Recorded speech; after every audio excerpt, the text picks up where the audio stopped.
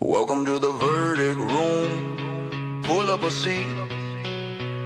We're seeking the truth. Dropping in week after week. Yeah. Last 24, lay it out on the table. True crime experts peeling back every angle. Looking for answers, real exact. Pin the timeline, track by track. Wrongs telling tales, she keeps us in line. Every little detail, every tiny sign. They break it all down at Dago's Cafe. Coffee on the counter, new case, same day. Welcome to the verdict room, where we're seeking the truth, no spin. Bringing you the facts so raw, let the evidence speak again. Exposing all the secrets, looking for the lies in the cracks. They throw revelations at your feet till the gavel comes down on the facts. Hey! Typically unique, but the method is clean. Red string on the board, map out every scene. Replay the last call, rewind the last text. If it don't add up, they on to what's next. Side eyes, alibis, tear them apart. Trail through the dark with a flashlight heart. Bronx on the story, keeping pace on the track. Every minute, every motive, never holding it back. Welcome to the verdict room, where we're seeking the truth, no spin. Bringing you the facts so raw, let the evidence speak again. Exposing all the secrets, looking for the lies in the cracks. They throw revelations at your feet till the gavel comes down on the facts. Week after week, you know the sea's still warm. Cold case heat brewing up in the storm. From the Bronx to the booth, they connect every clue. When the hammer hits the wood, you know the verdict is you. Welcome to the verdict room, where we're seeking the truth, no spin. Bringing you the facts so raw, let the evidence speak again. Exposing all the secrets, looking for the lies in the cracks. They drop the gavel one last time and the truth keeps pulling you back. Yeah.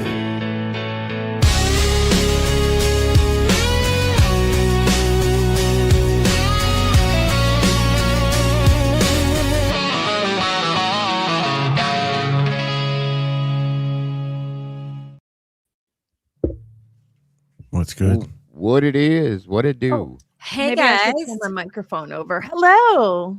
Hello, Kimmy. Logan. Your lipstick looks so pretty. Thank you. Are you doing yours? Are you doing a different color every show now? Mikey, two. your hair looks beautiful tonight, bro. Hey, Love it, bud. bro. Just wait. I got 31 days of different styles coming up, bub. Corn rolls are for 31. I have 3 shades. 3 shades. Hey, it's better than 30. I love it. Oh, I As long love as it. we ain't getting into no 50 Shades or anything like that, Yeah. I'm good. Ooh, that was cringy. Now, you both look lovely this evening, ladies. Absolutely, 100%. It's good to be back with you guys. I swear to God, you guys, we just did this a few days ago. It doesn't feel like a full week. It was like a couple of days. It's weird. It doesn't. Yeah. So, how is has well, how go ahead, I'll say it anyway. How has everybody's week been? Just fantastic. Mine was a little emotional. I had to take a day off. Mm. Then I got right back into it. And the weather's trying to get better, so that's good. Yeah, I just Trying. got crabby with the Hasn't emotional. been successful. Right. I heard that it's like been a full moon, or it was a full moon, or it is a full moon. I don't follow it, so I don't know what that means. But I do know that means that everything is wonky. So I think it's on the 30th coming up. is it? Astrologist in the chat, let us know. What, the 40th day because everything's been wonky for 40 days? Maybe. It That's just 40 makes days. it extra.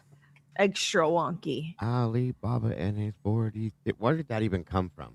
I Thinking don't- of a Beastie It's Boys a rap song. song. It is, Yes. it is a Beastie Boys song. What I was just thinking. Bubba and the 40 Thieves. Yep. Yes, we're showing our age again, Kim. I had their album. I had all of their albums. That group. I was a big fan. All right, guys, welcome to all of you. Yeah, we see you guys. We're not just going to talk to each other. Hello and welcome. I hope you're all having a great week.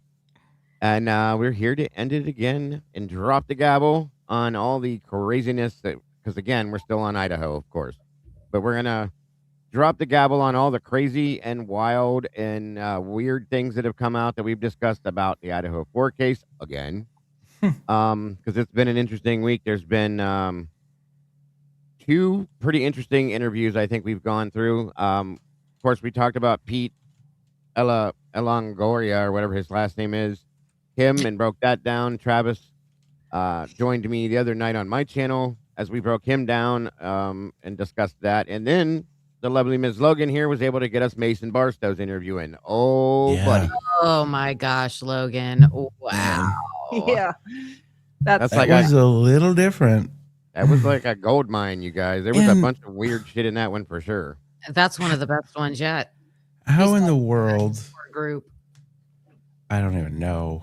Like, they clearly, like, this dude she was staying at his place. This is more mixed up than Yes. what was the real backstory going on here. That's I think what we all want to know. Holy Yeah. shoot. Wow.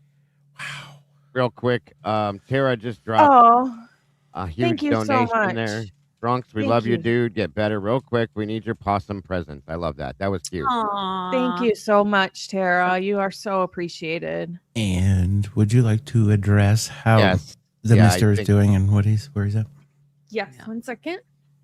And then I'm going to address something after she speaks on that too. Let me because, grab a tissue. 1 second, just in case. Of course. She hasn't been having the greatest week, guys. For those of you Yeah. that may not know, it's been a rough one.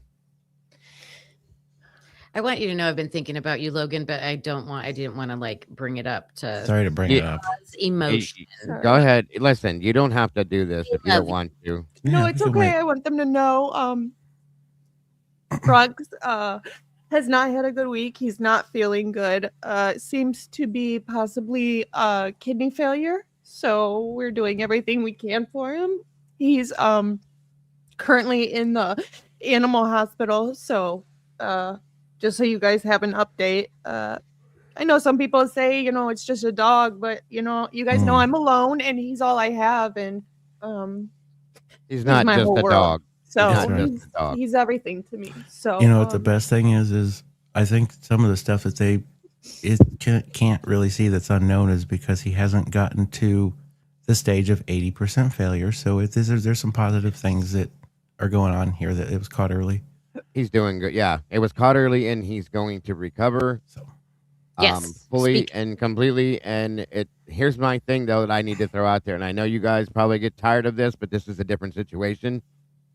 I'm going to ask everybody that is part of this community, these communities, and this family here, if you can possibly step back and possibly throw some donations in Logan's direction. This is very expensive, what she's going through right now for this dog, Yes. for her dog, for a dog, for her family, which is what this is, guys. Okay. So if anybody, I'm all upset watching her get upset. If anybody can feel it in their hearts to be able to want to donate to help her, please and thank you. We will put the links in here. Everybody and anybody that can, that is amazing. Enoch, God bless, hon. Thank you Thank you so so much. much. Oh, Thank you. you so much. We do love Bronx. In any fashion, whether it's super chats, whatever you guys can do, it'll all help because again, I was just talking to her on the phone earlier today. I swear to God, you guys, taking care of animals is more expensive than human beings. And if you can't do it, you don't have It's- other choices. So I mean, they hit we you got to right do when what we they got to do. right when you Thank go in the you. door, especially with her situation. It's Yes. Thank you, Mountain Man. I appreciate you. Mhm. I just really want to say that I love all of you guys. You guys have come to be family to me. And it took an eye-opening thing like this for me to realize how close we actually are, how much I appreciate you guys.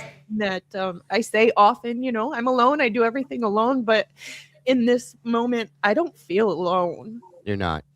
Aw. And that means a lot to me. Yeah. I'm sorry to you're bring this up at the beginning. Do what, So- bud? I said I'm sorry to bring this up at the beginning. This was No, my it great needed to idea. happen. I feel Did it- like I'm always transparent, or as much as I can Yeah. be. So you Please guys don't deserve to apologize. know. Yeah. And we appreciate that. And they appreciate that. Thank you. Case Thank you, 1723. Thank you very much. Thank you for sharing, Oh, even though it's so hard and sad, Logan, because everyone loves you. I mean, loves you and wants to support you. So we're gonna help Yes. get through this. And I'm going to put my links in here too. Anything that is directly sent to my links, I'll be sending directly to her as well. So just so Yes, anybody same. knows. One can, Leanne, thank you for that. Yep. Thank you, one can. Absolutely appreciate it very much. So thank you guys very much. Thank you. Yeah, I do want I- to say with the last donation, the case 1723, they added that they just lost their kitty. So I just want to say I'm sorry because now that I know what that feels like or starts to feel like, yes. it's hard. It's really hard. Yeah. They're not just animals. They're not just dogs. They're not just cats. They are our family, guys. They're I 2 years ago now, Mike. Yay. We had our buddy Oscar for 18 years, you guys, Oh and my gosh. they would listen to him in the background hacking as he was passing on slowly. He was part of the family, guys, and when he passed away, I can't hardly even talk about it. We cremated him so that we could split the ashes up between the kids because he was that much of our family. Each child has a little thing with his ashes in it because it's not just an animal; it's part of your family. So.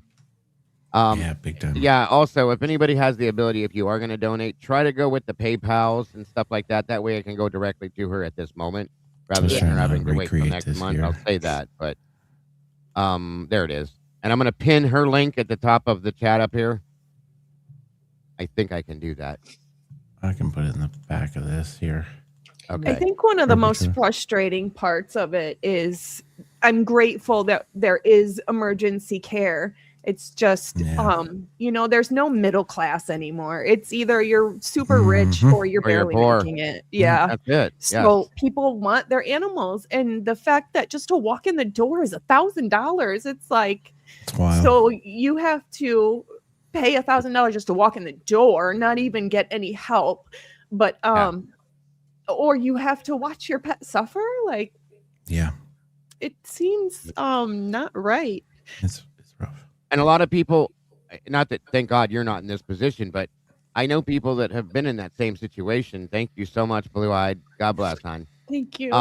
And because of that, they've had to literally put their animals to sleep because they can't afford to keep them alive. And it's a simple procedure, but it's too expensive. In turn, they say, well, you can always put them to sleep. What if that was our choice, you guys? That's what makes me so mad about that.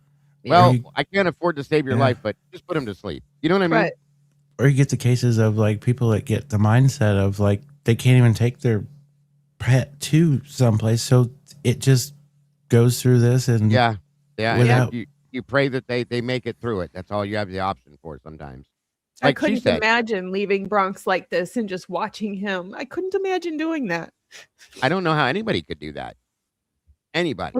The thing is some people have to because they don't have another option.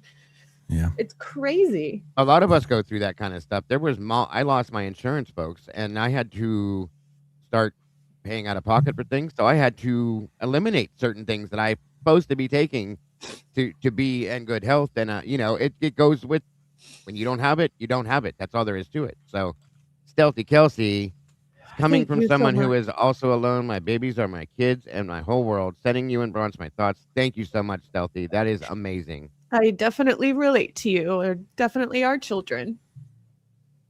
Yes. Somebody else just dropped something I thought I saw too.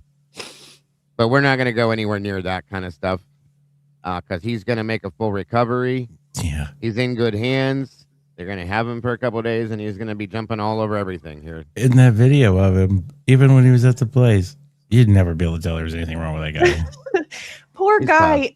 The thing is, it's just him and I walk him, but it's not like I run into a lot of people walking. So it's just him and I. He doesn't get to see a lot of people, and he loves people. He loves people. So when I brought him in there, it's a completely different dog from when he was here because there's people and he's excited. It's go time. They had to sedate him. That's how happy he is. That's good because he's strong. He's Right. strong. Yeah. Like Mike said, it was caught in good time, I believe, which is an amazing thing. Yeah. and therefore it didn't get to the point where there's no turning back, and he's gonna make it. He's gonna be good, and that's that, folks. That's all there is. So just keep sending your prayers and your thoughts. And again, anybody that chooses to donate to any of us tonight, every bit of it in those donations are going directly to her to help her with that situation to get her through this, guys. So Yep. thank you so very much. He is his mother, but exactly to a T. Makes sense. Makes sense. I do want to say thank you to Conspiraling as well, who sent a care package to my house this morning, and it made Bronx so happy this morning. He couldn't play with the toys, but he laid there and he was tossing the balls to me while he just laid there. So it was cute to see him try. That is so cute. And he needed that. So thank you, Conspiraling. That's awesome. I love this community. I love this community. Big time. Gail said to check your Cash App, Logan. Karmic says, of course, yes, we love you. And Bronx, thank you so much for that, G Bean. What did I just do? Where did it go? There it is. We love you. Lost my pup Bailey 2 Halloweens ago, and when my daughter went to bed, she gave her dog a big kiss. Next morning, we had to tell her, "Oh, that's horrible. Shattered my heart. He loves you. Remember that. Lean on others." And that's what we tell her too. Thank you, G. That's awesome. Yeah. We are here for her. She's not alone. I said that to her earlier today when I called her. That's not, here's the thing. Understand something. Somebody that is used to being alone is not used to having that. Okay, to having a family of people that are just there for you no matter what. So it's new for her to deal with too. This is all new. But we are all behind her 1,000,000%. She knows that, and now, thank God, and we will be no matter what. Legal Swag, congrats on 1 month. It looks like prayers and strength for Bronxy. Thank you, Legal Swag. I appreciate you. You ever have a broken jack in the box and you like crank the wheel and nothing ever comes out? Yes. Okay. That's my life. Every day, Mike. Every day, bud. Anyways. Let me see here. Send it. All right. Thank you guys so very much. We will continuously drop these links throughout this. Thank you. Welcome, Miss Bianca. Good to see you, dear. Okay. There we go. Thank you again, Enod. Lost my cat. My 2 cats several years ago. They are our babies. Yes, they are. Thank you so much. Oh. Okay. Let me make sure I'm dropping all this stuff the right way. This is PayPal, I think. And it won't let me pin it. So, go ahead, Mike. I'm going to put, Jen resized this thing, Logan. I'm going to put it in this back chat. Do you want to pin it to your thingy madoobie? Is it in the backpack? There it is. That one will fit. Oh. Can we put it in the chat or no? Do you want me to put it out there? I can do it. I just didn't know if it'll. Just try to drop it in the chat, Mike. See if it works. It just doesn't have any creative animals on it. Okay. Accomplished is in the house. Good to see you, Accomplished. Thank you for doing us. I'm so sorry, Logan. I lost my 14-year-old Pomeranian, Lexi, 2 years ago. So I know how much our dogs mean. Sending 20 to help little. Keeping you all. Thank you so much. Accomplished. Thank you so much. And I want to tell you a fun fact. My family dog growing up, her name was Lexi as well. So I relate to that. Awesome. Yes. Thank you all so very much. I can't even tell how many people are in here right now because I got all 3 screens up again. Wait a minute. If my mods can check our mod chat and Discord, I put the link in there. Probably got like 400 total. Okay. So you guys can copy it and paste it and put it in our channel. Thank you, guys. Yes. You guys Sorry, are I'm a awesome. slacker, Kim. What? Sorry, I'm a slacker. I could have just did that. You're good, bud. Hang on. I'm learning, Mike. There it goes. I still had it in the copy. Catch up with us, bro. Just do it. I could have done it too. I have my studio. Thank you, Mike. Thank you, Jen, for putting this together. It says, Yes, Pack, it is time to lend a helping paw to the bestest boy of them all, Bronx. needs our help with vet care, paws up for Bronx. And there's the links. And yeah, guys, whether you realize it or not, and I don't care if anybody likes it or not, because he's a creator too. Get that. Okay? Yeah. So we would do this for any creator, including Miss Logan, Miss Kim, Mike, anybody out here, Lana, any of them. So Bronxy's a creator too. I mean, So- you gotta think this woman did turn her whole setup around so that we could see him get up on the couch and look out the window.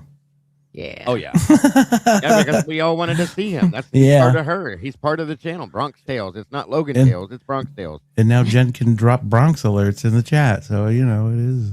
Exactly. Exactly. So yes, we will take care of our fellow creators, and he is one. So you guys rock. Thank you so much. Yes. He is too. He's very cute. For being such a dangerous looking dog, he's not. He's so cute. It cracks me up. He's such a big dude. All right. That being done, like I said, I will continuously drop these throughout as we will. And mods, please keep doing that as well. Thank you so very much to all of you who are doing what you do. God bless is all I can say. Because you guys are amazing. And of course, Miss Logan. Let me check. I'll do that here in a bit. And like I said, anything that comes to me tonight, I will be sending to her to help with this as well. I think Kim said the same. Yeah. So, yeah. Anybody that donates to our links, same thing will happen, guys. So thank you. And thank you, Tandy. Wait. Labyrinth of the Past.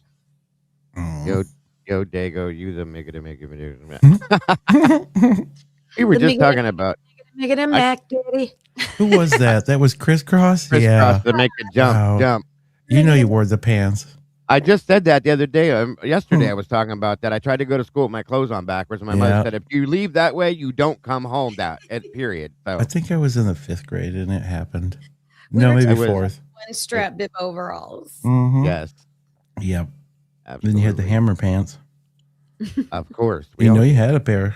Crisscross. I did all that fun stuff. I missed the bus. Oh, yeah, they did that song too. I missed the bus. And that's something I will never, ever do again. I have to call the clinic real quick. I'm going to be just like a minute Take your time. Take your time. Sure. We got you. Take your time. We will get this started as soon as you jump back in here. Davey White, good to see you, brother. Speaking of, we will be doing a music night here at the True Crime Cafe. Maybe today's maybe nope, I can't do it tomorrow. Maybe Monday. Maybe it will be tomorrow. We'll see. Either way. I may do 2 shows tomorrow. We'll see what's going on. For those of you that were asking, welcome first, last. Good to see you. Welcome everybody.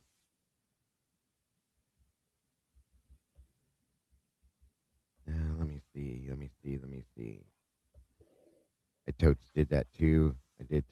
I tried all the new fads when they were big time. Guy, I had the starter jacket, my Miami Hurricane starter coat that was like $300 when it came out back then, and then 5 years later they were selling them at Walmart for $20. You know what I mean? It was the starter what the hell. Yeah. Those shinies. Oh yeah, they wouldn't keep you warm for shit. I'll tell you that. It looked good though. Yeah. Mine was I had that, and I had it used to be called a triple fat goose. You hating on Kim's goose? It was no. It was stuffed with a bunch of duck down, and it was puffy the jacket. old puffy jackets. Yes. No fear shirt. No, I had cross colors. I had all the. Yes, we talked about that the other night. Awesome. Thank you, Legal will tell her. Dickie pants. Oh yeah. Dickies and Chucks and a white tee. Yes. You know where I ended it? With 2 pierced ears, bleach blonde hair, and Janko jeans. I said I'm done. I did those once, and I looked at myself in the mirror. Even then, I looked at myself like, why am I wearing these stupid jeans? I still have my ears pierced. That's never going to go away, but it is what it is. So, since we're waiting, go ahead. I was just saying, I didn't grow up poor, but I didn't grow up like we were on a budget, so I never had like name brand stuff. Right, We were- right. Oh, It was God. hard to get that. You guys some are of that saying all stuff. these names. I'm like, what? I only got that shit when I got my own job. So yeah, my mother Yeah. wasn't gonna buy that. That stuff was expensive back then. Remember that? Yeah. Z Cavaricci jeans, I think were like Hmm. in the 90s. I think it was like $60 for a pair of jeans. Ain't no way back then. That was a lot of. Yeah. That was like $150, $200 now. Mm-hmm. That was like a week of groceries. Mm-hmm. Yeah. Yeah, that Back wasn't gonna happen. Buy groceries for the week for about $150, children.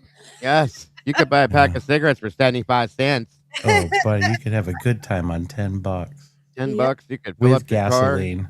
Yeah. gas, cigarettes, and some beer. Hell yeah, the 80s was the best. 99 The cent complete 40s. snap down pants. Yes, live I do. Farm was like $3 for a bottle. Oh man. $2.50. I swear to We God. used to Yeah, hit the 99 cent quarts. I remember getting the 40-ounce of King Cobra because it was only $1. Ooh, It was the cheap. Oh yeah, that was bad coming back up. I'll tell you that much.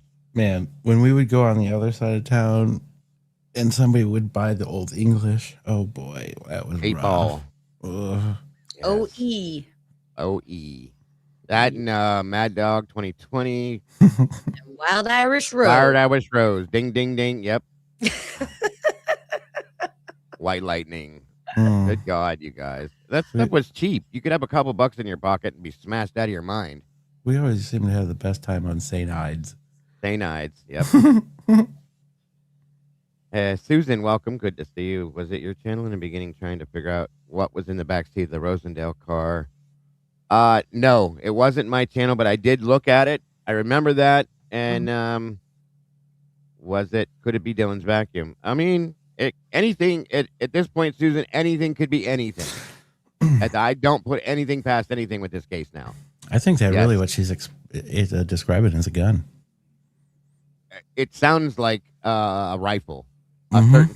Some of those rifles we looked at, it definitely looks like one of those. Yes, the description.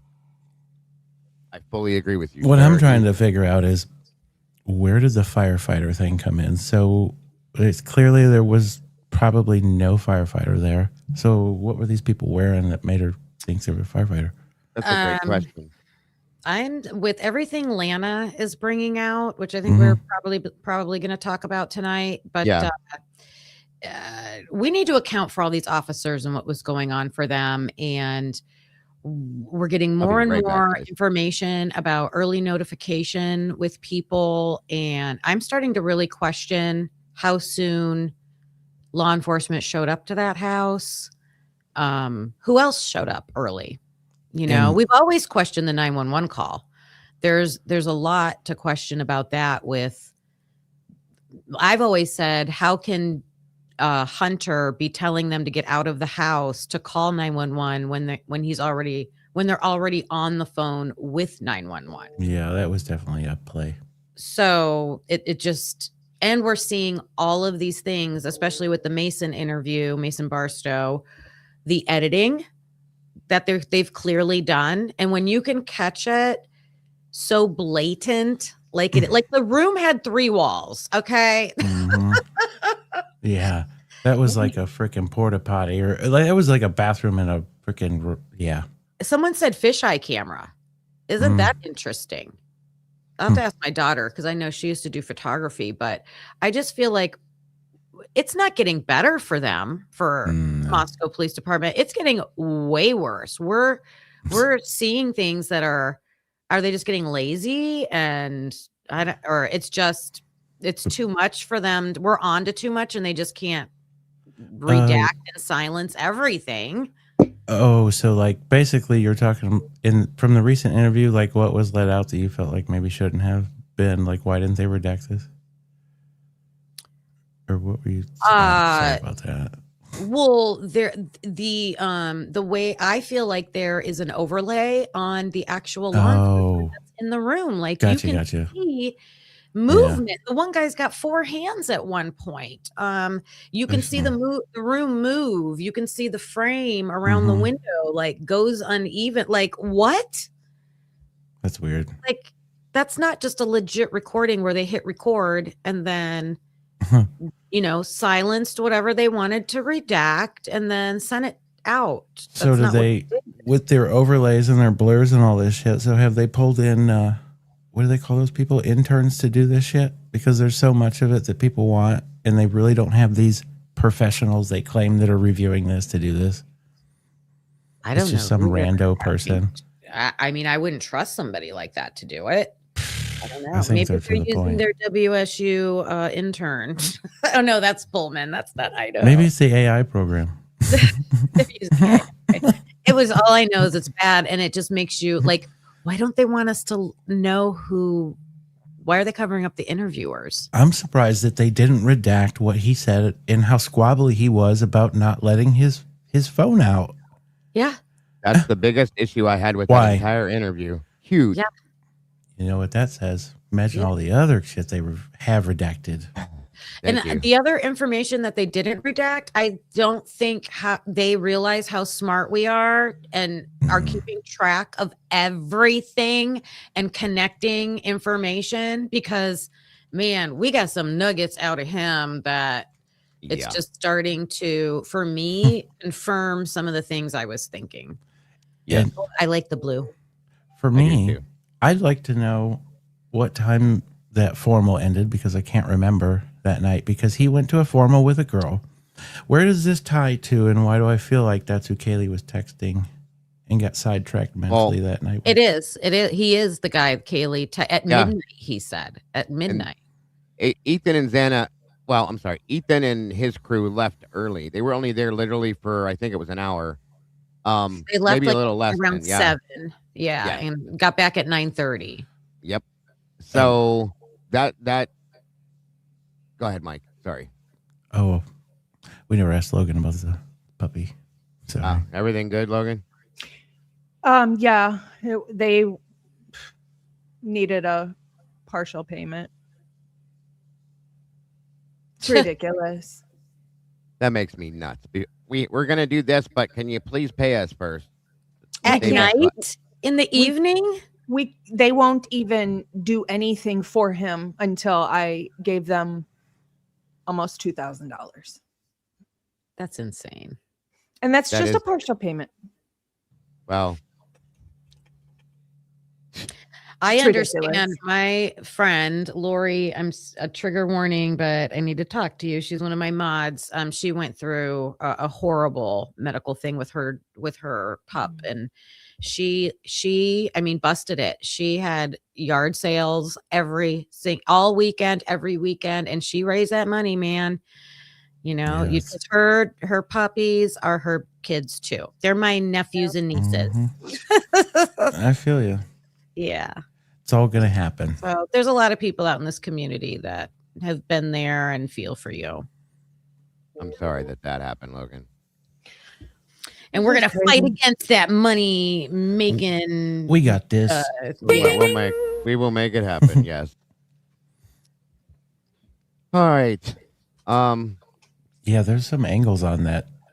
It's interesting. No, let's jump into that now that she's back. So first and foremost, that interview came from Miss Logan. Thank God that she got that. Mason Barstow's interview was something else, guys. I'll tell you right here and now. If you haven't seen it or heard it yet, we broke it down yesterday. Kim joined me and we broke it down. She broke it down her channel. I'm going to finish it up probably tomorrow morning and then go from there. But there's some first, the biggest thing with that is how he immediately got into a complete and total transaction back and forth with this guy about, do I really have to give you my phone? Yeah. That threw up like a red flag as big as my house, folks. And I was like, what is this guy doing? And why are they arguing with him? Get the warrant, take the phone, shut up. You know what I mean? I mean, it's something else. And he's talking about, well, I'm kind of a freak. I'm a freaky guy. And no, bro. Come on. Yeah. Oh, That's not there's what they're some, worried about. There's some fraternity stuff on there. Some weird They fraternity don't- stuff. And it makes me wonder, though, freaky how? Like, is there some shit on there that you recorded that you weren't supposed to, that you didn't tell somebody? Does it have one of the victims in it? That's my other question, okay? Yeah. Yeah. And that's what I started wondering, because he really did not want to let that phone go. And then then he agreed to it and said, "But can you make me a solemn promise that they iced that cake for him. Oh, I know. Yeah, that they'll only take this. No, they can't just take that. They're gonna mock or clone your whole phone." And then he's like, "Oh, what's on your phone, bro? That's what I want to know. What is on that phone?" There's a difference between, because a lot of people, and when I was going over it too, and by the way, I'm taking 3 days. I had to stop so much. I was getting so much out of it. Like, I still haven't finished it. I'm doing like 3 days on that kid, but I had a lot of questions about him too. But and a lot of people in the chat were saying, you know, I wouldn't give up my phone either, like, because of privacy and just, you don't trust I them. agree. I get that. But there's a difference between saying, I'm sorry, officer, I really want to be cooperative, but I just want to follow the legal process. And I would really like it if you would produce a warrant and then I'll give you my phone. He wasn't doing that. That was not. That was he not wasn't the even way thinking of. He didn't want them to see it no matter what, in my opinion. So he wanted to know what they were going to find on his phone. Yep. Yeah. Yeah. Incriminating. There's some incriminating stuff on there, you know. And I agree with you guys too. Like Kim said, I was saying it yesterday when we were going over that. I said, yeah, I understand. Yes, they should get a warrant. They should do it the legal way, which we know they don't do. But that isn't even the point. Why are you even arguing this point? You know, it's crazy. I wonder if he did lawyer up. I got to wonder that, Becca. That's a good question. What would Luigi do? Good question there. Well, that's interesting because the one you got was it a FBI agent and an ISP agent that was I believe ISP, it was right? 2 ISP, Brown and Hopkins. Well, you listen when you get a chance and go back, because they say something to him like, when we talked to you before, one of the guys said this, when we talked to you before. And they also said at the beginning that he was interviewed by the FBI first and then ISP. I thought that was really weird. Yep. And talking about him being a lawyer. If you're getting interviewed by the FBI, I think I would lawyer up. Thank you. So one thing that I question was you wasn't saying that, Kim, is so why did they even do that? Well, obviously the FBI isn't going to give anything up, but if I guess it was just for a paperwork process, in my opinion. The FBI isn't going to put any paperwork to shit that anybody could see. So they went, oh, well, we got to start freaking interviewing these people. What I found interesting about that was when he stated that, oh, the FBI interviewed me. It was a while ago, or like he said, like a long time ago, or something like that. And it was literally 7 days, a week. And now I'm like, every time he talks about a time frame, I'm like, is that the time frame, or was it more recent than that? The time frame for the fight. He talked about the fight. Yeah. Which he said, oh, that was at a formal, but that was weeks ago. And that would trail, if it was weeks ago, it would go before Halloween. Right. Which is 3 to 4, because remember we were calculating it, Dago. And it was based on the dates.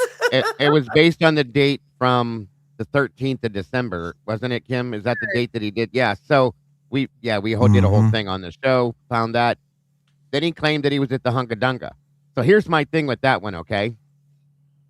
As I told you when we went over Peter, his interview, and he made the statement and he said, I'm not going to lie to you. I took him outside. We had a couple beers and I froze right there and said, stop.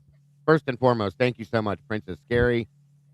Says, I have 3 sweet canine babies. I know what you're going through. Hope this helps, Bronx. XOXO. Absolutely. Thank you so much, hon. Thank you. But yeah, I said, wait a minute. That's not just 2 guys having a conversation. When you take, and we brought this up before, Mikey and I have both been on both sides of the fence with that, guys. When you go outside or somebody takes you outside, it's to cool down. It's about to get real. Exactly, Hangman, right there. It's cool down, period. Somebody's calm down, about to turn relax, bro. Have a beer, calm down. You know, especially if that's in a crowd of people. Yes, it's not just to have a talk. So, that being said, where does this connect? That's my thing right there. Where does this connect? Where does that connect with them going? We see the possible Ethan walking into that Linda Lane thing. Yep. Without Xana. Absolutely. Absolutely. I fully, truly, and honestly agree with you. Oop, wait a minute. What did I just do? Thank you, Buffalo Chick. I have 2 fur babies. My daughter said I love them more than her. I said that Um, might be true. Yeah. Thank you so much for that. Appreciate that very much, dear. Thank you so much. And somebody that was looking for Venmo, there's a Venmo link right there if you need one. Thank you very much. So yeah, guys, I feel like there's got to be a connect there between what Pete said about what happened at the Hunkadunga and Mason Barstow. I don't know why I automatically felt that, but I do. Too coincidental, and I stopped 3 years ago believing all these coincidences. Like this case is just coincidence after coincidence after coincidence. And then they tell you you're crazy, and you just go, "Oh, It's what do I do just a now?" coincidence that Xana was his little. That's just a coincidence. And it's just a coincidence that, yeah. It's a coincidence that there's so many coincidences. I'm sorry, but no. Yeah. Well, that's where the tie between Kaylee and him came. Is, in my opinion, was he was partying at the house at New Xana and whatever. Somebody sent me an interesting piece of info I forgot to even bring to your guys' attention. Do you know? Do you know that?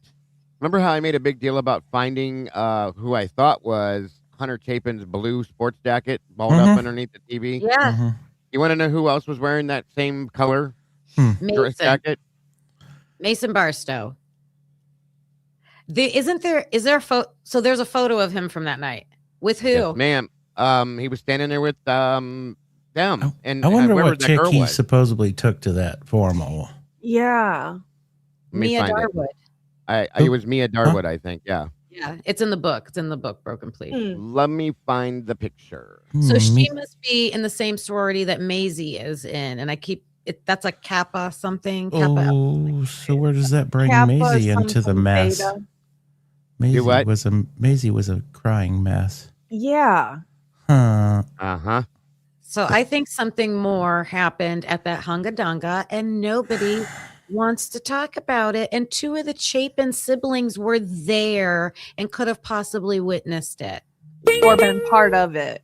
Isn't that a hungadunga? Yep. I just like saying Hungadunga. Hey, Hungadunga. 5 times.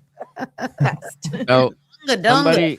somebody the sent me pat the in the room. picture, and I can't find it now. Whoever it was, if you're in here, if you're the one that sent me the photograph that showed me that, please.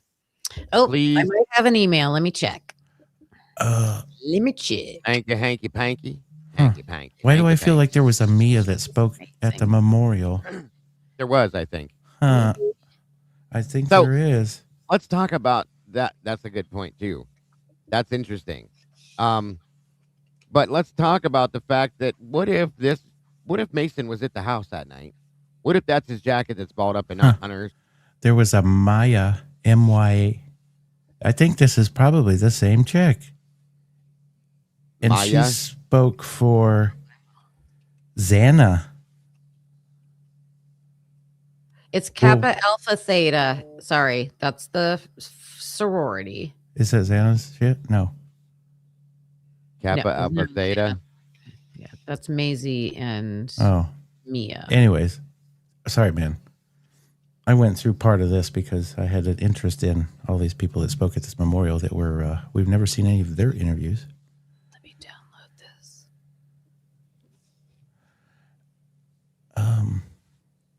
Hey, Logan. Image. I'm going to pull it up so you can share it. Which one? It's just a photo of what Mia looks like. I mean, I don't know. Okay. It's I her, have- and it's her and Maisie together. So it's there if you want to show it. I will real quick. Wait. That's not Maisie. That is somebody else altogether different. It's got names under it. Is that typed or is that from the, let me see. I can't see the bottom. Hold on. That is Wait, Maisie and Mia commented the following on the above post. Oh, oops, there you sorry. go. No, it's Sorry, okay. I sent the wrong thing. This is why I don't do stuff on the fly. You know what they Oh, say, good. Kim? What? Do it live. We're live. Live.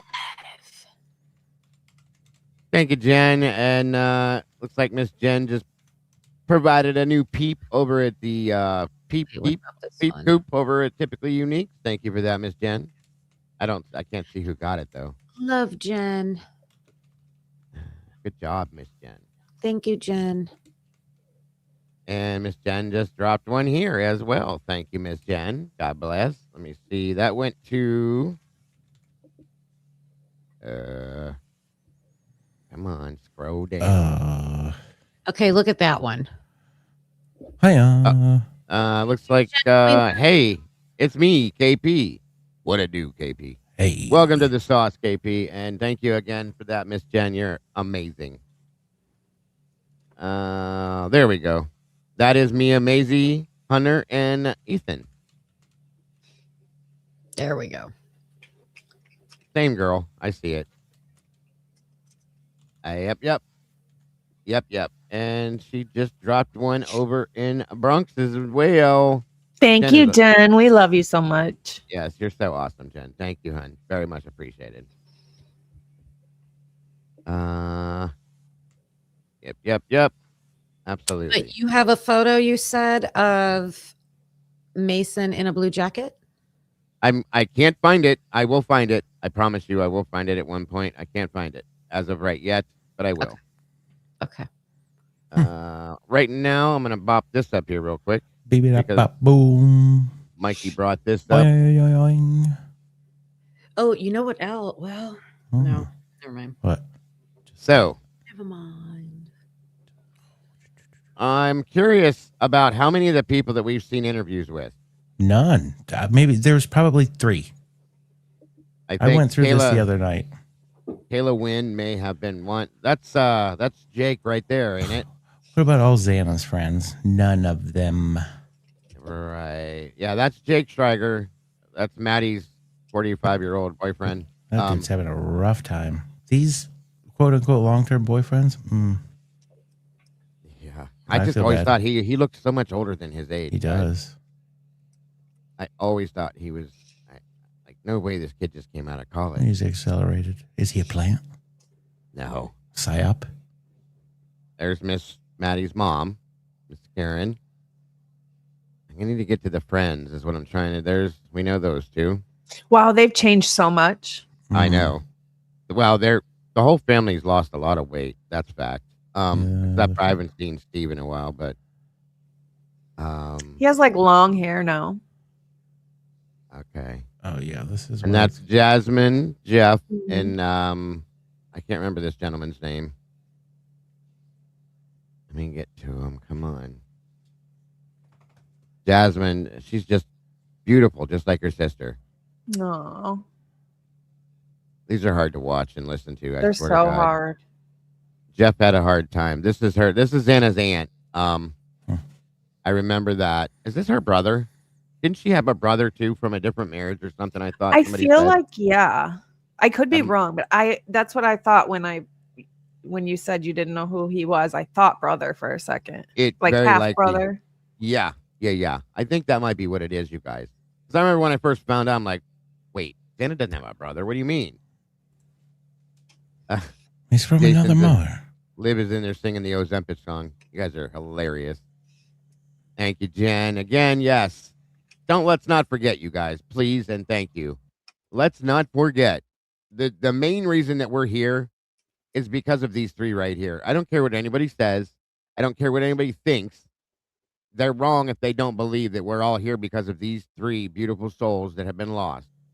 Xander Kernodle, Kaylee Gonsalves, Madison Mogan, and Ethan Chapin. That is the reason why we're here. Day one to day now, period. It's because they deserve real justice, and so do their families, whether we agree with some of them or not. They absolutely do. So, it's ridiculous. Period. End of story. We are here for them and the real justice that they deserve. Thank you so much, Curious Carrie. That divide's always been Bronx weird. Get Better Fund. Yes. And Steven, thank you. Bronxy will be home soon. That's right. He will. Thank you, Steven. And it's good to see you. Thank you, bro. All of you guys, thank you so much for being who you are. Thank you, Curious Carrie. Yes. Logan, you did it. I'm trying to tell them all. I don't know if you even know what you did, but it's everything for the victims. Yeah? Well, I think he's talking about the interview. But you bringing that interview out Logan truly and honestly has opened up my eyes to a lot of other things that I think a lot of people are seeing it for what it is. Thank you, Death Child, very much. Oh, what a cute cat. This is a little baby one. Aw, thank you, Death Child. That's so sweet. Aw. Another membership in the Bronx Tales true crime community. That's awesome. So on that video, you're going to have to go to at least the 53-minute mark. That's what I was going to say to get to the... Yeah, I kept bringing up that, we're waiting on Mason Barstow, waiting on it. I knew there was going to be good stuff in it. I just had a feeling, and okay. they sure didn't disappoint. No, so I agree with you. This is Kayla Wynn, I do believe, isn't it? I think so. They do say their name when they all talk. Oh, yeah, let me turn that on for you. That'd probably help, wouldn't it? Oh, no, I was just... You're right, though. That was kind of dumb of me. Oh, my goodness. I forgot I have a low IQ, you guys. So, oh, yes. What are you doing? Yeah, I know. You're so boring, Joey. And I'm boring and I'm dumb. I just want to make sure you guys all know how boring and dumb I am. That's all. Anyway, on we go. That's bullshit. Wait. Sometimes it's for Xana. Okay, here we go. Thank you, Enod. I love you. Hi, my name is Ellie, and I wrote a little note for Xana. You never think that you'll be in a situation to have to write something like this for one of your best friends. So sometimes it's hard to come up with words you think are good.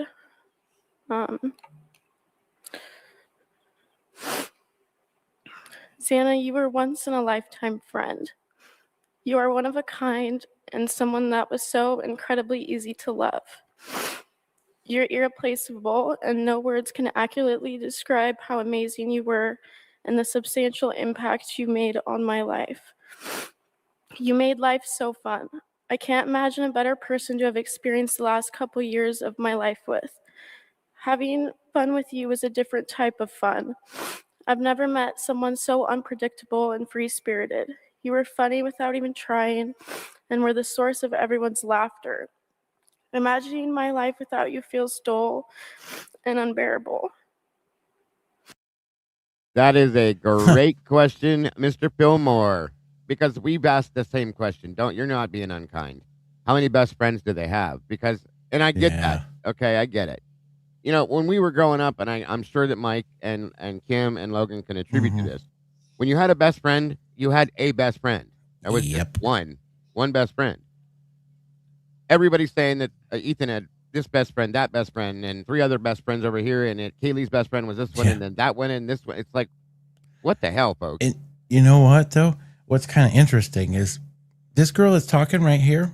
You notice how much in this less than a minute that she talked about that the own 2 roommates that survived they never even said any of that.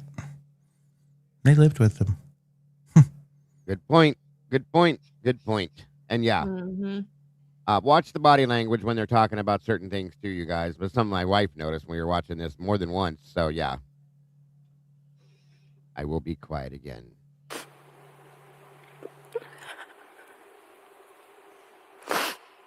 You were a genuine and sincere friend. I think of the times I got to spend alone with you and the memories we made together and how truly special I felt to be your friend. You did a really good job of making everyone that was close to you feel significant and loved. Not many people get lucky enough to have a friend like you, Xana. I will always feel so blessed I got to experience so many new things with you. I know you will always be with me and looking over us friends. You took a little piece of me with you to heaven, and I'll miss you forever.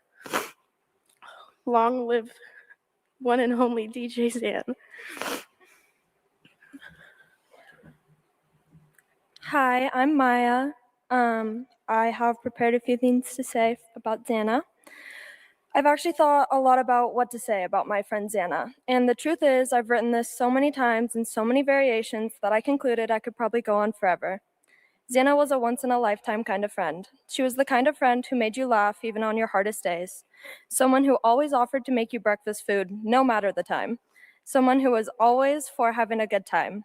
She's the kind of friend you just don't picture a life without because it's so much better having her in it. Xana and I shared a lot of great memories together, and it would be too hard to pick just one, so instead I've decided to share a common reoccurrence with her that always made me smile. Xana didn't know how to cook when I met her, and still hadn't learned even when she lived on her own. But she told me she wanted to learn, so when her and I spent an entire summer together in Moscow, I taught her how to cook chicken enchiladas and chicken with potatoes. These were the essential meals that Xana wanted to learn. So keep in mind, this was also like a year and a half ago, probably, and since then, I have received dozens and dozens of phone calls asking me to come over and help her cook the chicken because she doesn't know what to do with it after it gets in the pan. This was also coupled with frantic FaceTimes, with her showing me all of the chicken enchilada ingredients on her table while she's in the background saying, "Now what?"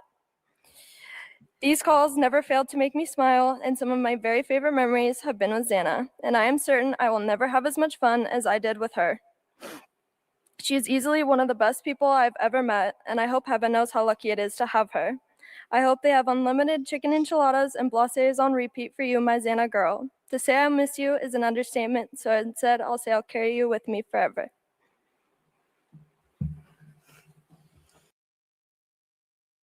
What was her name again?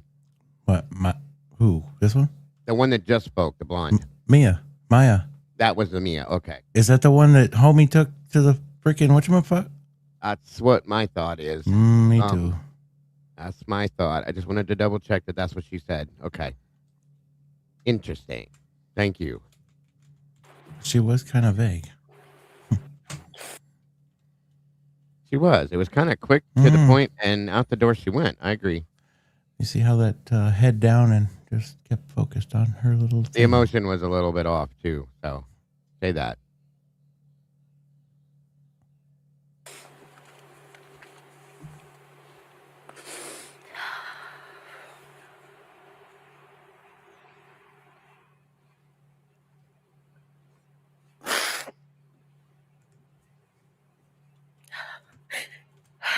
Okay.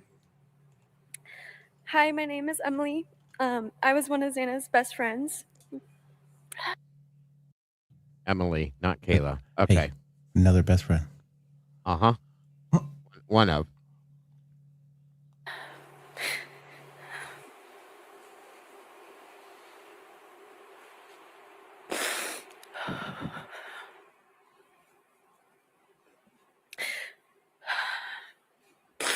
Xana was such an amazing, ambitious young girl.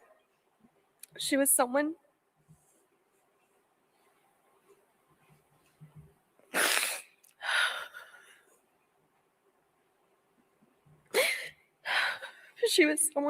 my family thought of their own. We spent almost every night. Thank you for that, my nature. God bless. Appreciate it so much. That's a Yes, little thank you so different. much. Different reaction here, huh? Uh-huh. He's really showing a lot of emotion. Have we really ever heard of this Emily in anywhere or anything? I don't think so. I don't I've either. never heard her name, and I was just getting she's ready to the ask one you who's- guys if you know her last name. yeah, she's like the most upset. Some of these gals seem to have quite the emotions. I was You going to can't ask even- you about this the you other can't night, even but talk. then Bronxy stuff came up. Hmm. Sequoia for these girls Yes. thingies. They had Emily. to have. There's no way that they did not interview these girls. Ellie, let's see, Ellie, Mia, Emily, and we didn't get to her yet, so we're going to try to figure out their last names. Yeah. Whatchamacallit? The last one is Ella. Ella. We'll see how my Hey, Cap. spelling goes here. Yep.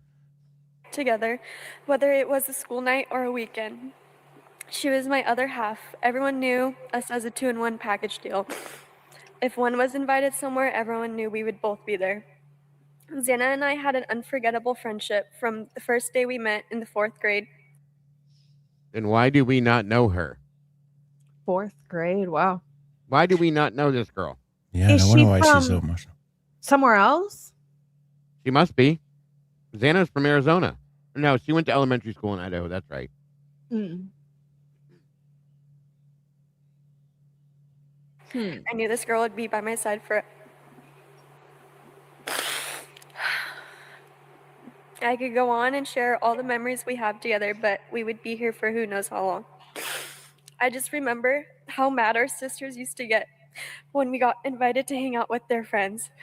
They used to tell us all the time how we were the cooler ones. We knew how annoyed they used to get, yet we still did it anyways. Thank you, Prox. We would God show bless. up, have fun, knowing our sisters were across the room giving us the side eye. We loved it. We loved knowing that our presence meant so much to them.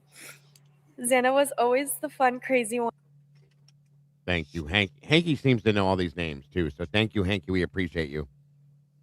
Emily Train. I do remember hearing the name, but we've never heard much about her.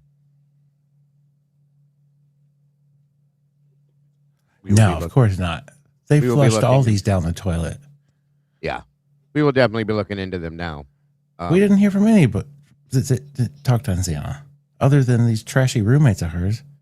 Nope, you They're are just correct. Like, oh yeah, she was a great girl. And I'm wondering if she did not go to U of I. Thank you. Okay. Yeah, that's what I was thinking, that she just didn't go there, so that's why we don't hear her name. Yep. Thank you, Hanky. some of these though, I mean, at least 6 months of these girls' lives, I mean, there was some things going on. That's what we all need to be able to find is what happened to each and every one of these people over the previous year before. You know what I mean?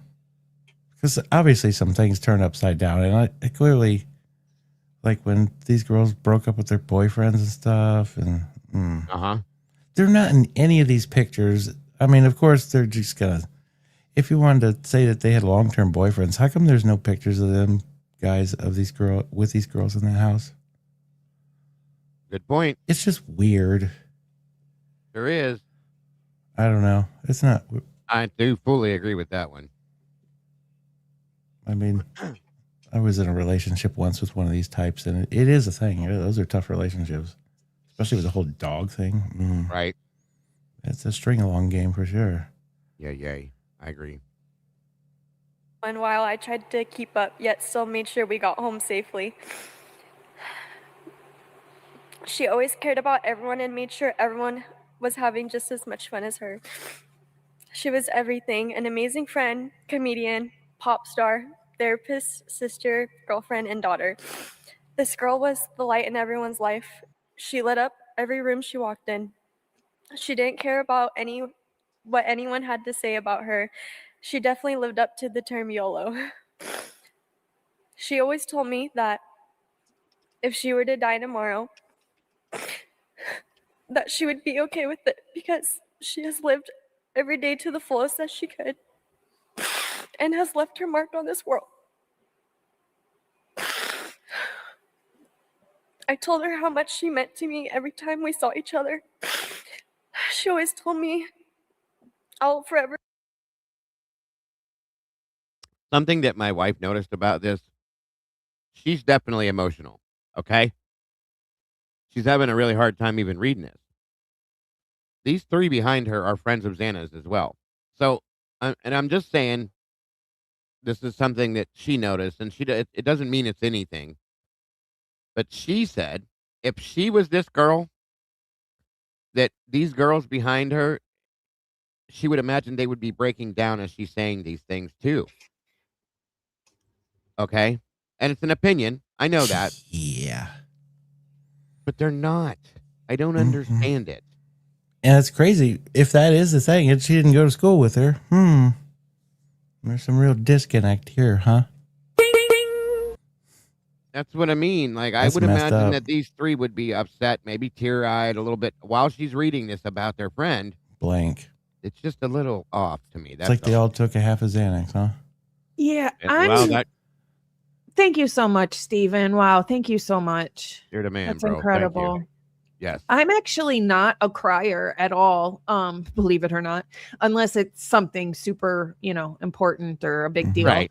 But if I feel like if I was in this situation and my friend just was murdered terribly, and somebody was standing in front of me, in front of a crowd, and they were losing it, I would have a hard time not losing it myself. Not being some sort of emotional, probably crying. I'm having a rough time of somebody talking about running over a squirrel. Right. John Jacob Jingleheimer Schmidt said I'd call him that because I was calling him that yesterday too. Did you hear her say Mia or Maya, Mikey? I think it was me. No, my. Hold on a minute. Who said what? Yeah, who said what? She said Mia. I don't know what homeboy said. I think it was Mia and not Maya because I had Maya down in my phone. And I think it was really Mia. I'm going to jump back real quick to double check it. And then I'll go back to where we were just at. Give me 1 second. Let's see. Always for having a good time. She's the kind of friend you just don't pick. She's offered to make. I actually thought a lot about. You took a little piece of me with you to heaven, and I'll miss you forever. Long live one and only DJ Zan. Hi, I'm Maya. Nope. I freaking just screwed the pooch on that, bud. Okay. Hey. There you go, John. Maya. I think it matches, though, whatever he said. I was just, bass backwards. You're good. You're good. Me and then introduced me again to all her college friends as this is my best friend. She's Asian, as if they couldn't figure that one out. Xana is someone so special that I'll forever hold so close to my heart. Someone I'll never forget. She left such a big impact on my life and everyone around her. We have talked and planned so much throughout this lifetime. We talked about our dream wedding and how we were going to be each other's bridesmaids. We talked about what kind of moms we were going to be. I always said I wanted 3 kids, and she said she'll probably be the single one and have no kids because she'll be the cool aunt that shows up wine drunk to family gatherings. No matter how much time spent apart, when we saw each other, it's like nothing changed. And we just saw one another yesterday. She always understood me and would stand up for me knowing even if I was in the wrong. She was such a determined girl. She knew she was going to make it big one day.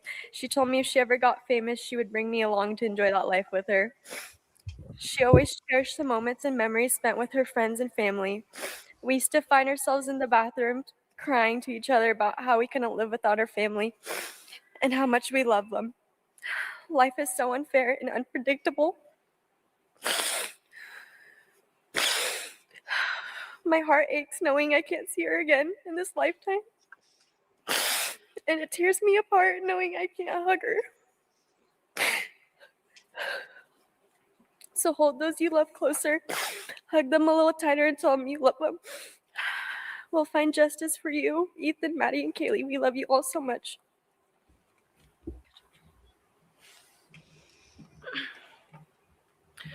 Hi. So for those that didn't get it, the Asian girl that just spoke, her name is Emily Trane, Trane. She was Xana's best friend that they went to elementary school together. And I know Kim stepped out for a minute too. I wanted to make sure she knew that as well. I'm here. And then the blonde girl was Maya, Maya. And the first girl, this one here, was Ellie. I'm sorry. And now we're about to meet this one. I never heard of the Ellie girl. I never heard of most of them. This Emily girl, why don't we know her better, being that she was so close to Xana, in my opinion? You know what I mean? But minus Emily, they're probably all Pi-Phis because they're all talking about Xana. She didn't go to U of I. She's just her. Yeah. Yeah, right. Minus her. And that's why she's more emotional there. She grew up with her. They were little kids together. Like, yeah. She spoke that way. I think she reflected that. So, yeah, she did. She's, and look at the difference from someone who isn't associated probably with that university and her true emotion. That's a good point. Compared to everybody else that's there. Huge point. Yeah. Spit it out, Logan. It makes you wonder if the ones who aren't emotional because they're part of that university know more, and that's why they're not emotional, because they're holding back secrets. Absolutely. I Good was going to point. say, I believe it's Emily Tran. Yeah. Tran. Were they given Trane. I don't know if there's an pre-screen E. list? Oh, okay. We'll find it. We'll look it up, make sure. Also, Maya, it's Maya, right? Long I. It's in the book Broken Plea that when Mason when Mason Barstow was interviewed, they cite that in Broken Plea on page 297, and he said he took her to the dance. That's how we got her first and last name.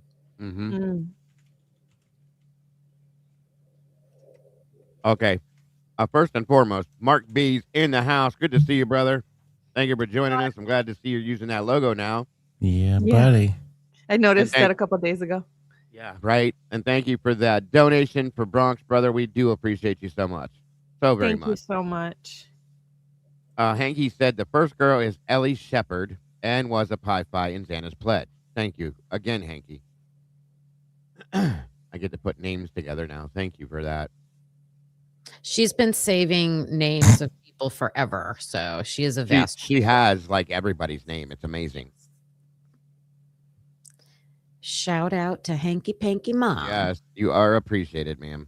All right, here we go. I'm Ella. That's Ella. Okay. Ella. I met Xana when we first got into our house at Pi-Phi at University of Idaho, and she quickly became one of my best friends. I think we all know that Xana was a very special type of person, not the type of person that many have had the blessing of meeting in their lifetime. What she had was so special, and we all saw it and felt it every day. She cherished every moment she had with any other person, and she cared about her relationships above anything else. And that is the best quality anyone can have of a friend, family member, or girlfriend. And that was one of my favorite things about her. She was just pouring love to everyone, whether it was a close relationship or someone she had just met. I just know I'm going to miss having that. Just being able to sit on the couch, doing absolutely nothing, but having the best time just because you were with and around her. I have so many memories that I hold close to me, and choosing one is hard, but here's one of my favorites. It was at the end of the school year, freshman year. Lots of people had already gone home, and Moscow in the summer, it gets pretty hot. And Xan and I and probably a few friends were sitting in the lounge at our sorority house one morning, and we decided we wanted to go get a kiddie pool to swim in it. So we called around Moscow asking, and we finally found one. And when we went to go pick it up, people that around saw 2 adult college kids running in the parking lot with a kiddie pool above their heads, screaming, "It's time to swim, let's go." So we shoved it in the back of my car.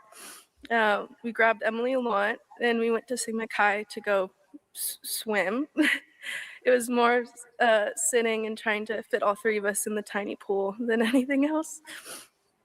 And that kiddie pool came center to a lot more memories entering into the school year too.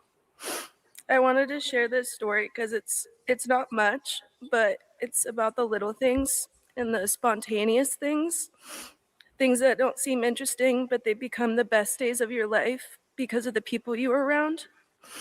And a lot of my best days had Xana there. Xana, you are the light of so many lives, and one of the best parts of mine. I'll miss you every day and carry you with me. I love you.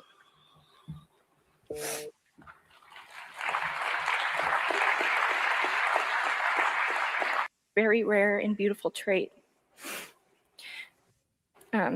She knew Kaylee would tell you the same thing. To know her was to love her. Her love for life and everyone in it was so inspiring. She made it a priority to make everyone feel so important and so loved, which is such a very rare and beautiful trait. I found a quote that reminds me of her. She embodied her own sunshine, and that's when her skies became limitless.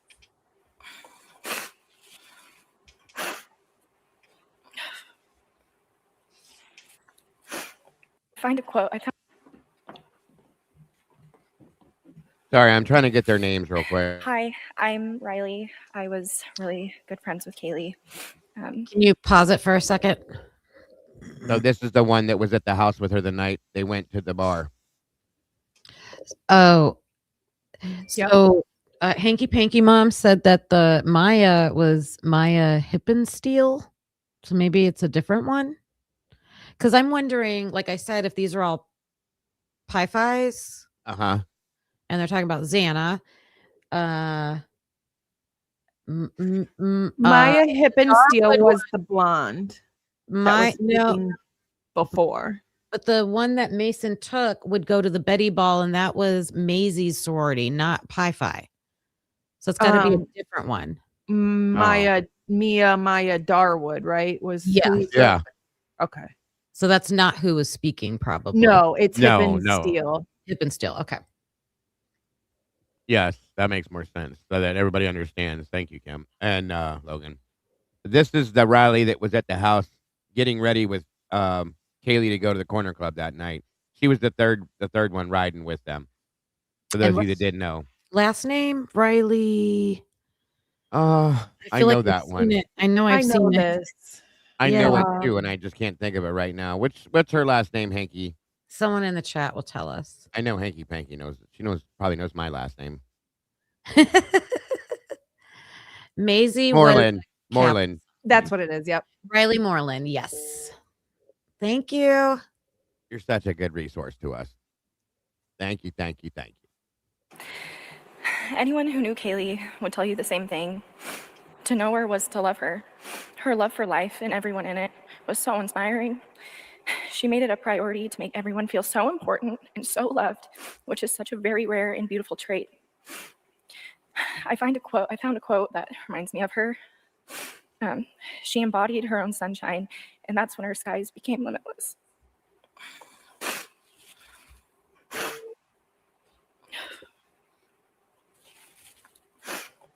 And that's the thing. Kaylee's skies were limitless. She had a drive and a passion for life.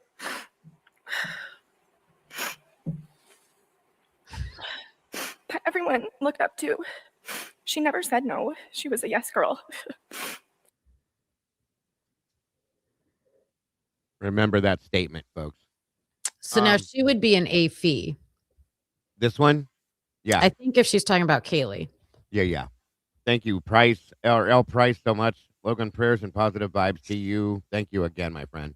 Thank you so much. I also want to say thank you to Nico, who donated, and oh, my chat is stuck. Hold on. You guys are also amazing for this too. Thank you so much. And City Sue did a donation as well. So I want to thank you guys as well. I appreciate all of you so much. Yep. Absolutely. And I know I got a couple that I'm going to speak to here too for you. So once we get through this. I remember meeting Kaylee for the first time in high school, and we immediately clicked. Soon after, we spent the whole summer together. We would make such spontaneous plans together. I remember she called me one day, just a random day, during the summer back in 2019, telling me, not asking, saying, hey, be ready in an hour. We were renting paddle boards. We're going to spend the day on them. And, that's something that I really adored about her spontaneity. We became the best of friends that summer. When it was time to go to U of I, Kaylee and I made plans to join the same sorority. Although we are not technically supposed to try to plan out what sorority we're going to join, we did.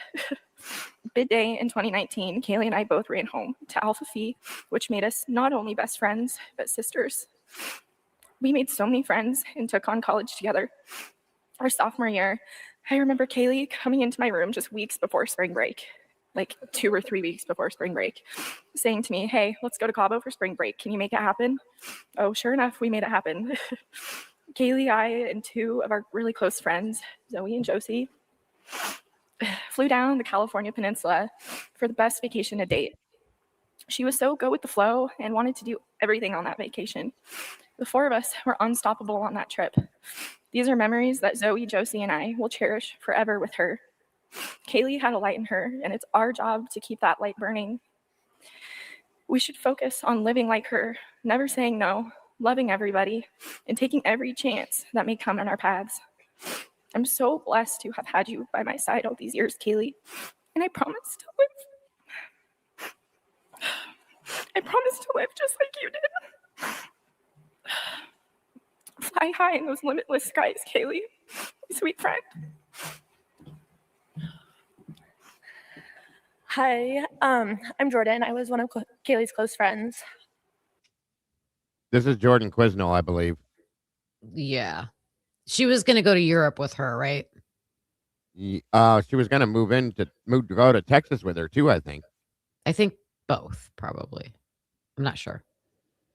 Yeah, I do believe. All right. I don't even know where to start when it comes to talking about Kaylee. The person she wanted, the person she was and wanted to be, the plan she had, and impact that she made on everyone's life. Kaylee and I had so many plans. We were planning to move together in June, and we finally, and I say finally, because it took us about 7 months to decide on a place, but we finally decided on Austin. If you were to ask us why we chose Austin, neither of us really could tell you. Our friends just simply got tired of us talking about it and forced us to decide. We talked about Boston, Nashville, San Diego, Charlotte, and even Knoxville, Tennessee. That was our biggest problem. She wanted to go everywhere and anywhere, and I was the same way. She wanted to see the... They were going to Austin because of the job, though, right? Pretty much. Maybe Kaylee could have worked anywhere. Was it a online job? It could have been that they had places everywhere. Yeah, it's a good point.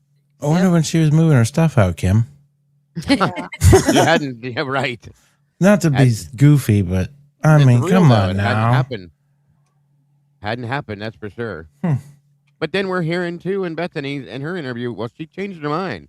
She was going to stick around and stay with us, but this girl and her have sounds like to me like lockdown permanent plans. So my understanding was Kaylee was going to go to Europe right after winter break. Yep. And then she was going to go to Austin and get a temporary roommate until this Jordan could come down, probably when summer started.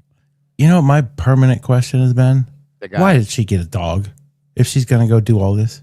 You can take the dog with you. Are you Willis? She probably got the dog before she made the decision to do this. Yeah, I know, but where did it go sideways? A dog to me in this for a college girl is a relationship fixer kind of thingy. I feel first I want to address the super chat. Thank you so much. That means a lot, and what you've done is more than enough. Just being here is more than enough. I appreciate you so much.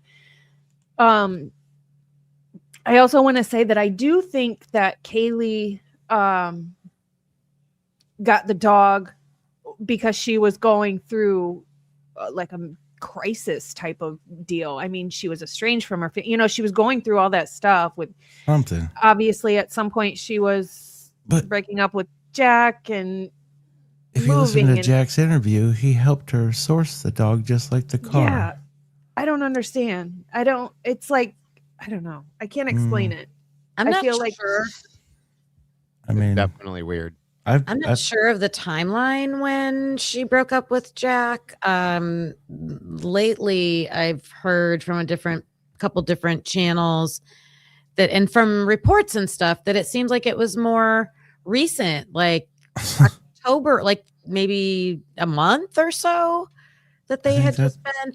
And Amber Vance did a thing and was saying that Jack lived in the house with. Did he say that in his interview that he lived with her over the summer?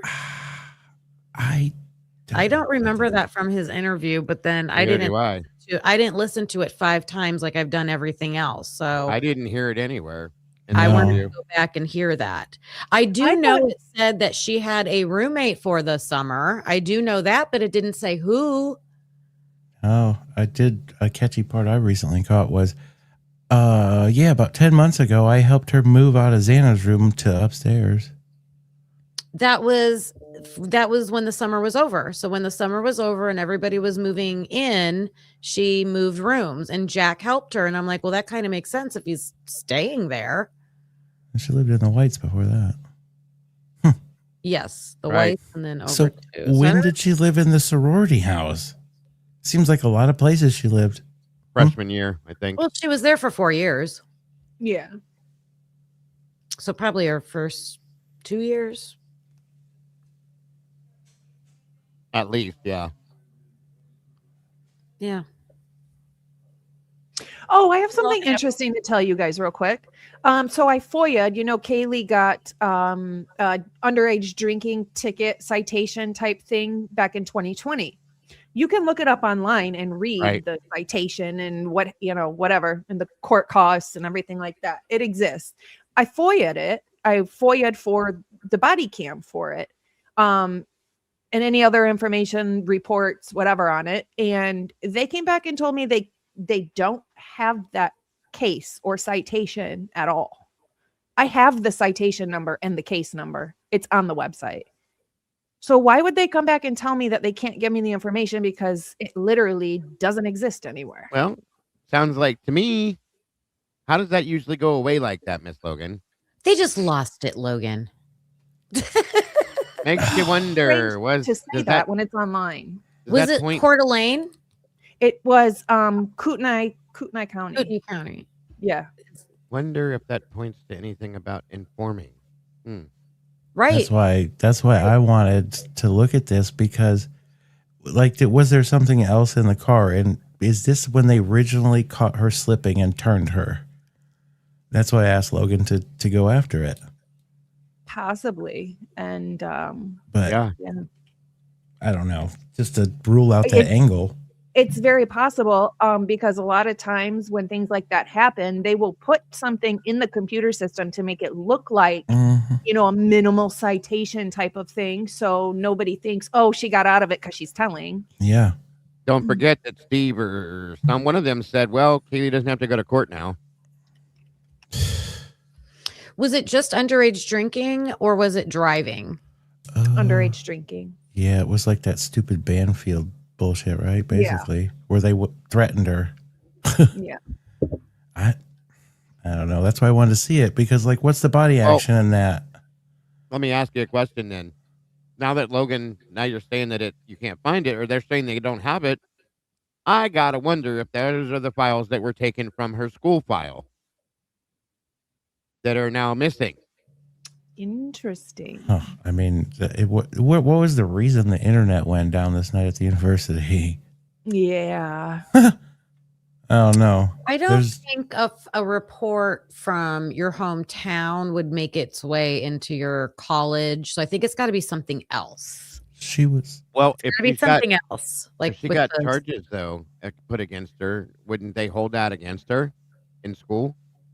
If it's just underage drinking, that's just going to be like a ticket or something.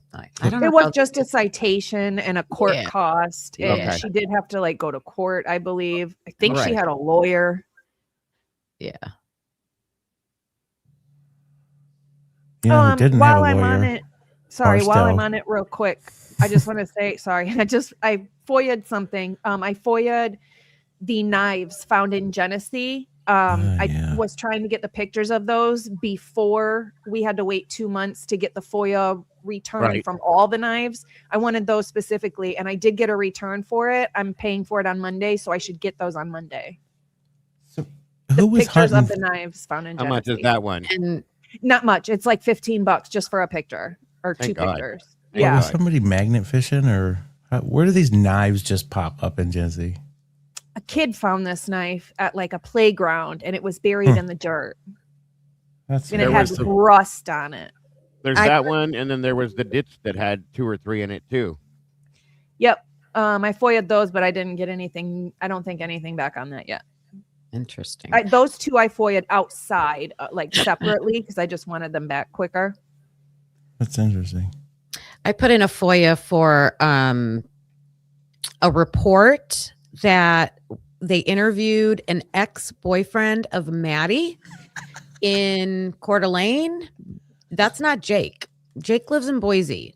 Right. So this is somebody different. So I put in for that to see. And what is kind of weird is like her and Jake, like, yeah, they went to school together, but they got together in college.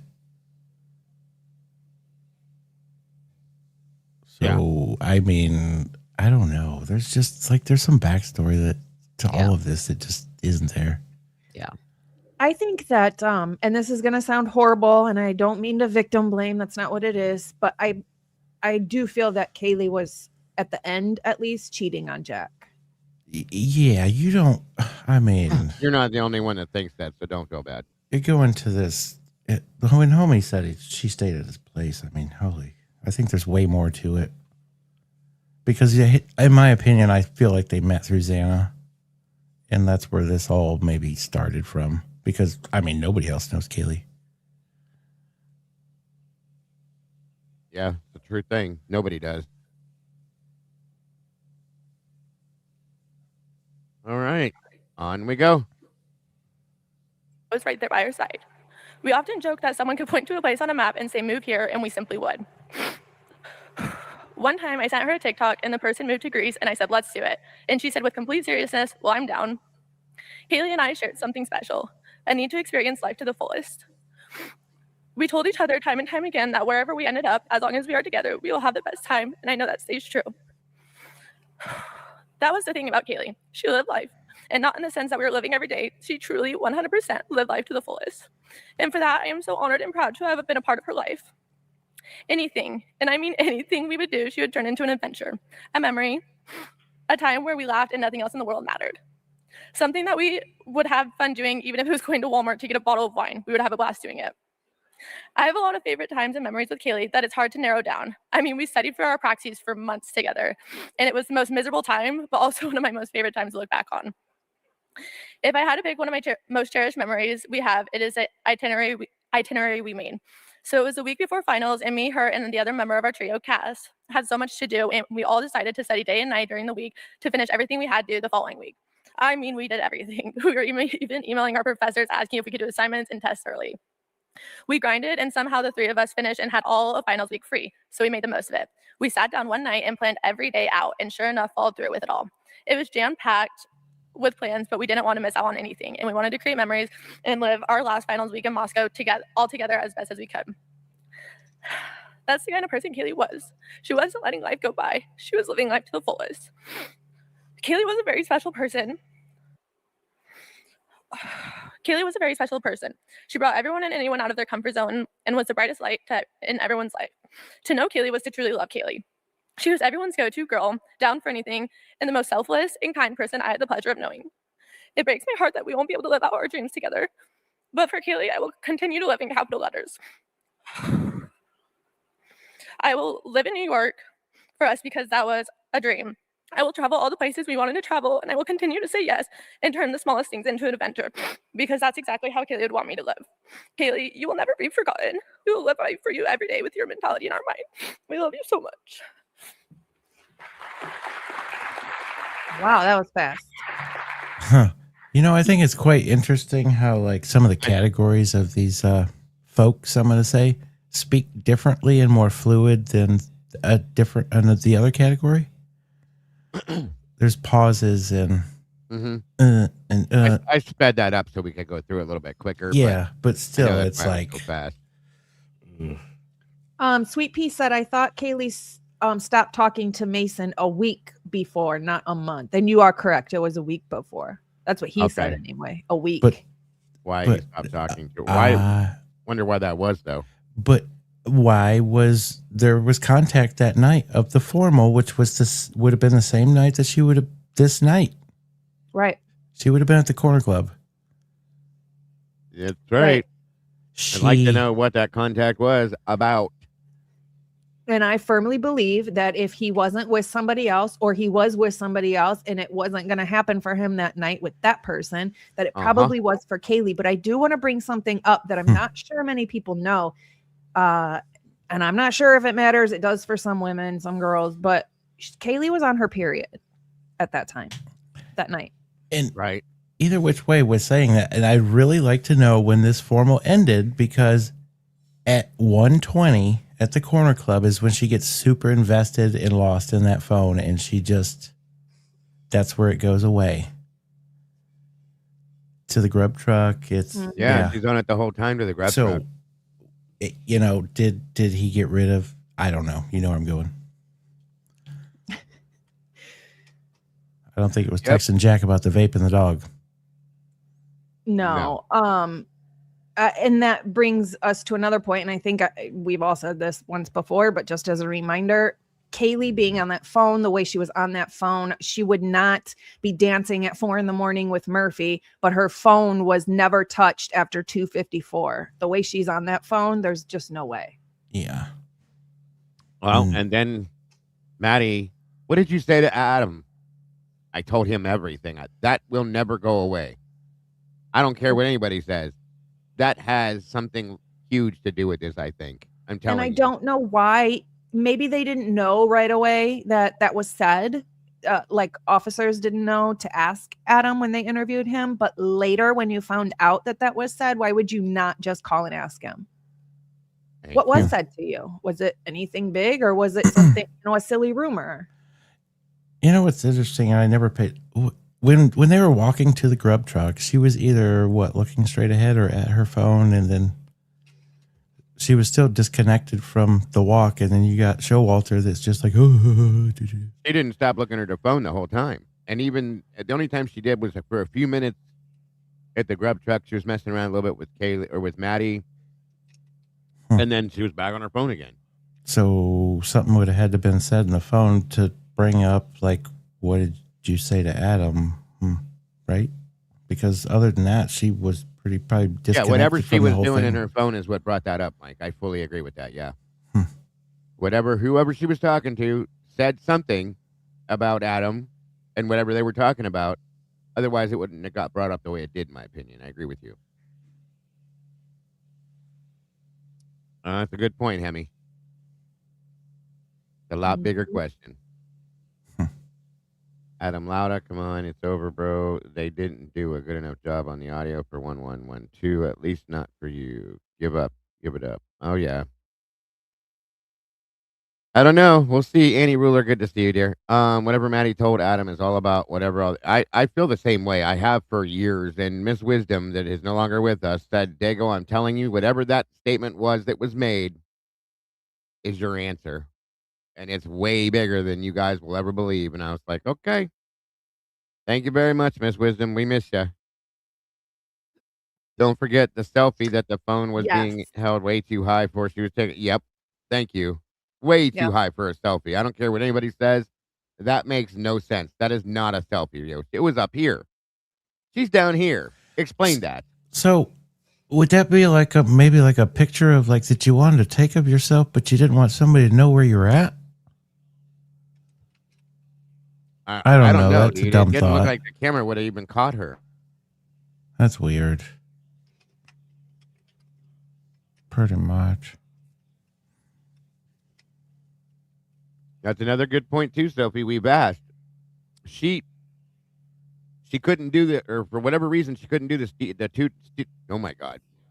Student teaching program. And at that point, she changed her major to general studies. Yep. I'd still like to know why, and I'd still like to know what files were missing from her school file too. We're have to go back and see if there's anybody behind her, Suze, but I don't remember there being anybody directly behind her, so I don't know. Other than, wasn't that where Joe was or something? He was on the other side though. Oh. And so back to the whole teaching thing, and this has come up with some people. Did this happen when some people had made points of, in her teaching thing, that she had to do something which basically 2020 disrupted? So is that when she changed? Because she couldn't do things to whatever for that degree. I don't know. It would delay You have to do a background check. You have to go through a state background check. It's weird why would she put it out on a video though? That she's like, oh, well, I can't teach. I don't know. If she wouldn't have said that statement, I would just assume, I mean, the teaching world was a hot mess by 2022 because COVID just, Yeah. I don't know if you could say, oh, yeah, this isn't TikTok. It just ruined, I mean, that field. So if I wouldn't have heard that, I would think, oh, well, she just wants to get paid better because teachers don't get paid enough. But that statement, that's telling. It's weird. I mean, I don't know. Was it like when that turned up and her dad went, "Oh, you need to get into IT"? Good point. And that question is a great question, Amy said. Who was it that Kaylee was talking to when she said she was going to go to bed now? Did they ever ask Dylan that? And I don't know that they did. I Dylan's don't think that happened. I don't either. That's the point behind it right there, because I don't think Kaylee was out there dancing with the dog either. I don't believe that. So let's talk about what was really going on. We don't know. But yeah, that's a good point, Amy, because that does point to the actuality of what the truth probably is. Can I say one more thing about that? I was thinking the other day about that movie that's supposed to come out, and that scene, I'm like, I think if they act out that scene, I think it's going to look so ridiculous to put her in a room by herself and singing and dancing and not, like, I don't know. It's just not, to me, that's ridiculous. Who was playing that low budget one the other week? Oh, SRB found it. That was beyond low budget. Oh, that was right. That was in Discord. That was so horrible. I mean, I would do that if I was like cleaning or picking up or something. Right. Not at 4 a.m. Well, it's your Bryan Kohberger, huh? He cleans at 4 in the morning, right? That's true. That's true. I clean at 4 in the morning. We were looking for the Lifetime movie to see if it had come out yet, because somebody was asking. And SRB was digging around. She found something that it said that that's what it was.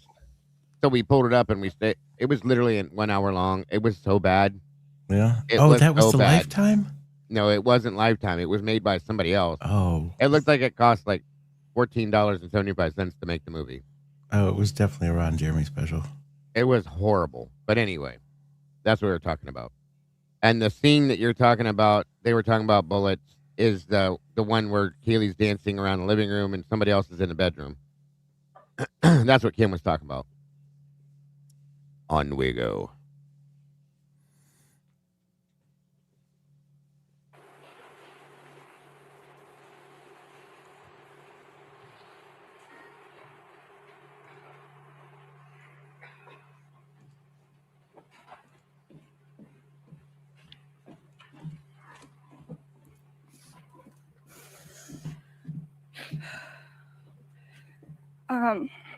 I just want to thank everyone for being here today.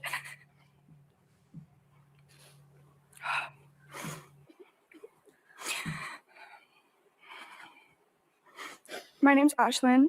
I had the honor of calling Maddie my best friend. She was truly the definition of the happy parts of life. This is Ashlyn Couch. Wait, so did Kaylee only have the 2 girls up there for her? From what I remember, yeah. Oh. Yeah. It's a little odd. Nobody knew Kaylee Logan. What are you talking about? Oh my gosh, I know. Sure, nobody knew her. Yeah, this is Ashlyn Couch, the other person that was supposed to be living in the house.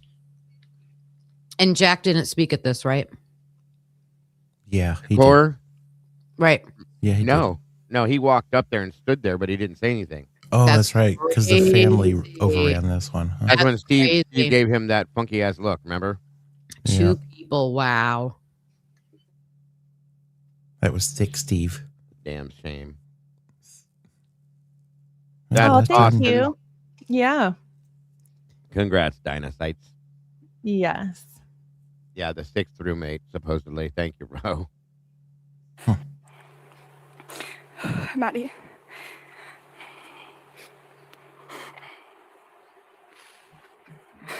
It's only been a little over 3 years that we've known each other. But we've had so many memories, it feels like it's been a lot longer. I think it's because the past couple of years combined, we may have spent more days together than we did apart.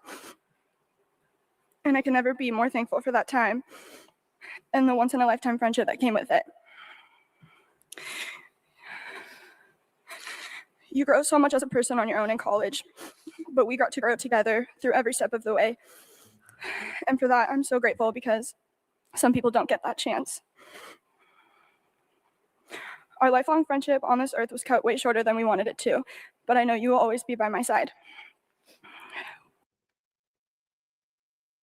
Holy shnikes. My dear Logan, I had to come and tell you that it's going to be okay. Oh, Angel. My angel Bronxy knows how much you adore him. He's going to be okay, honey. A few rough days and he'll be better. Your love will keep him going, and he'll be home soon. Angel, I love you, my girl. I'm over here crying, and thank you so much, Angel. That is amazing. God bless. Thank you, Angel. That's so sweet. He's just out having a spa day, Logie.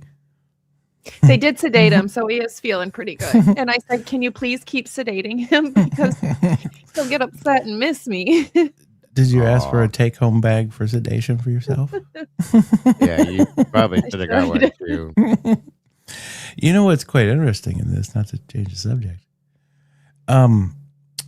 Boy, Dylan sure didn't, for Maddie being her big, never even remotely even spoke. She probably should have put something like this in her bullshit thing that she said in the courtroom, huh? Yeah, they had somebody else come out and speak for him. Instead of my. And didn't she show up at the, what was it? Like a memorial type visual thing? Yeah. And didn't she run away when Steve G started walking her way? She was still traumatized. That's what I heard. Mm-hmm.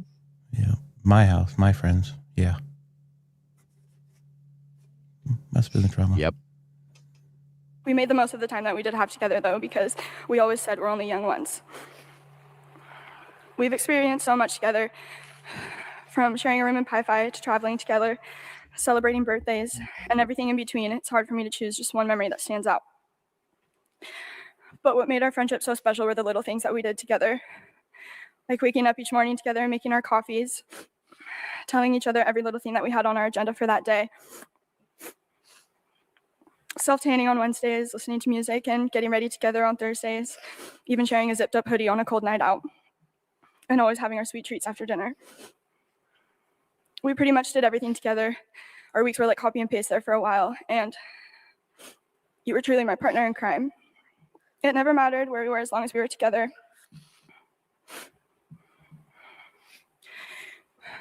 Going through the rest of my life without you is going to be a tough one, but I'm not only living for myself now, but for the rest of the life that Maddie wasn't able to live. So I'll do all of the things that you love to do every chance I get. All the sunsets I watch, every concert I go to, every road trip I take, I hope you're looking down with a smile on your face. Our friendship was one of a kind, and I'll treasure it forever. A part of me feels empty without you, but every time I think about you, I have so many living reminders to look back on, like the decorations in my room, the matching bracelets that we have, the little notes that you wrote me, videos of all of our good moments together, and Yeah by Usher. You truly will live on forever, not only in my heart, but in the heart of so many people that were impacted by your beautiful smile, your grace, your patience, your open heart, and your craziness. You were one of the best people I've ever met, and I know I won't meet another one like you. So for the time we did have, I feel so lucky that I can tell people about my best friend, Maddie. And she's going to be a busy girl up in heaven because she is now the guardian angel to some wild ones who really need her down here. I love you forever, Maddie May. Did you guys catch the matching bracelets comment? Yep. Interesting. Bracelet. And this is what I've come up with on this room situation, okay? Between the reports and the book. Now, with the reports, it's hard because the names are redacted, but I think you can see the first and last initials. Oh, like in one of them. But Ashlyn, I believe, lived upstairs in Kaylee's room because Kaylee spent the summer in Xana's room and then found out that the roommate who had lived up there the year before was not going to come back. So she said, "Can I move up there?" And the only reason I think that that's Ashlyn is because in the book, if it's correct, it clearly says that Sophia Whitehead was renting the room and still renting the room on the first floor. But with you saying that, didn't it seem like these girls, and wasn't it, we talked about this, Dago, right? That before Kaylee lived there, it seemed like she had a link to that address where mail was getting sent or something? She did. She was using that address before she moved in there. There's something, I mean, I don't know if it was like a money grab she was still a student. She was does anybody know where she was currently living? Like where the rumor was in the Bloom book that she moved in with her boyfriend. That's what was in his book. And I haven't heard anything about where she lives besides that. And then the other rumor was she was supposed to, like, remember the interview? This was on TV, and her and her mom, were like, oh, she was supposed to be there. Yeah. Did she I don't think she graduated. There's something with her because I don't think, she either graduated or she moved in with a boyfriend or she lives somewhere else that we don't know. But why would she say I was supposed to be there? Like just be in Moscow or be at the house? The only thing we know for definite, she definitely fell out the timeline. But she made it seem like on that show, her and her mom were so upset, like she was actually supposed to spend the night in that house. Yeah, that was a point. There was a few people that were supposed to. Ashlyn was supposed to stay the night there. We heard that in the beginning. But ended up having to dog sit or house sit for somebody or something is what we were told. Her parents. Yep. So what's up with that? Aiden McKinty is another name that was at the corner club. And she said she was supposed to go home with Kaylee and Maddie, but she got a weird feeling, so she didn't go. Like, why were these girls supposed to go stay there that night? Yeah. And they were all, and Jenna McClure, no. Jenna McClure also. She was going to stay there that night too, but decided not to. Also, Lakeland McComas normally stayed there, and we still don't know that she actually didn't, but and then decided to walk home. She was so drunk she couldn't walk, but she walked home. Something's off, folks. Hey, truly and honestly. Don't forget, a couple of them hit the flux capacitor, and it seems like they get mixed up between Friday and Saturday. What? But yet the interviewers don't correct them. Absolutely. That's a good point. If Adam got told something and then the word gets out. I don't think that's Ashlyn's situation because it sounded like she was in another city at her parents' house and she was supposed to go back and she didn't. Exactly. But why go back and stay at that house when you have your own apartment somewhere? That's a good point. Truly and honestly. Yeah, I didn't have anything prepared because I didn't think I would be able to get through more than like 2 sentences.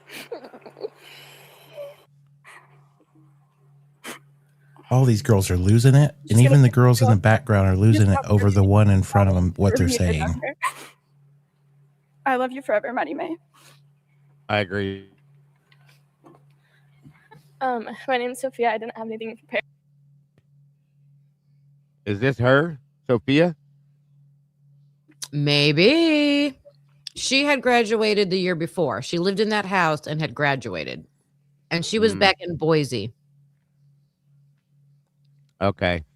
She seems pretty hardcore broken up over this, so this could be. With a real whitehead, please stand up. Because I didn't think I would be able to get through more than like 2 sentences. But Maddie was one of my best friends, and she was also my little in her sorority, and that was just a bonus. But she was easily the best person that I knew. She loved everyone around her more than life. She loved her mom. She always told me, "Don't you think my mom's so cute and so pretty?" She knew that she did everything and anything to make her live the best possible life, and she always made us aware of that. She loved Jake. She would always say, "Don't you think he's the best guy? He's so perfect for me." And she loved all of us, and like we could just tell it was so evident, and she was so loved, and she lived her life to the absolute fullest. One of like my most fond memories. She was so excited for her 21st birthday, and I'm just so glad that we got to celebrate it with her. We went to this restaurant in Boise called Western Proper, and she was so out in this mimosa cowboy hat, and it was like $75. And we were like, oh my gosh, like, do we really need to get that? But we got it, and she was so excited, and I'm just so glad that we got those memories with her. And her light and her love just shines so bright, and she will never, ever be forgotten.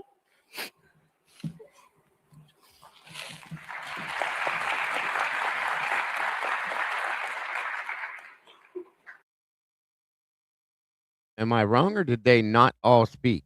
I think it seemed like it skipped. This They is didn't- telling. Yeah. Uh-huh.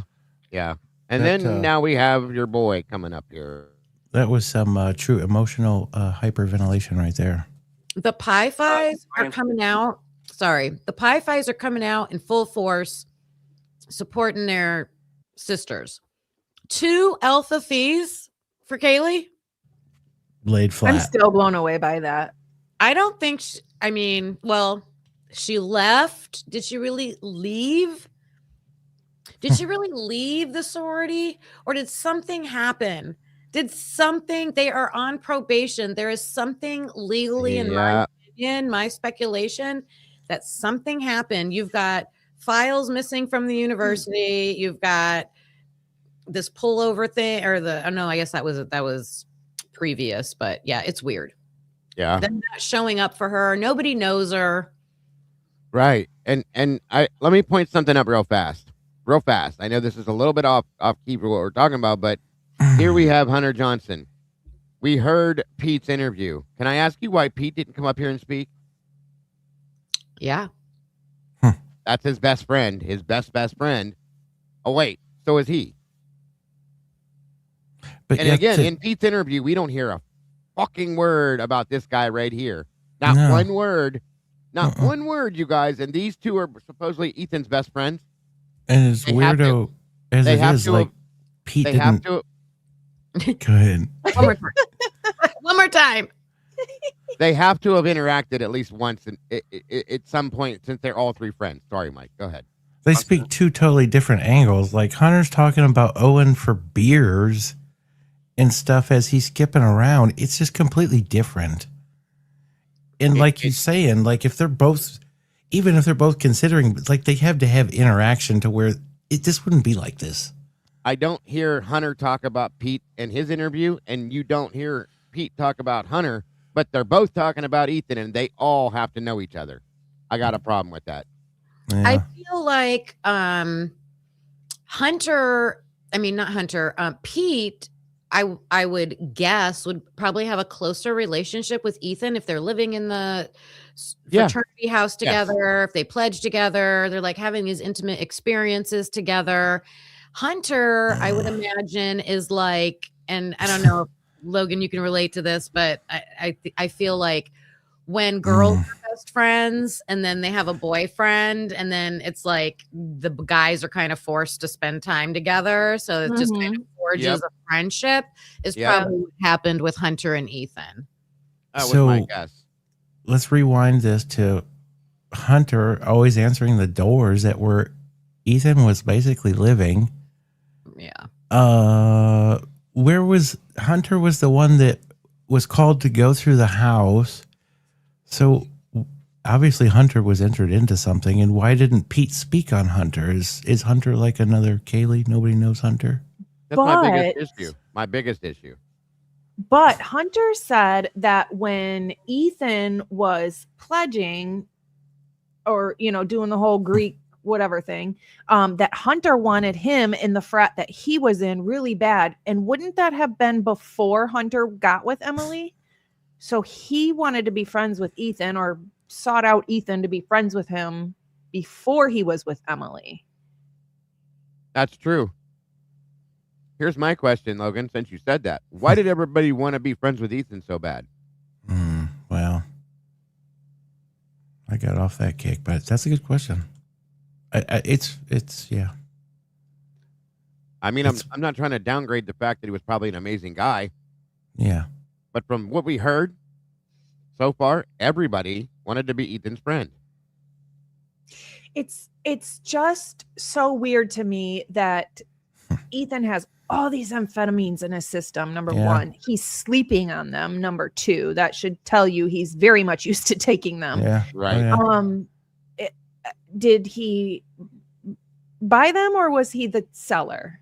Because it seems like any other person who does an interview doesn't want to speak on who was selling it or who was buying it, anything about them like that. And I personally think it's because they're the ones buying it, Ethan's selling it, and they don't want anybody to know that they're taking it. And that's why they don't speak on it.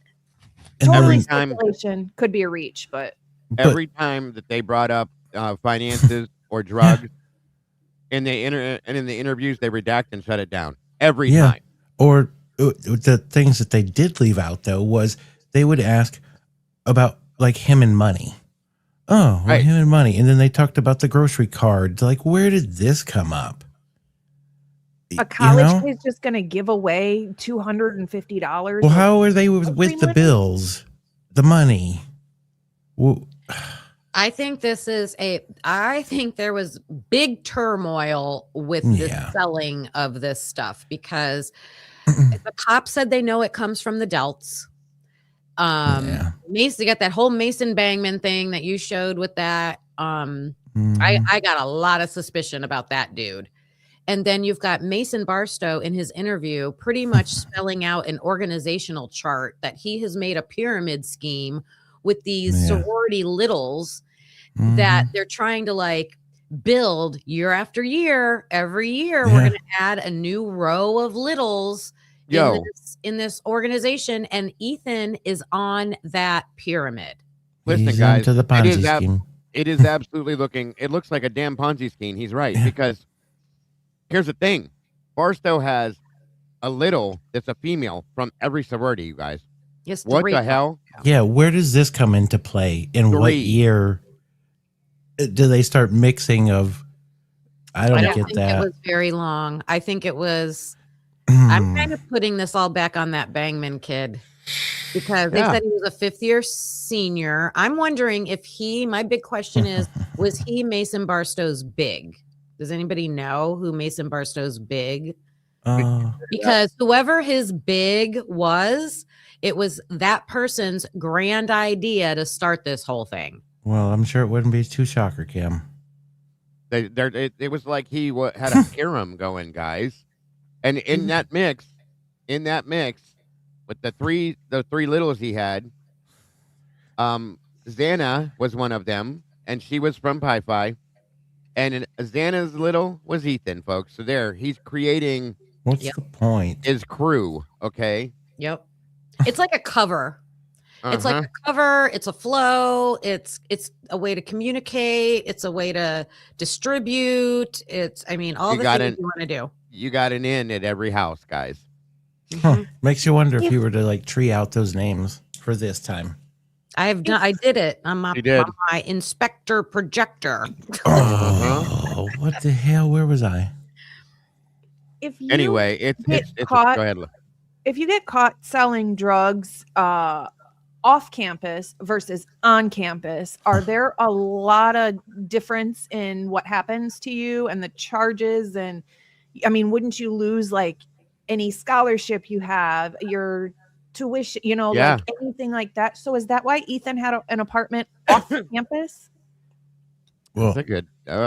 We can say that either which way, they will bury any reports on it. Well, they said that he was coming back the next coming semester, but was that apartment going to be not his anymore, or was that going to stay still? That's a good question, Logan. That's a good question. Because they still allowed him to be there and play video games all day and hang out there. So what's the difference? Well, you're not supposed to be able to. Catches. Sorry. No, you're good. Go ahead.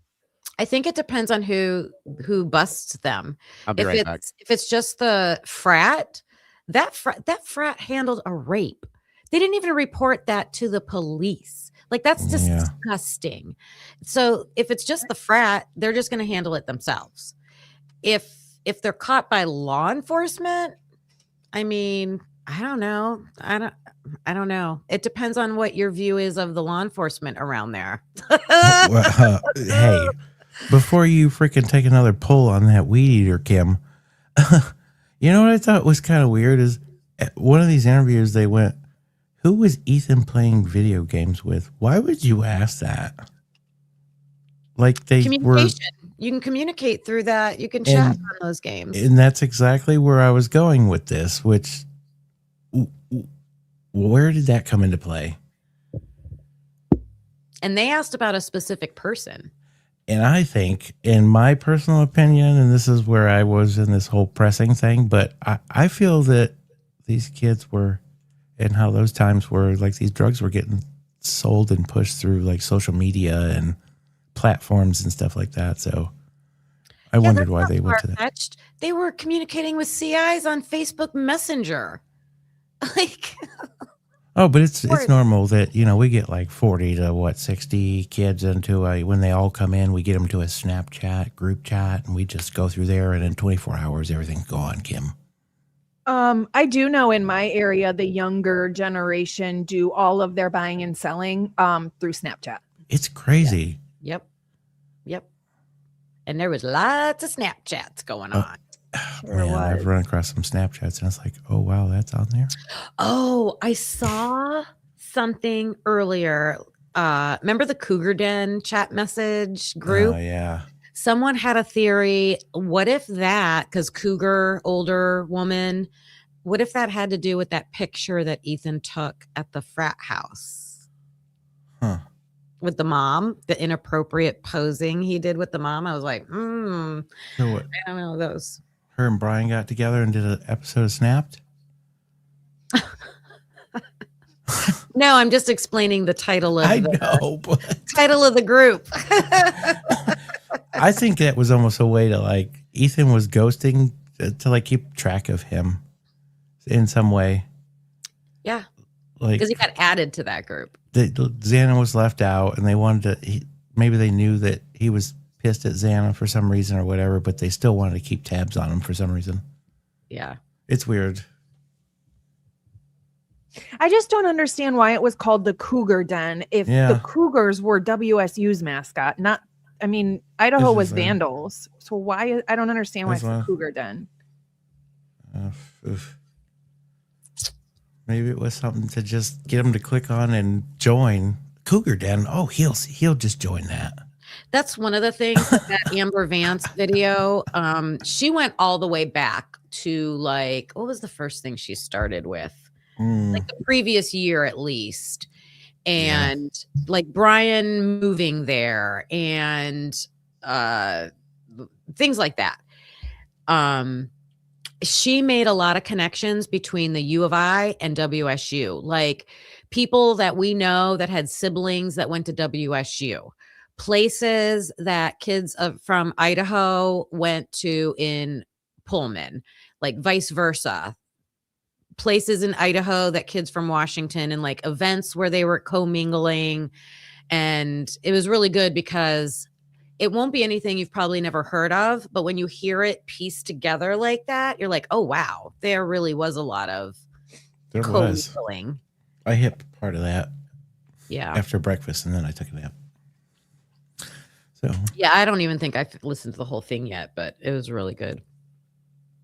I woke up to Amber Vance watching me. She was watching you. You weren't watching her. No, I fell asleep.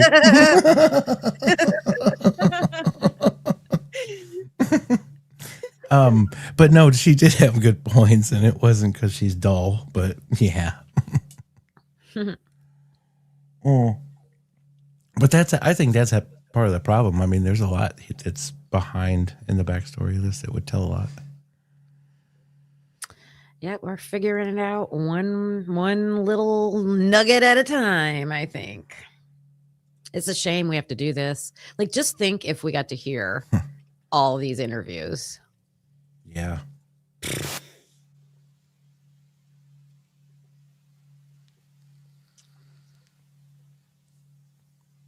Where'd this guy go? Take away there. What was y'all's two favorite nugget out of the Barstow thing? I would say, just because it has to be said, that how much he was fighting against the phone, I think, is telling. When he mentioned the white car, sorry, trying to think. He said something about cameras, didn't he, in the cars? Was that him? Or Peter? No, that was Peter. But there was something with both of them, right? Because this is where I try to tie this together, because Pete asked about the cameras around the cars, but I swear this guy asked about something about cameras in a car. My thing is how did Pete know what cars were there that night? Because only a certain year of car would have cameras in it. You know, like Xana's older Honda's not going to have a camera in it. Maddie's Cruise isn't going to have a camera in it. So how did you know what cars were there that would have cameras in it to ask that question? Again, I messed up earlier, by the way. When I mentioned to you guys about the blue sport jacket being, it wasn't Bangman, it was Pete. Okay. The picture I got was Pete, and he was there with him, Ethan, the girl that Pete went with, and then, oh my God, the rest of the crew that went there. Sally, I do have one you can donate to if you want to, and I will send it to her. Anyway, but that was Pete's jacket, I believe. There it is, Sally. I do believe that was Pete's jacket. So that's where I got confused with that earlier. I'm so sorry about that. But either way, when you said went there, where's there? The Hungadunga. But if you rewind in that Linda Lane that we watched, that's also there. I feel like they were also together that night. If that's them on Linda Lane, yes, they went to that apartment together too at 12, whatever that was that night. Man, I watched that on slow speed the other night. Yeah. Nobody leaves. There is no time that they know. You're right. Where's that at? Where's that at? Amber Vance was talking about Mason Bangman trying to open Ava Wood's door, and she lived. Yeah, she talked about that. She didn't say it was Bangman, but she said it was somebody doing it. Yeah, and she saw Bangman on her Snapchat. So he was in that neighborhood, but I do think it was like at 1 a.m. Still, these guys are creepers, you guys. They're doing weird shit like this, and something's not right. I'm sorry. My biggest thing from the Barstow interview is the guy that he said was visiting his girlfriend. And there's information about that in the police report. And I really want to figure out who that is. He made it seem like an older person. Huh. You know, what's interesting with you saying that is his statement that he says, this ain't the exact words, but all hell breaks loose while I'm not here. Yeah. And he made it seem because, no, he wasn't the risk manager. He was the vice president. So why are you? There's a president. There. Why isn't Georgie Boy handling it? Thank you. Well, it sounds to me, to be honest with you, like whatever was going on there, that this dude was in charge of it. Okay, everything.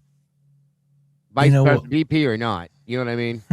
He was the boss. Yeah, basically, he acted like the mob boss or something. Yes.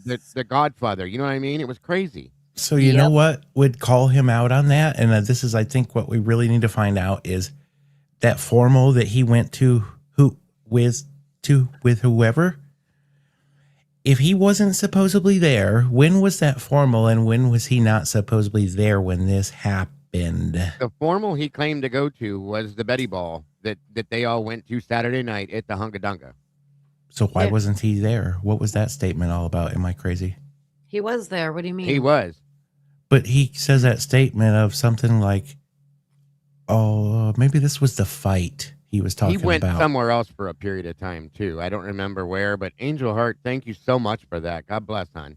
I think that was where I got confused on this, was the whole fight thing, that it broke loose when he wasn't there. Right. So he didn't know what really went on. Oh, you're talking about it was an A fee formal, and it would have been, I don't know if we know when. Well, the thing It was an is, alpha fee formal. it Yeah, we couldn't didn't get a be time. before Halloween, which was the 31st.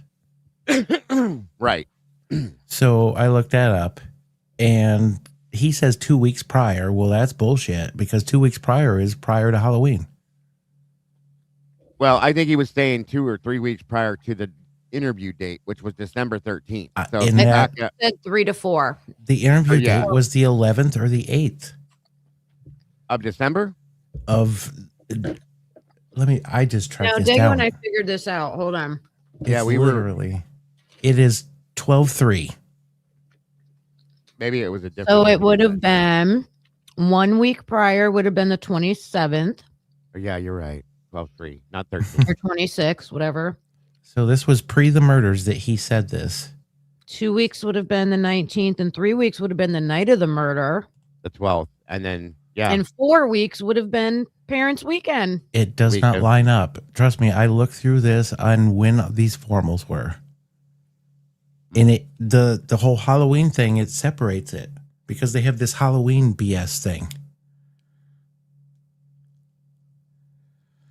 I don't know. We need to figure out who he went to that thing that's with. what we're trying to. Yeah, we have a lot of these things we're going to be digging into, you guys, for sure. Real quick, Angel, again, thank you. I want to welcome Rochelle Fiscus, Amy Formerly, Tommy Will Hoyt, Catherine 662, Under Your Scars, Maggie Baby. 1 minute, I'm sorry, it jumped. Sean, Christy Angels Word, I Am Me, and DL in South Carolina. Welcome to the sauce, and thank you so much again. Thank you, and welcome all new meatballs. Now, we're going to be digging into a lot of that stuff, you guys. In fact, I decided today, I was talking in Discord, I'm going to be going and digging into MPD, too. Like, digging, because we're going to talk a little bit about that here coming up shortly, too. Lana did a live and put out some information on that was quite interesting as well. As soon as we can get off of some of this, which is very hard to do because there's so much to talk about with this Yeah. interview and all this stuff going around it. We can definitely go that direction. I didn't watch that today because of what was, Well, we just got some pieces and parts to discuss Yeah. with it. for sure. Thank you, Jen. Yeah, What's guys. interesting, Mike, is if it was an alpha fee formal Mm-hmm. and Kaylee's alpha fee. Oh, wait, Yeah. but she said she left. They said she left. When did she leave the sorority? See, this That's is why you women are important, Kim. That's why we need to know the dates that they all left the sororities, too, I think. Truly Because and if honestly. she Mhm. went to that formal, who did she bring? Did she go with Mason? Right. Mm. Did she go with Jack? Is this Or where was the- she already out of the sorority? Is this where the fight started? This is where the big fight was. And I think it was Connor. I think Connor Chestnut was there. But they would all have to be dates of alpha fees to be there. But it's either like Connor, Cole Berenberg, Jack Showalter, like it's 2 or 3 of them that were there. And Mason said one of them instigated it and the other one just was kind of wrong place, wrong time. Mm-hmm.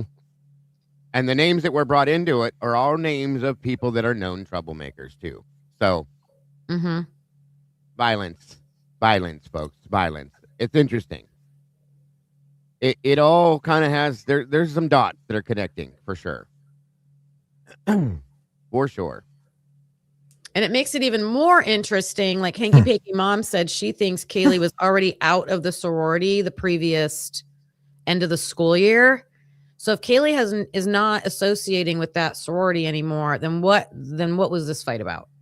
Thank you. Yeah, And Delts were the ones. So Delts are fighting at an alpha fee event. Mhm. and this last interview guy was a what? A Delt. Oh, that's a shocker, ain't it? Yeah. This is all about the Delts to me. Is the Delts Well- the one that they said that somebody had said, oh, if you want to find the CK and you go to the Delts? Yes. Well, yeah, that's who the interviews with the Sigma Chi boys. Yeah. That's who PD kept referencing, and that's who they kept pointing at, saying, "Yeah, I think it was the Delts." Basically, I feel They're- like I don't they're know the where I drug pulled dealers. that They're out of this, my they're ass. that. But no, that's true. I think they try to do some weird separation with that. Like they try to talk down on them. They're always fighting or something, right? They were putting them under the bus, is what they were doing, Mike, for sure. Yeah. Like that was the finger that was being pointed. It was being pointed at the Delts from both sides of the fence, whether it was PD or the SIGs or anybody else was looking at the Delts with everything. So and PD was leading that march too. They were pushing it on these people, guys. You didn't catch that. Go ahead. What was Showalter? Jack was wasn't yeah. Jack Showalter, wasn't he a Delt and he was kicked out there or something like that? Please tell me he was a Delt. That's the banger right there. He was a Delt. He there was not you kicked go. out. He was not kicked out though. Or he left or whatever it was we heard. Yeah. Huh. I'm wondering if it was Mason Bangman that was kicked out. That's a good point. I'm just guessing. Oh, and Bangman's the one that was just arrested on drug charges, folks. Chitty bang bang. Let's get that straight now that I finally got it straight in my head. Took me how long, Kim? I kept confusing him and the other one. It's hard. Why would they try to divide like that? The Delts from obviously, well, they don't like each other, but anyways. I think they were pointing to a possibility at that point, maybe a scapegoat for the situation. I'm just saying. There's a scapegoat for what? The murder.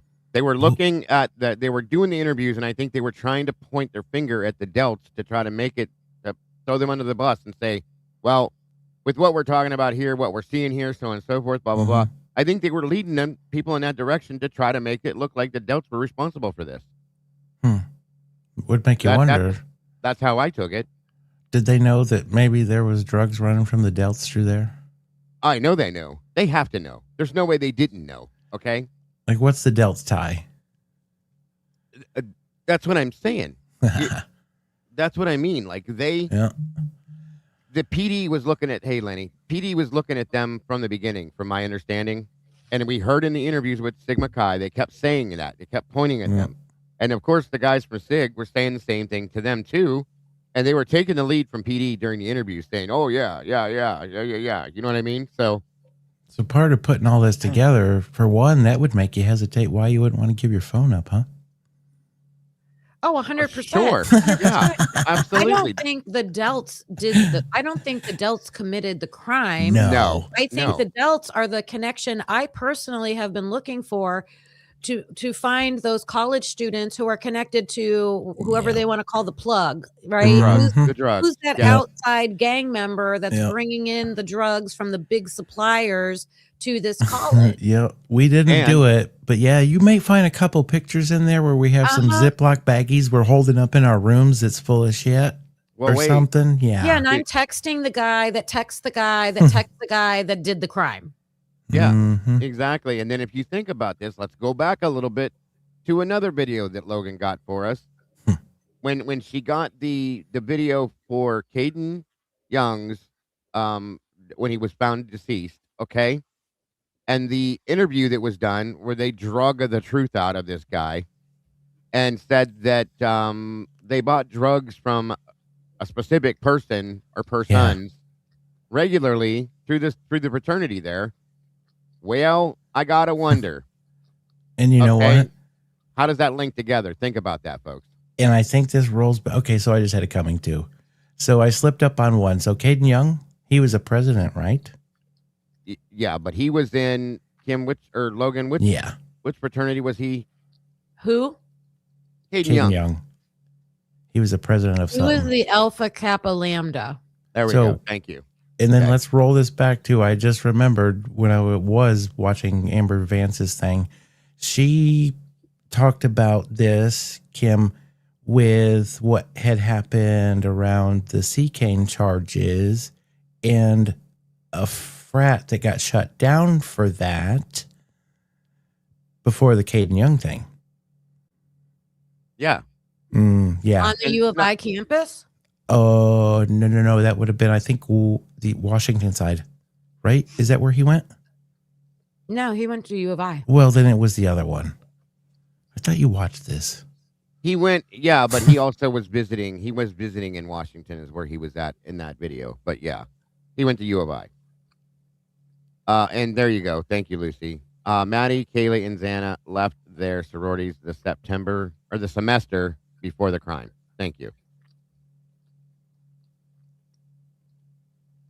Oh, so that's what the next thing that we're going to roll into here in our conversation, the stuff that I was telling you that Lana had talked about, is in relation to the drug program that was being run by Officer Warner, the money that was given to them for that drug program. I'm going to say it 15 times if I need to, that was being ran by one of MPD's officers.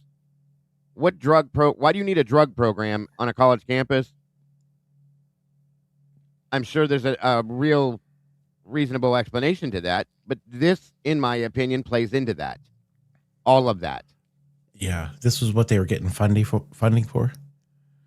This drug program. And this, again, I think is partially part of what was going on with the it is the party patrols, I guess Lana called them. We have documents to show that stuff. But the party patrols there was 2 of them out that night, according to what she believes. Rosenthal, Tesdell was in one, and I don't know the other group. But here's the thing: we never saw another group. And if there was 2, not to jump sideways too far, but if there were 2 groups out that night on this party patrol, why did this Tesdell and Rosie have to go to the other side of Moscow to cover that situation instead of that other patrol maybe being over there? Where were they at if there was a secondary patrol? But we happened to see this weird point in time where they just happened to stop these kids that were coming across this field for no reason. You know? That's I don't know. That's a whole thing in itself. But yeah, Jen, thank you. That was part of what we saw in Barstow's interview, is that they were awaiting their suspension. I think it was that for the fight at the oh my god, I just went brain dead again. The fight at the whatchamacallit. What the hell was that thing called? The formal, sorry. And some hazing issues possibly. And then he didn't want to give up his phone either for certain things, because he's a freaky kind of guy, according to him. Man, these departments scam some money. Yeah, well, just saying, that's another part of what we're going to go into. I'll let this go ahead and run through Hunter here real quick, and then is there more that you wanted to see to this, Mike? I think Hunter, and after Hunter, there's... Oh, negative, Captain. Let's move on to the Lana stuff. Yeah, I didn't want to see nothing else in this thing. That's okay. I'll run this one out because Hunter's actually the last friend that speaks anyway. So, and watch and listen to what Hunter actually says. For those of you that may have never seen this, it's interesting. Me and Ethan became best friends over the last year and a half we spent at the U of I. And since we became such good friends, I feel honored and privileged to even be able to share who he was to everyone here.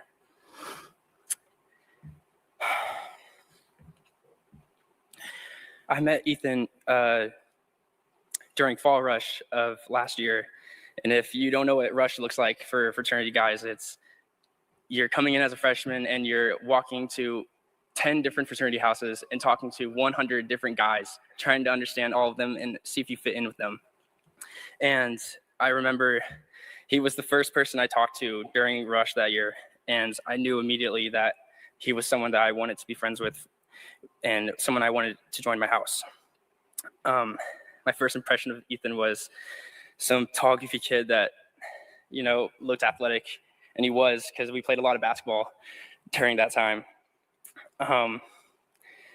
Unfortunately, the basketball wasn't enough to convince him to join my house. So he ended up going to Sigma Chi. But that didn't mean we weren't going to be friends forever. So one thing he told me, because he told me he was going to join Sigma Chi, he said, if I do that, you better not block me and ghost me on anything. And I couldn't believe he said that, because I just knew I wanted to be friends with him for a long time. Is he wearing a set of pearls? I don't know. I don't think he's surfing in Idaho though, bud. Yeah, but surfing and pearls are 2 different things. Like those necklaces I've seen, that looks like a set of female pearls. Sorry. Maybe he was tight with his grandma. I just noticed that. That's weird.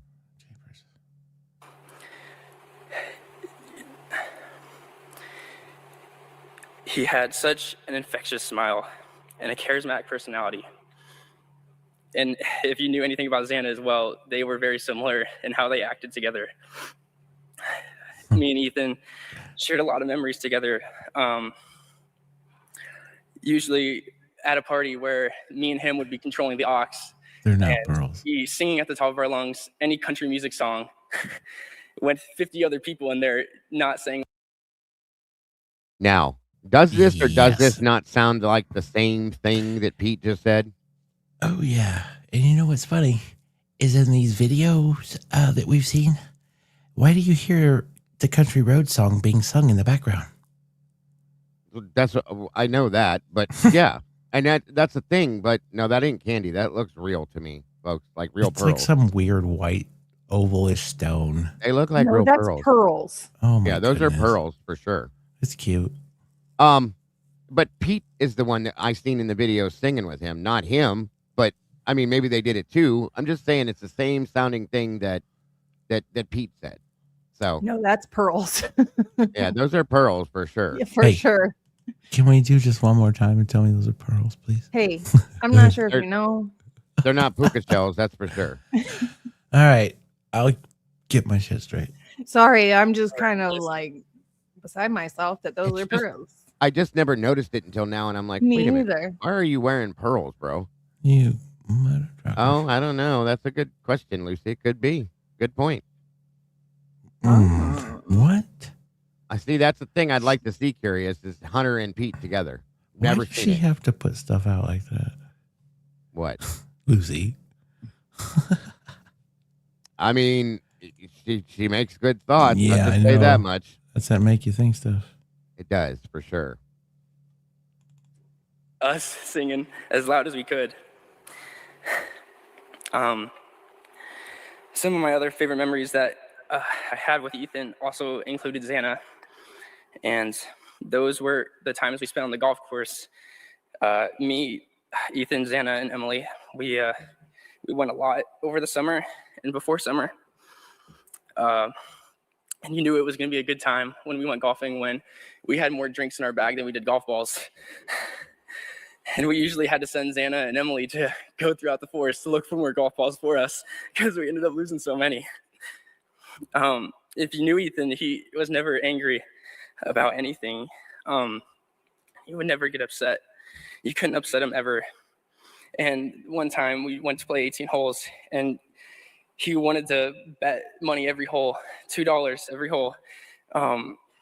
If you won the hole, you got $2. If you tied, you didn't get it, it just turned to $4 the next hole. And I remember he won the first hole. He whooped me, actually, that first hole. And I remember him being so happy, and he was pretty confident going up to the next hole. Unfortunately for Ethan, I ended up winning the next 17 holes. If you also knew Ethan, you knew he wasn't great with money. And so it wasn't a great feeling when I had to come up to him and ask for the $34 he owed me after the round, because he would ask me to get him drinks every week. He'd say, "Hunter, I need some Bud Light Limes. Can you go to the store and get me some?" And I was like, "Yeah, Ethan, I'd love to, after you pay me back for the last 2 weeks that I got you Bud Light Limes." So yeah, as you suspect, I never got those $34. Ethan was always someone you could count on to make you smile and cheer up your mood. Everybody loved him and his beautiful mustache he had, and I feel so lucky. So I've shared so many great memories with him. I'm gonna miss our favorite Moana songs we would sing together. Me visiting you and Xana at your parents' house with Emily, and you guys also coming to my cabin and hanging out with my family, and watching you carry all of your drinks in a garbage bag when you walked into a party. I know we're all gonna miss these. I love you so much, E and Xana. Thank you.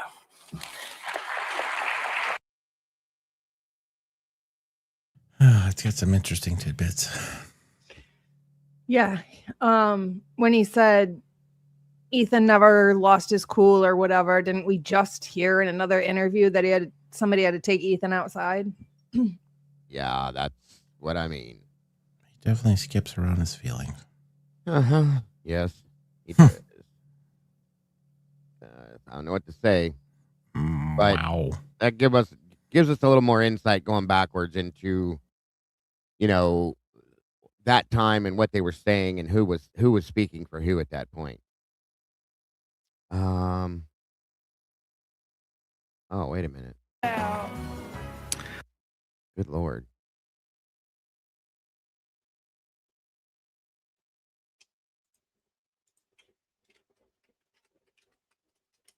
Hold on 1 minute here.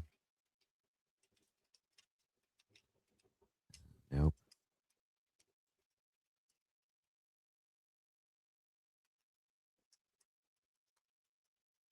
Yeah, so this was I forgot about that. Okay. I didn't even see that. That's wild.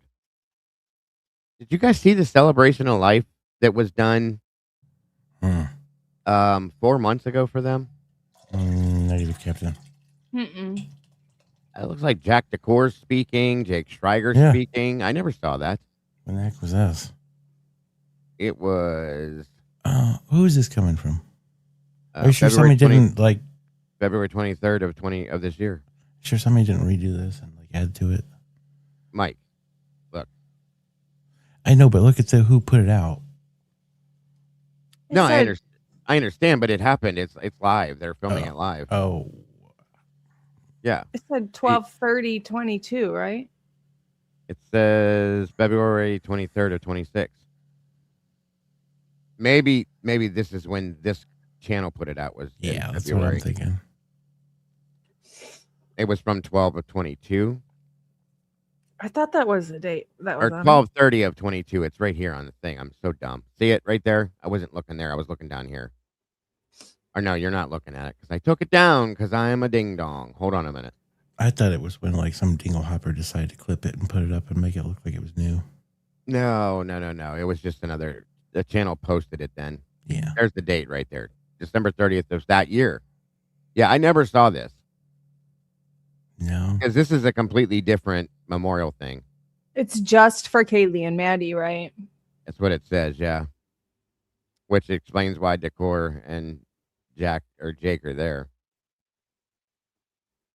Yeah, I never saw this. That's interesting. I'm to go back and look at this. But anyway, I don't want to move you guys. Everybody that does speak on Maddie is super emotional. Yeah. I wouldn't mind seeing Jack and Jake speak. That's me either. Oh shit. 1 minute. Hang on. Yeah, I'm kind of curious actually.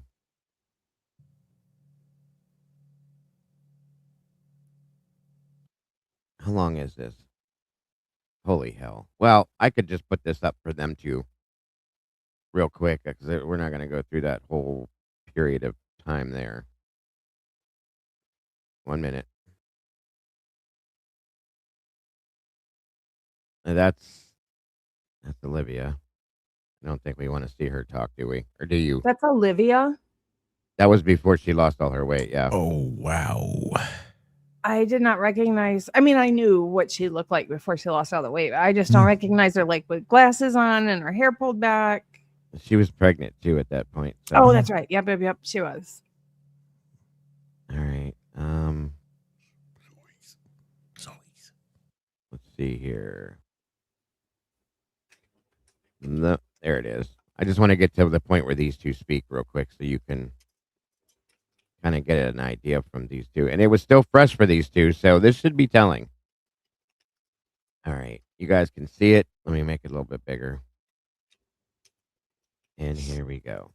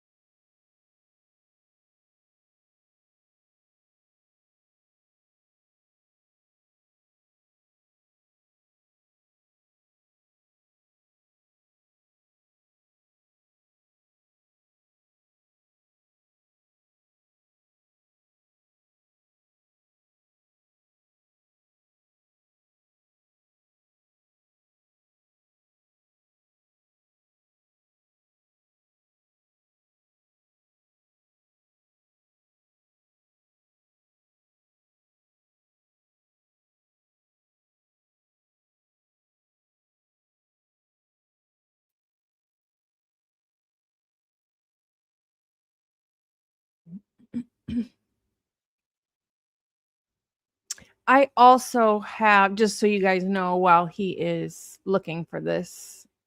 Are you guys getting sound? Oh, no, we're not getting any sound. I thought you were looking for where it started. Hold on. I'm sorry. 1 minute.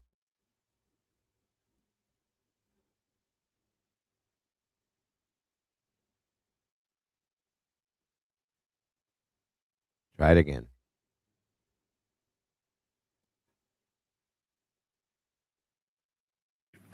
But today I kind of just want to talk more about the good times that we got to share together and just tell some stories about that really show who Maddie was as a person. And I know that the Maddie that I got to experience was a completely different Maddie than Karen knew, or Sophia and Kaylee and everybody. Like, I just got to really know the inside and out of her. She was just always so supportive of me and everything that I did. Like, I really had like a tough time with graduating college and just like moving out alone and being in Boise. She helped me through all the tough times of struggling to think like if I'm gonna figure it out and all this stuff. And she was just always there to remind me like how great I was and what amazing things that I was gonna do in life. One thing that really amazed me about Maddie was how she really prioritized. Yes, this is Jake Schreiger, Maddie's boyfriend. Everybody else before her. An example of that is just when she gave gifts, like come Christmas time, she was so excited always. She was always looking for like fun gift ideas for all of her friends, and she's like, I would always be a part of the process, and I never really thought that I would be the best person to ask for most of the people that she was asking. Like, she was asking about Kaylee and Karen, and I'm like telling her like, you need to think about this one. Like, but no, she put a lot of thought into others, and it really just, I think it's a good way for everybody else to kind of live their life and just kind of prioritizing being such a good, just being a good person and being there for others when they really need you. But some of the times that I wanted to talk about that really showed who Maddie was. I'll just start with the Hagerman trip that we took that Scotty mentioned earlier. So we were living in Boise last summer, and Maddie was getting tired of doing the same thing every weekend, and she wanted to set up a trip, and she saw this TikTok of this little bay, and the water is like super clear blue, and you just rent kayaks and you go and hang out there. And so we did that, and we kayaked all the way across this river, and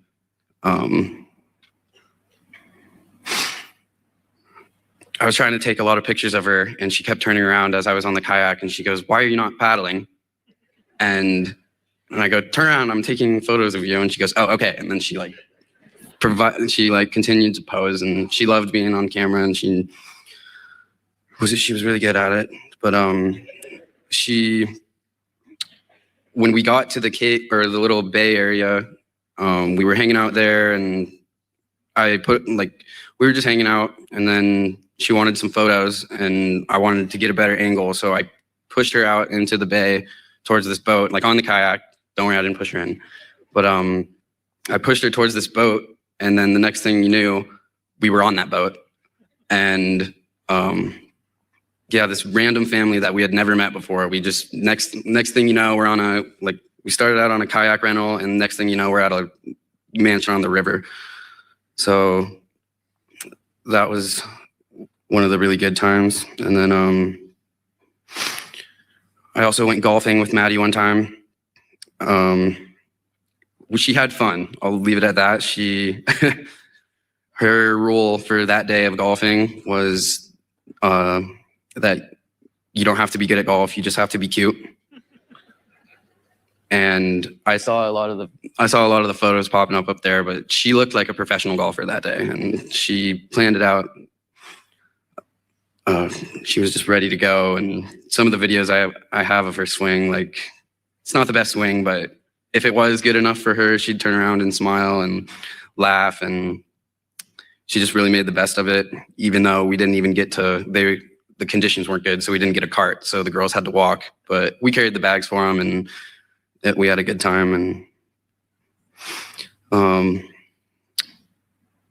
one weekend when I was just hanging out in Boise, I got a knock on my door, and I was just sitting there. I was like, who's here? And I went and answered the door, and it's just Maddie, and she has 2 suitcases and a big puffy coat on. And I just remember her smile that day, just from ear to ear. And I miss it a lot, but I know that Maddie would want all of us to get through this process in the best possible way.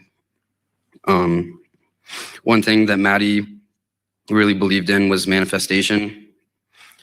So there's this one time when I was in Moscow, and this is before I had access to a car, and I was trying to convince her to come down and visit. I think it was during COVID, and she was telling me that she was not a good driver and that she didn't want to come. So I told her, well, if you tell yourself that you're not a good driver, then you're not going to be a good driver. And I think that kind of bit me in the butt, because she used that on me for just about any time I was getting down in the dumps. She just reminding me, she brought it up every time too.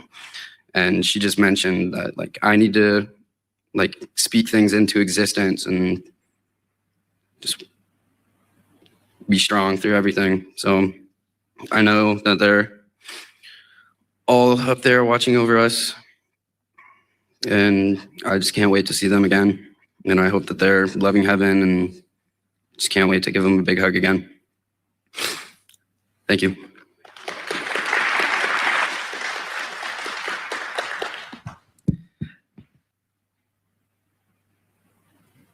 Weird. Hi, I'm Autumn. I'm Kaylee's little sister. I didn't really write anything. I'm not really sure what to say, but Kaylee was my best friend. So was Maddie. They were my go-to advice girls for everything. Kaylee, I never made any decisions on my own. I'm still not really sure how to or what I'm gonna do now, because they were just who I went to for everything, no matter what. I remember, not last summer, but the summer before, I was going through a really hard breakup. I didn't know what to do. I was really lost, and I had Kaylee and Maddie, and Maddie came over every single day, and she would bring me a bagel and a Red Bull. Okay, so I just scrubbed through this. The court doesn't speak.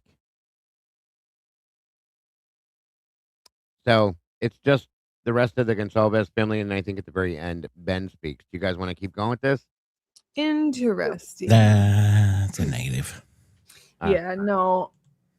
Yeah, I wanted to hear Jack too, but he doesn't say anything. He got down with Jake, and off they went, and it's the 2 sisters, and then it looks like Karen and Olivia, and then Ben down the road, and that's it. So that's interesting. I'm surprised he didn't speak, to be honest with you. Down the road we go. Yeah. So, are you still here, Kim? No, you read the thing. She had to take Carlos someplace. Pick up Carlos. Oh, no, I didn't see it. I'm sorry. What are you moving into, the Atlanta stuff? Yeah. Okay. So, did you bring up these topics, Logan? Yeah, I was going to ask you. Did you see it, Logan? No, I'm sorry. Thank you, Laz. Oh, you probably didn't because you were busy. That's right. I'm sharing a page, be like backstage. If you want to touch on these 2, they're quick topics, but I just want to make sure they're known. Yes, thank you, Labs. I appreciate you so much. Yes, ma'am, I can do that. I just want to make sure that the community is aware of them because they're important, both of them.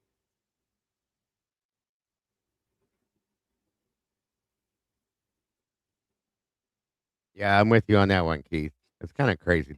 Isn't that weird? I mean, not at all. He probably knew her better than anybody else, honestly, aside from Maddie. Just with how long they were together and the age range they were together when you're kind of trying to figure yourself out and learn about yourself while you're trying to date a partner and you're going through all this stuff. I don't know. It's weird. I thought about this the other night, and I think he was put in the back of that cop car for different reasons other than they thought he was a suspect. I think he was so emotional and like they needed to put him someplace. Obviously, they knew his connection. It's just different. I don't know. But he hasn't spoken anything about her. In a That's what surprised me. I don't Well, know. I think part of it might be too that he's in the cop car so he can hear the radio traffic of what's being said.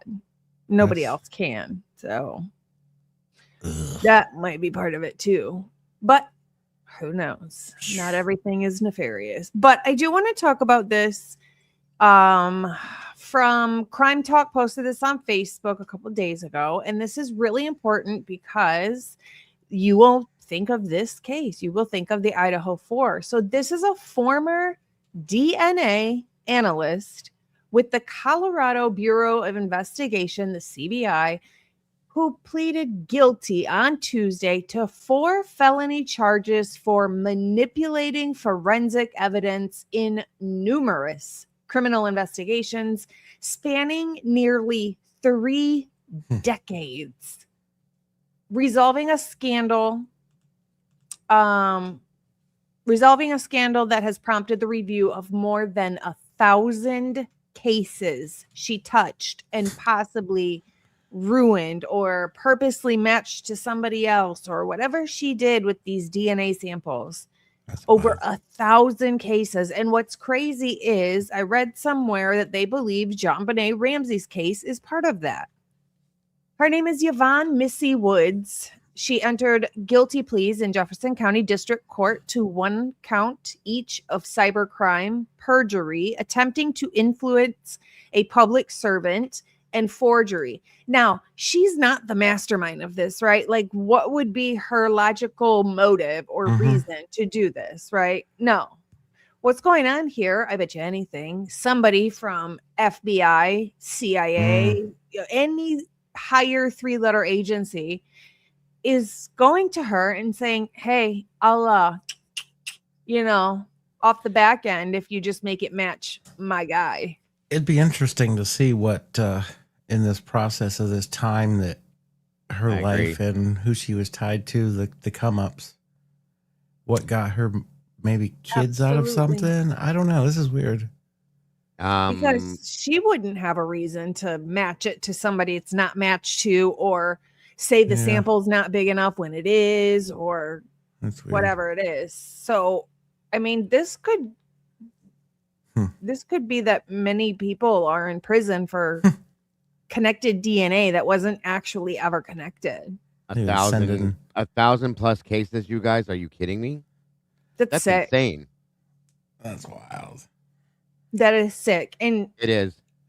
She needs to go to prison for the amount of time that these people were sent to prison for connected DNA that actually didn't match, or whatever her deal was that she was doing, and do the time that she sent them away to do the time for. You know, it's an interesting little thought. When's the last time you've ever heard of like a murder case in Colorado? That's a good point. What was that guy with the daughter? Oh, Barry? Is it Barry? Yeah. Is that where they live? No. Watts. Is it? Yeah, Watts. It was around the time of the Watts. It was a guy who was like really close with his mom, but had a girlfriend and but had a daughter from a previous relationship. him and the new girlfriend went and killed the mom of the baby. It's so weird. Real quick, I just scrubbed this. The video I have, Jack doesn't say a word. He just stands there the whole time. I can show you guys. It goes from Karen and Maddie's stepdad to Jack and Jake walk up there. Jack stands off to the side. Jake speaks the whole time, and then they leave the stage. So I don't know if I got a cut video or something like that it was clipped out of, but he doesn't say a word, guys. So I don't know what happened. It's weird. I'll have to go back and look for another version of it then some down the road. But anyway, go ahead, Logan. I have it if you want me to send it to you. Oh yeah, if you do. Maybe it was just the one I grabbed, or because I just saw that on accident. So they cut him out. Thank you, Rogue. Yeah, Conspiraling just sent it to me because she's course. quick with the finger taps. Thank you, Conspiraling. If you want to drop it in the back chat or the private chat, I'll pull it up. Sorry, you guys. The one I have, it didn't have him talk at all. Which, why would you cut that out? That's weird. Can I send it to your email? That, or you can just link it to the private chat if it's easier. It's on my phone, so go ahead and send it to the Okay. email then. No big deal. Okay, it's sent. Thank you, dear.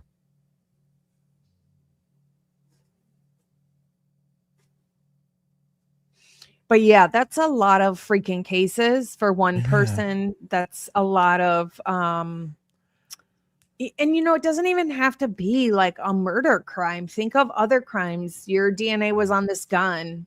Yeah. So we linked you to this gun charge, and now these people have a gun charge on their record for the rest of their life. Now they can't work certain jobs, and they can't. You don't understand the level of fucking upping somebody's life. What the heck was the motive behind that? That'd be interesting. I'm sure for her it was money, and I'm sure for whoever was investigating or whatever officer, it was for numbers. You don't want to say I have a lead and it's this guy, and you spend all this time and effort and money and everything looking into one person just to find out they didn't match anything, and that's not your guy. First of all, you do that too many times and you're getting fired from your own boss. But second of all, you want not only the numbers for the city as a whole to look good, but you need your own to look good as well. Be interesting Personal to see what gain. counties these things were in. Yeah. Real quick. What the hell did I just do? Real quick, you guys. This is off topic. Is it okay to take this down, Logan, or no? Yeah. Here. Yep. Okay. There we go. I'm sorry. This was just sent to me via email. Never saw this before. You guys remember the photograph we saw of the blood on the wall at the White Apartments? You guys remember that? Mm-hmm. Here's something that I never saw before. This is at the Whites as well. Oh, it's on the floor, right? Oh, on the railing. No, it's on the inside of the railing, and something with this beer can. It's smeared all over the place. I swear it's on the floor, too. Yeah, I think it might be down there. It's hard to see it. I never saw this. This inside, the railing on the inside wall. I saw it on the wall, like the siding, but I never saw that. It's convenient, too, when they did that little walk around when they were questioning people. They sure shit didn't show anything in the Whites, did they? No. But, That's it's, hold on. I tried to blow it up. It won't really let me do it. 1 minute. And won't do it, Captain. That helps a little bit. 1 minute. And I know this is a little off topic, but we're talking about everything tonight. So I'm just I just saw this looking for that other email right there. That's all blood.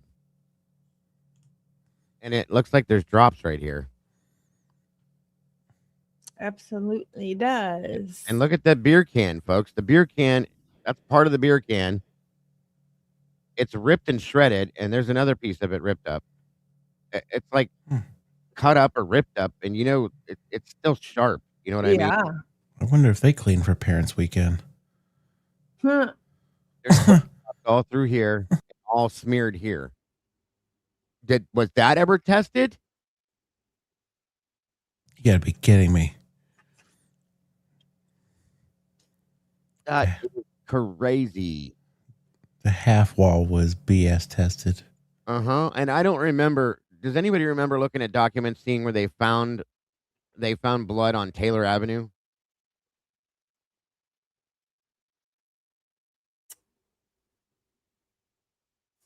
Trying to think. I don't believe so. I can't see anybody right now, but hold on.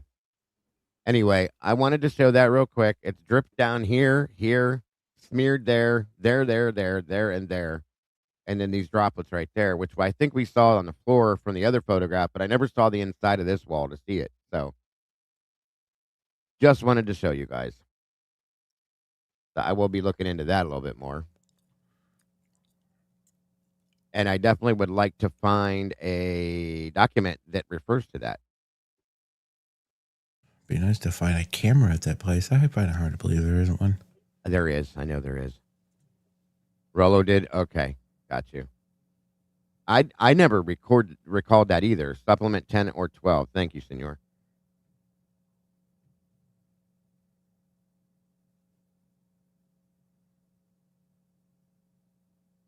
ISP or MPD, senor? MPD.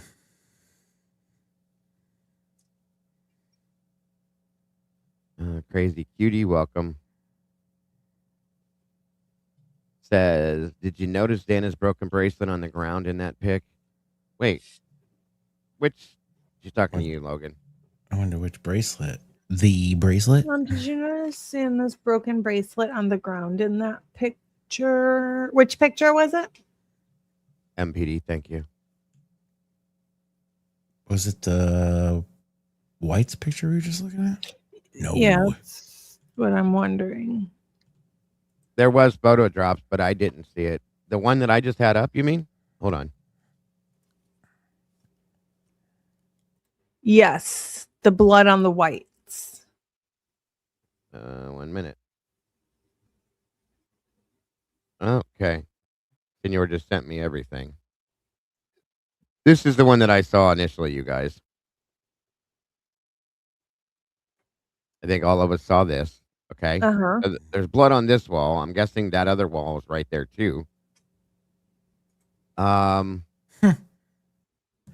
do you go out and do a canvas and bypass any of this shit? And then there's the droplets there. So the other photograph is all down under here, folks. That's why we didn't see it before, because we're getting a different angle. All along there.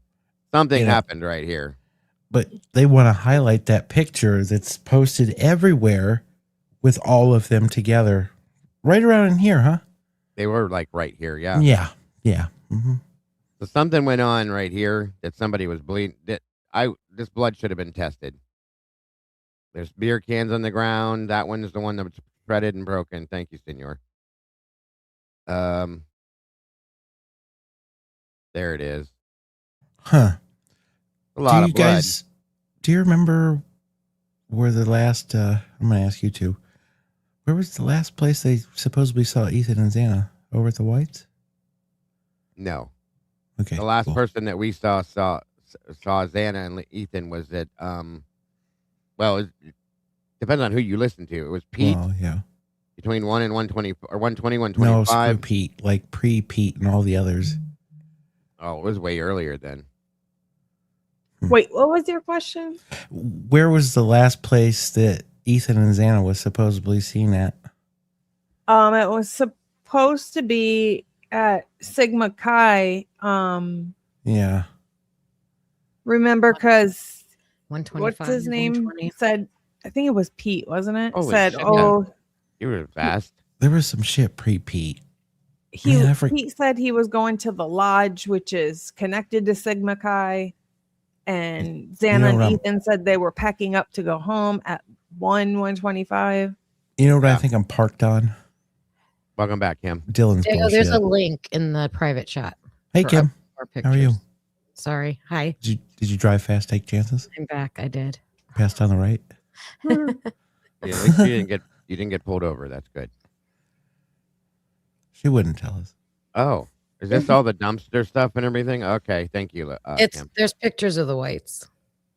Oh, you got the Moscow, Idaho files? The dumpster files? Yes. The one Connor. This was posted by Connor. Oh, that's weird. So it don't look bloodish.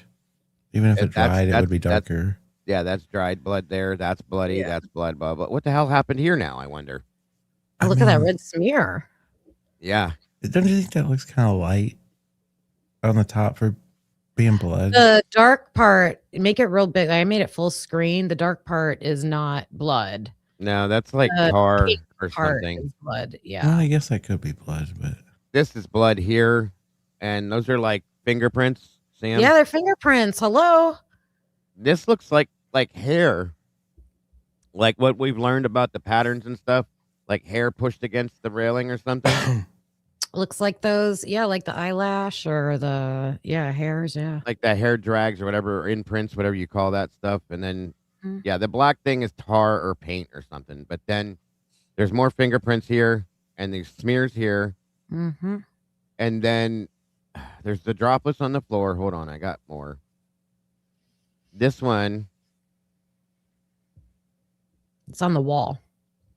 yeah, it's on the wall there. I love that I can just blow these up as one of the So, things I want.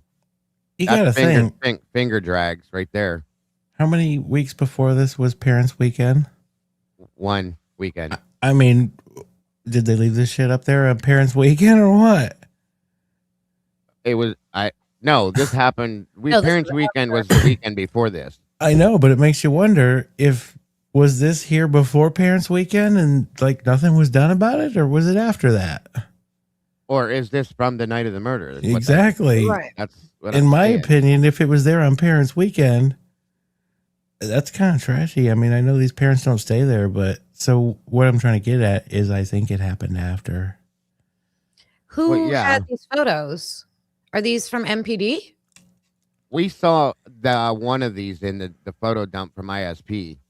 Senior Right. Wazowski, PD. Yeah, right. That's blood there. That's a White Claw can, which I guess they all drink White Claw, so it's hard to tell who they belong to. I don't know what this drip here is all the way down here. I don't think it's blood. It looks like a garbage drip or something like that, or somebody was dumping something. I don't know. It has to be something. There are with blood grease to droplets in saturate here. like that. There's one there. This is crazy. I mean, guys, That's like and some nobody. kind of oil. Here's my question. Okay, this is my serious question. Yeah.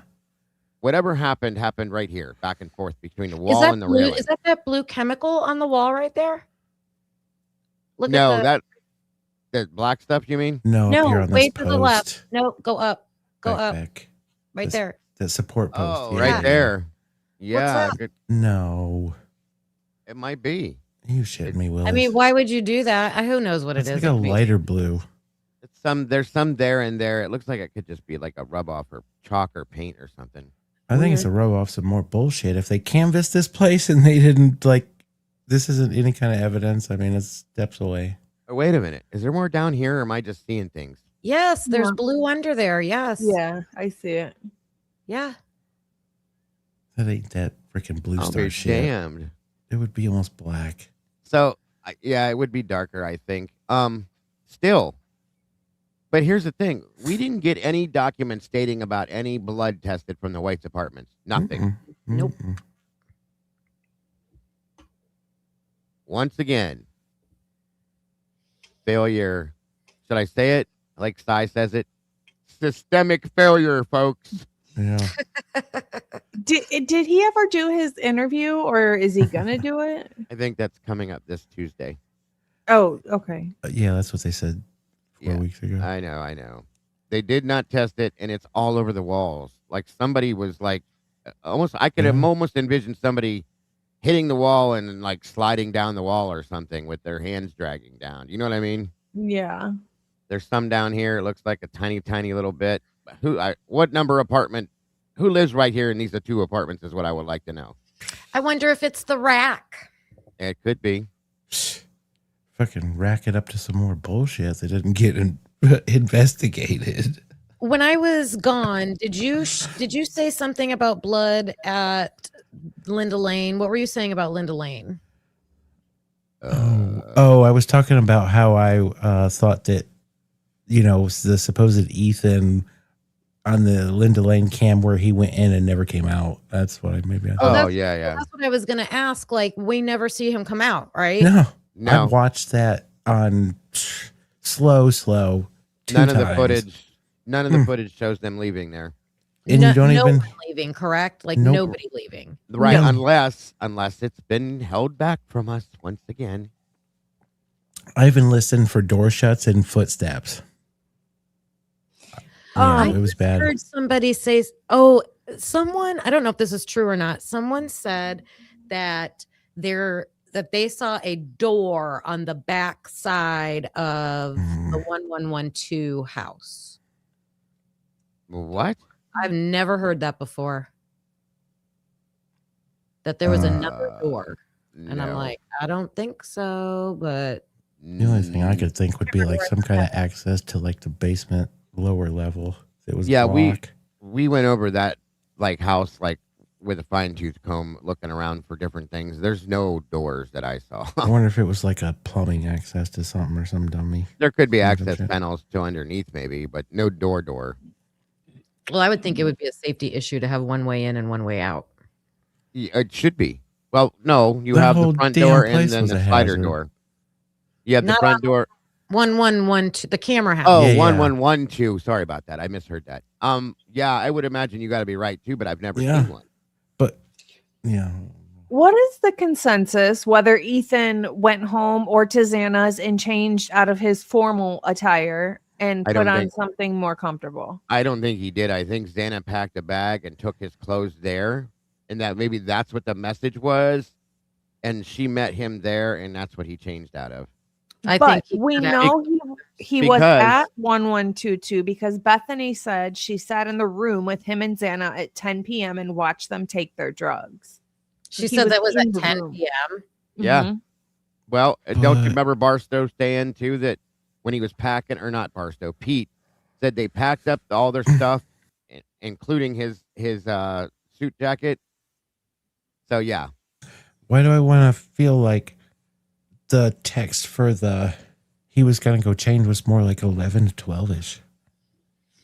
it was when he first got to the Hunga Dunga thing, wasn't it? Or it was after like it was about ready to get over? Like be done? He texts Hunter Johnson Come at over and hang out. 12:53. I have And it here. that was the hangout with us and da-da-da. No, that was at Come on, like flip 9 those tabs. something. That was at, let me see. Or no, Well- he messaged Hunter Johnson the word yes at 12:53 in response to something else. At 9:26, he Snapchats Hunter Johnson drinking with Xana and Bethany. Come hang. How do they have that Snapchat? How do they have that Snapchat? Yeah, no shit. I mean, hell, it took how many hours to just call They've 911? got the Snapchats, you guys. Mm-hmm. What else you got in there in your little book? What's around 11 to 12? There's the bracelet, folks. What bracelet? A bracelet. This is on Xana. Were we talking about a bracelet earlier? Somebody just sent it to me. I think somebody said it was on the floor, maybe at the Whites or something. Oh, the floor at the Whites. Let me go back and see the other one then. Hold on. I'm trying to keep up with everything here and over here too, so my apologies. I'm trying. So then in one of Bethany's interviews, she says that Xana and Ethan are at Pete's apartment after 9 o'clock. Oh my God. Oh my God. Look. Yep. Fucking look. Where were they separated at? How did I just not see this? It's almost like it's hidden on purpose. Look.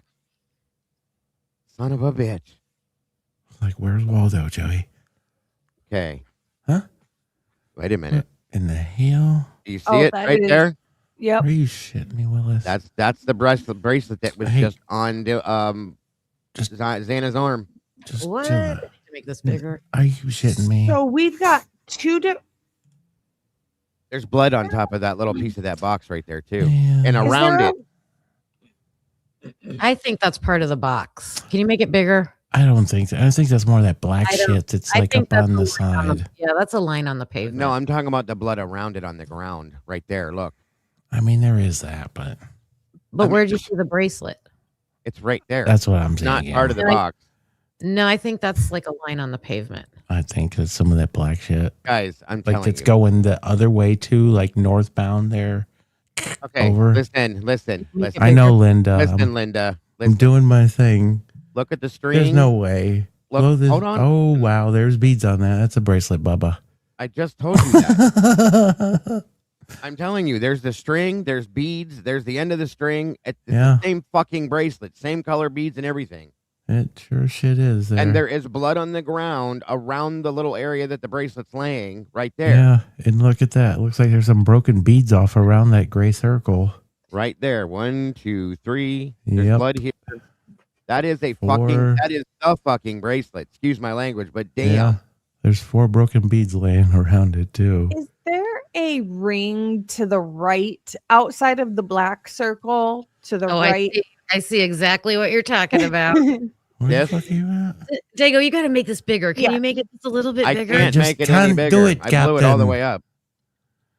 It won't blow up any bigger. This thing here is a pull tab for a beer can. Hang tight. Okay. Let me. Can, Nobody uses it. can Oh, you, oh yeah. can you zoom out, bud? And I'm going to do something. Oh, shit. This is getting That crazy. is 1,001,001%. I would bet my life on it. That is the bracelet. No lie. If that's her bracelet, then oh my god. Okay, look at that. I'm gonna blow it back up for just a second. That's as big as I can get it. Look at the bracelet as best as you can. I know it's hard to see, but that is the bracelet. That is a bracelet. It's missing some beads here, and there's beads there. Now watch this. Thank you for sending this to me, you guys. I mean, truly, and I'm sorry I just now saw it, but now, Oh my god, I can Uh, see it better now, you so- guys. It is Now a bra- look. I just blew it up on my phone. It Look is at a it. bracelet. look at her arm. It's the same fucking bracelet. I swear to God. If you want me to do a screen share on this, I can blow it up way bigger. Go ahead. Which means something happened to her. It looks like, or she got into a fight, maybe, Wow. or something happened. That blood needs fucking tested to see whose blood it is. Unreal. Maybe this is what Whitcomb was talking about a bracelet. And he just had it confused with the other bracelet. Isn't it weird that we have 2 completely separate different bracelets Yeah. broken and left behind near blood? Whenever you're ready. there, Yeah. buddy. What? Okay, what do you want me to do? Mm-hmm. I think you got to allow me or something, right? I mean, yeah. Hold on. Did you put something behind backstage? Or I'm you trying to blowing it up, screen or- share. Oh, okay. Hang on. No problem. Yeah, I see it now. There we go. Blow it up, Bubba. And it's not. Bring it down. It's very hard to see. It's kind of blurry, but I'm telling you, Like you can see. it is the same damn bracelet, period. And I feel like these are the other beads. They could be. And there's like another one that's laying around here. Where was this ring thing? No, she was talking about the pull tab over here to the right of the outside of the big gray Over circle. here. Right, yeah, right there. I mean, yeah, I guess it's. Dago, people are saying to check your email that there's a That's- much clearer picture. in Yeah, your that is email. blurrier than shit. Okay. stuff. Hold on. There's blurry shit. That's definitely a bracelet, though. There's Thank always you, Crazy broken Cutie. bracelets. Oh, wow.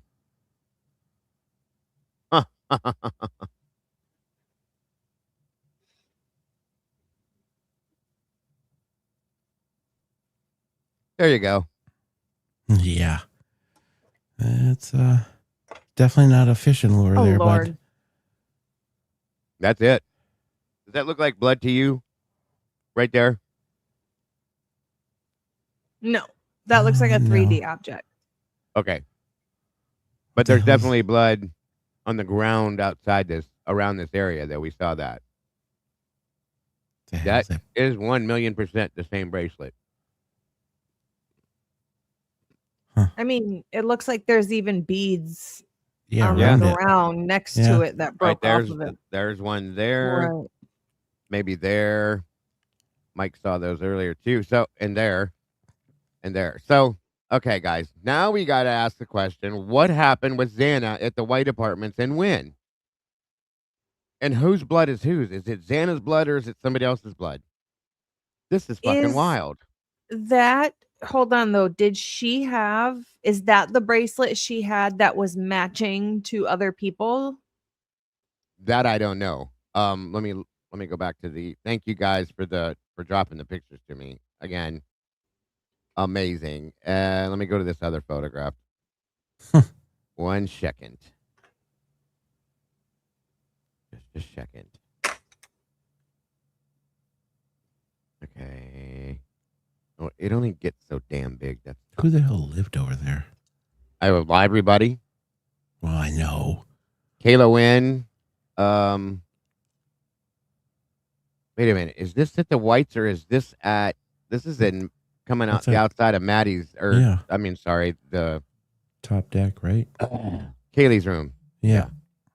Yeah, it's the same bracelet. I don't know if that's the one that was given to somebody else, Logan. That's a good question, but thank you, Connor, for doing another great job, buddy. Where did you see the other bracelets, Logan? The best friend bracelet thing she was talking about earlier. Who was it that said that, you guys? I don't know. I tapped out. Bracelet. That is where Xana was beaten after trying to get away at 155. That's why Kaylee and Maddie didn't see her. I think it was Ashlyn Couch, if I'm not mistaken. Oh, no, that would have been with Maddie, not Xana. Okay, so then no, I guess is the answer. The matching bracelets would have been with Maddie and Ashlyn rather than Xana and somebody else. So that bracelet must belong to Xana. You got our email there, buddy. I know. Thank you. You're making me jealous. What are you eating? A piece of ice. Sorry. Oh.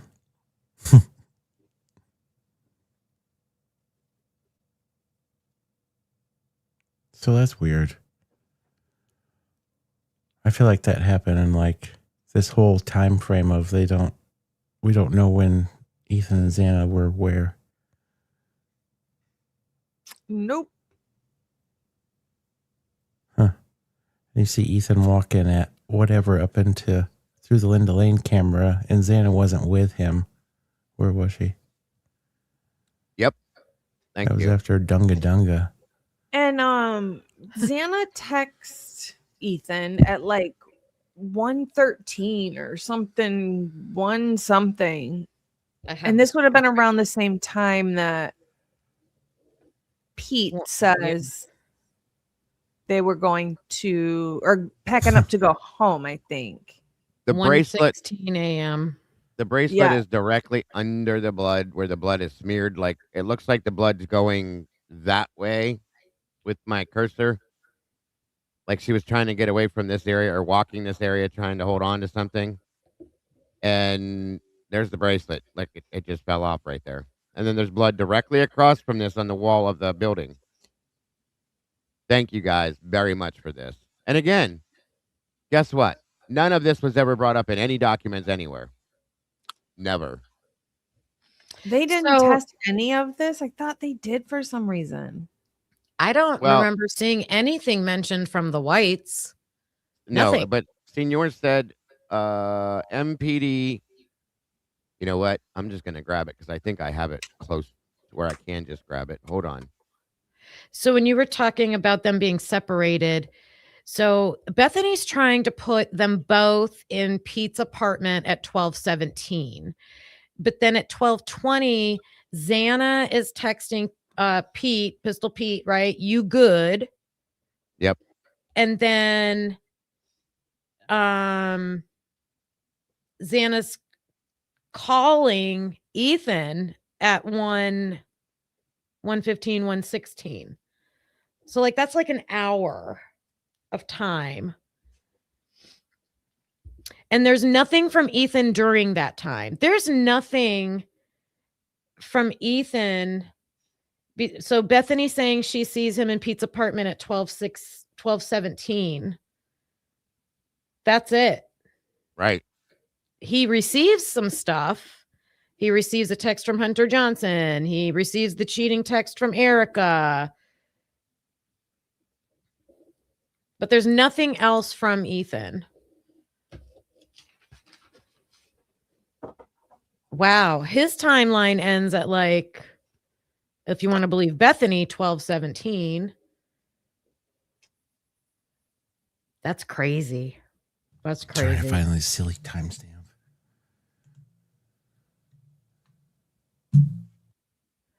Those fraternity of sorority kids, man, they shut this down.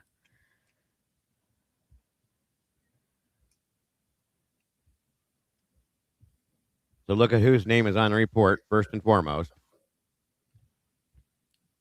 Who is it? Jacob Tesdale. Oh. Narrative is the plainclothes detail victim sighting, number 159. On November 12th of 22, at about 2100 hours, I began an overtime shift for a plainclothes detail. Okay, so this is, wait a minute, wrong one, but okay. On University of Idaho campus and related areas, this patrol was for minors in possession of consumption of alcohol and other alcohol drug offenses. During this patrol, I and the other officer with me, Rosenthal, only had our body-worn cameras. Of course, conveniently, there was no body dash cam in the vehicle. While we were operating out of the Moscow PD Ford Fusion, which I drove throughout the entire detail, this particular department vehicle did not have a dash cam or any other recording device, blah, blah, blah. We know all that. So hold on. Around the building, travel southwest Crane Road. We proceeded to King. During one of the patrols in this area, while approaching the southwest corner of 500 Queen, I recall seeing a darker colored vehicle with taillights. This is Maddie's vehicle, or Molly Mc whatever her name is, vehicle. McMatherson. McMatherson, okay. South of the parking lot, west end. There was a short section of the parking lot which we saw. Okay, so this doesn't tell about this. It must have been, what did he say, 10 or 12? Okay, so it's in through here. I'm sorry. Anyway, this is still something of importance too. Best recollection between 0200 and 0300 hours on November 13th, we traveled north on the west side and saw several individuals approaching the residence at 1122. This is the one that pisses me off that I always go back to. During this detail, I was looking for alcoholic beverages, open alcoholic containers, and individuals who appeared to be intoxicated. I observed the individuals as I drove past, but did not see any reason to contact them. For our related patrol, I recall my view of individuals being obstructed by vehicles and brush on the east side of the parking lot for 1122. The individuals were walking close to a vehicle which was parked in the northeast corner of the lot. As I turned onto Queen and traveled west, I continued to view the individuals. From my recollection, there was at least 2 individuals, possibly 3, and I recall one of the individuals having blonde hair. Janelle Braun, maybe? Huh. I do not recall exactly how many were there, what they were wearing, and that's so convenient you don't recall that, but you recall this. I'm telling you guys, this is the report that made me believe that Molly could have brought them there, the killers, to the house. Okay? Hey, can I show up late to the party for a sec? Yeah, you can show up late. So if this was, sorry, I couldn't get my SHIT right. You're good. So if this is what we believe is Ethan on the Linda Lane cam, that is 1227. Yeah. So, yeah, I'm late. When Kim was putting out her time points, but I feel like that 1227 and in where he's seen is not correct to what others are saying where he's at. And him and Xana are not together because she is not with him. Oh, yeah, right. So, and I feel this is like when this is all starting to brew, they're not together. Where was she at this point in time? Based on what I understood, back at Pete's apartment, waiting for them to come back, I thought. Which is the Whites? No. Oh. It's in the Sigma Chi house. Oh, yeah. But then Pete said he went to the farmer's bullshit, right? That was after the fact. But that's the thing. Here's the thing, though. We don't know if him and Pete went to. Are you guys both still here too? Okay. So if him and Pete went to this the Linda Lane apartment, I guess I'm guessing that Xana stayed back and waited, as if they maybe went to go pick something up. Okay. So this went from Hunga Dunga ending. Hold on, Mike. But we don't know that, is what I was going to say. I'm sorry. Yeah. Go ahead. But Xana's at, she also goes to Kennedy's house, I thought. Let me look. Pete's gap after Hunga Dunga, when he goes, oh, I don't know if they went to the farmer's whatever place with us, is approximately what time? This would be 1:20 to 1:25. Huh. That's bullshit, because unless this Linda Lane time is off at 12:27, they clearly weren't at the Hunga Dunga. No, wait, you're way off. Hold on, back up. Yeah. Oh, wait, listen to this. Wait. Please at reel me back in. 12:04, Dylan said that Xana was at Allie's house. That's that house way down the road. So if at 12:04, if she's there, and if at 12, would you say 17, Ethan's walking into Linda Lane? 12:27. 12:27. At 12:20, that's when Xana texts Pistol Pete, you good? Huh. So they would have been in the car at that time, because they're just getting out of the car at 12:27:55. But I'm going to, Sluther. I'm just trying to keep up with everything going. There's a lot going on with emails and everything. I'm going to it, I promise. But here's the thing, though. Didn't we just figure out that it was almost maybe a lie? Because Dylan wasn't at Kennedy's, we figured out, Kim. Remember? But if it's right, what we found, that she wasn't even there. Remember that we just looked at that the other day? I don't know if I was there. I thought you were. I'm sorry. Hold on a minute. I didn't notice. I got so many things coming through. Hold on. Thank you, SRB. Thank you, Tandy. I'm trying to find what Sluther sent me, and why isn't it showing up over here?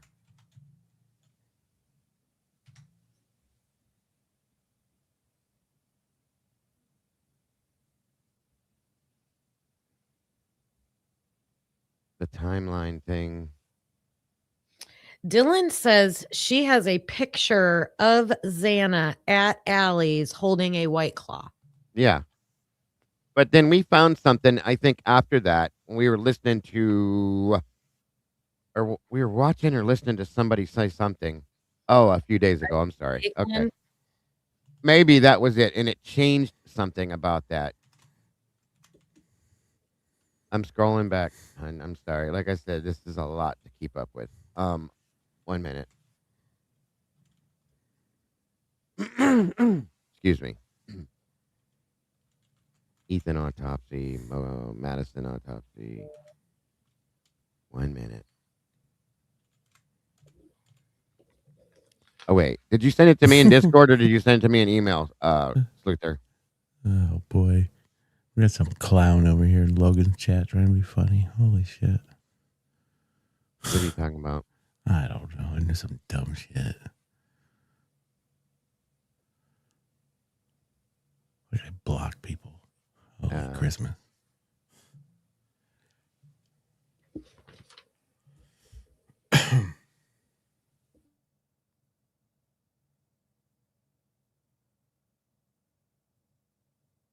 Thank you, Vesper.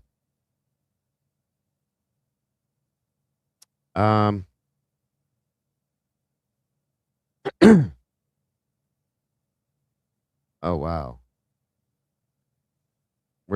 Are you in here, Logan? I don't think so. Okay. Just If she comes muted. back, send her a message and have her get rid of that, please.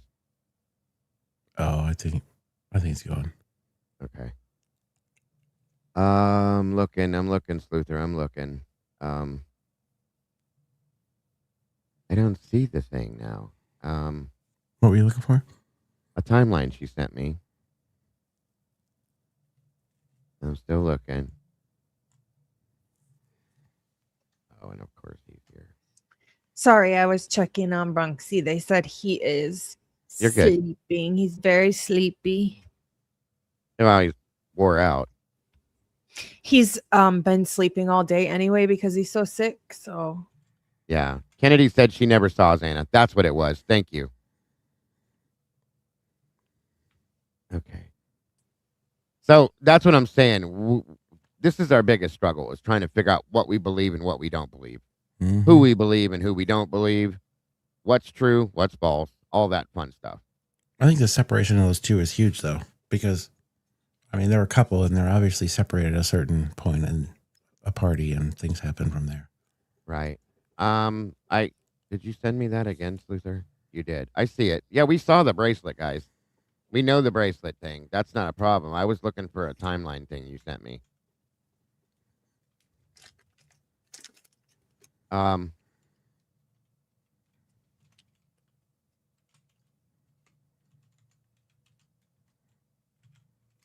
Okay.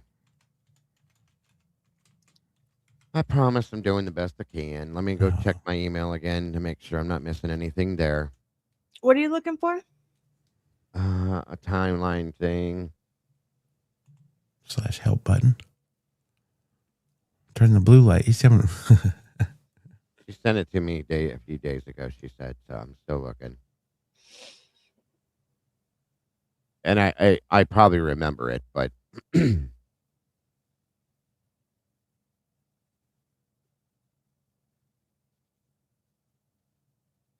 I don't see it in there too. Is it on that master timeline thing? Because if that's the case, we did use that once, but I don't. Is it supposed to line up with this? Is that what it is, Luther? Someone did say master timeline. Someone what? Did say master timeline. Yeah, that's what I was saying. Okay, but here's the point, guys.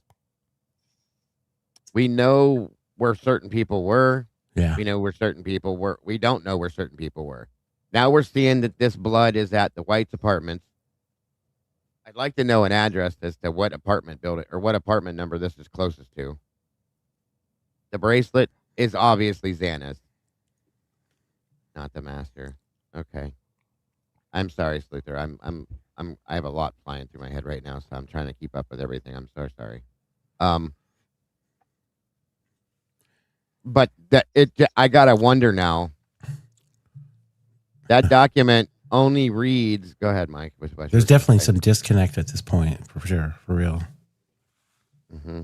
It's okay. Back to this real quick, because as Senor Wazowski said, it's in this report or these reports. I'm sorry. Upon review of my radio history, I contacted 3 individuals at something Taylor Avenue at about 02:55 hours, to the best of my recollection. This was after exiting King Street. After seeing the individuals at 1122 King, we cleared this contact at 0332. So they were there from this is the Banfield. That's what I was just trying to. 255 to 332. That's the Banfield stop, right? Okay. Huh? No. Yes, it is. That's is it? when. Yes, it is. That's the Banfield stop. 3 or no? Wait, how many was there? 3 guys plus the other dude. So Saeed was 1, and then they had 3 other ones, right? Yeah, true. 4. And they don't have. He doesn't have Saeed in this report though. And that's about how long that went on. 255 to 325. Doesn't say anything about what happened with him, though. Why is this report like available? They don't like to keep reports or do reports. Well, I don't know. To the best of my recollection, between 2 to 3 hours, 200 to 300 hours. November 13th, we traveled north. I was looking alcoholic. Yeah. So that's when they saw the people supposedly walking towards the residence. So then I need to jump out of this and look at number 12, and I think is what the problem is. Hold on.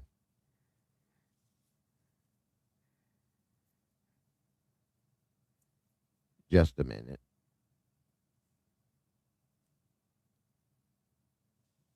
They're all redacted too. You gotta love it. Was that the fourth time they've called? Huh? That's pretty. I was asking Logan. That's the fourth time they've called since you've left. I think she called them. I call him. Ah, here we go. I did find it. Okay. All right. So it is reported. But my biggest question is, was that blood tested? Okay. So on November 14th, I responded to the area of King Road and Queen Road. I photographed and looked into 3 dumpsters in the area outside blank King Road, 1122 King.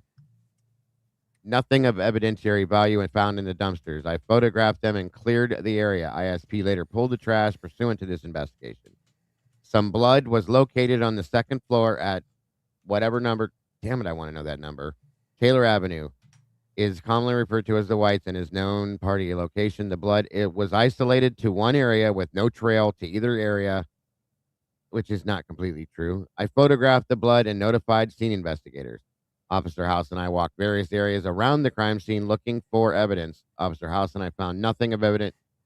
Photos attached. I certify or declare penalty of perjury pursuant. Whatever. Okay, so it doesn't say anything about the blood. This doesn't tell us if the blood was tested. Obviously, it wasn't. That's all we were told. And he jumps from that statement about the garbage to this and then moves on. Garbage. This is a joke.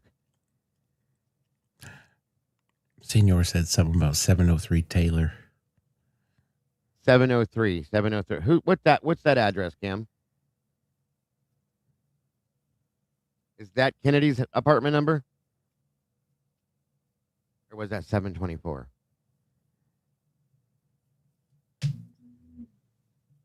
Kim's gone. Okay.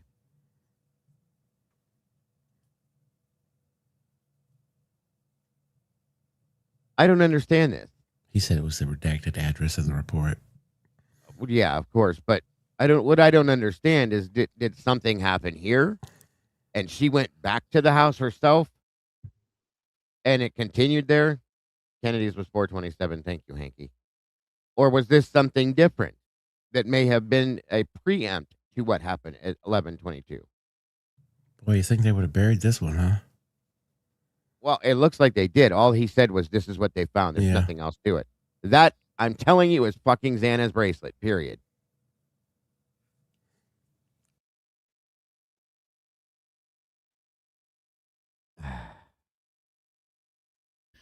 The White's apartments are 621 Taylor Avenue, and then each apartment has a number. And then 427 was the other one, right? Yeah. The other address, I'm sorry. Yeah. Okay. So we know that that's the bracelet. We know that there's blood found on the wall. And this thing, and that is her bracelet. End of story. How on earth do you find that? That's not like a little cut of blood. That was a lot of blood. How do you not, just because it's the night of a quadruple homicide, how do you not include it in the investigation? I agree. Yeah, especially if you want to go out and do this bullshit canvas. Right? Mm.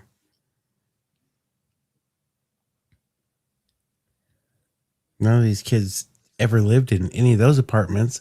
More of them would have lived in the Whites, but they sure as shit didn't. They blew those off, right? On camera. Yep. Thank you, Texas teacher, so much. I really appreciate you. I definitely will be hanging in there. And you guys One- know I'll update you as soon as I know stuff. Thank you Also, so much. thank you, Television 76, for Bronx from across the ocean. Stay strong. Aw, thank you so much. You guys are really amazing. Do you get to I go visit can't- him? No. I can't get past this. This bothers the hell out of me. Now that I've seen that bracelet and all of this and the blood on the other wall and knowing that they never tested it, it bothers the hell out of me now. I'm not sure that side is blood. It's weird because it's like What side? draggy. This? Yeah. I'm telling you, that is blood. What are these pictures I don't from? know. I can't make it any bigger, but that, to me, it looks just like the stuff on the other wall, the wall directly across from it. I wonder what the date of the picture is. Okay, the top part looks red. This is blood. I'm talking about this. Yeah. That's what I'm talking about. This and Yeah, then I had down to here, make there's I had to more. make it full size to see it. Yeah. This is blood, and then down here there's more, and it matches and up on top a little bit there. There's a lot. This down here, no, there's a drop there. Right, I'm on top of it, right there for sure. And I think there's one or two other little drops over here, right Oh, and there that's around. Okay, that's above the bracelet. Yeah, right around where the bracelet is. There's blood drops there, and there. This, and then on the wall directly across from it, it's blood. So this is definitely a dripping right here. I don't know what it was, whether it was some kind of like something oily or something to make it stain like that, but that doesn't look like blood. So did they collect that bracelet? That's a good question because this was. They could fingerprint, they could test the bracelet to see whose it is. What was the point in taking the DNA, picture if you skin didn't? Huh? cells, touch DNA, baby. That's what I mean. Why'd you take the picture if you didn't collect the bracelet or test the blood? It's just, part of the investigation. Crazy. Especially after there were so many pins to the whites that night that they would have said that people would have been there.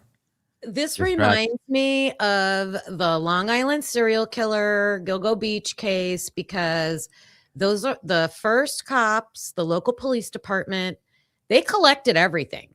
Like or documented everything. But you should, yeah. They did no solving of the crime. But then later, like years, decades later, a team comes in and solves it in like 2 months. Right. Yeah, that one was. That's what we need. Now, I'm trying to move on to this other stuff still.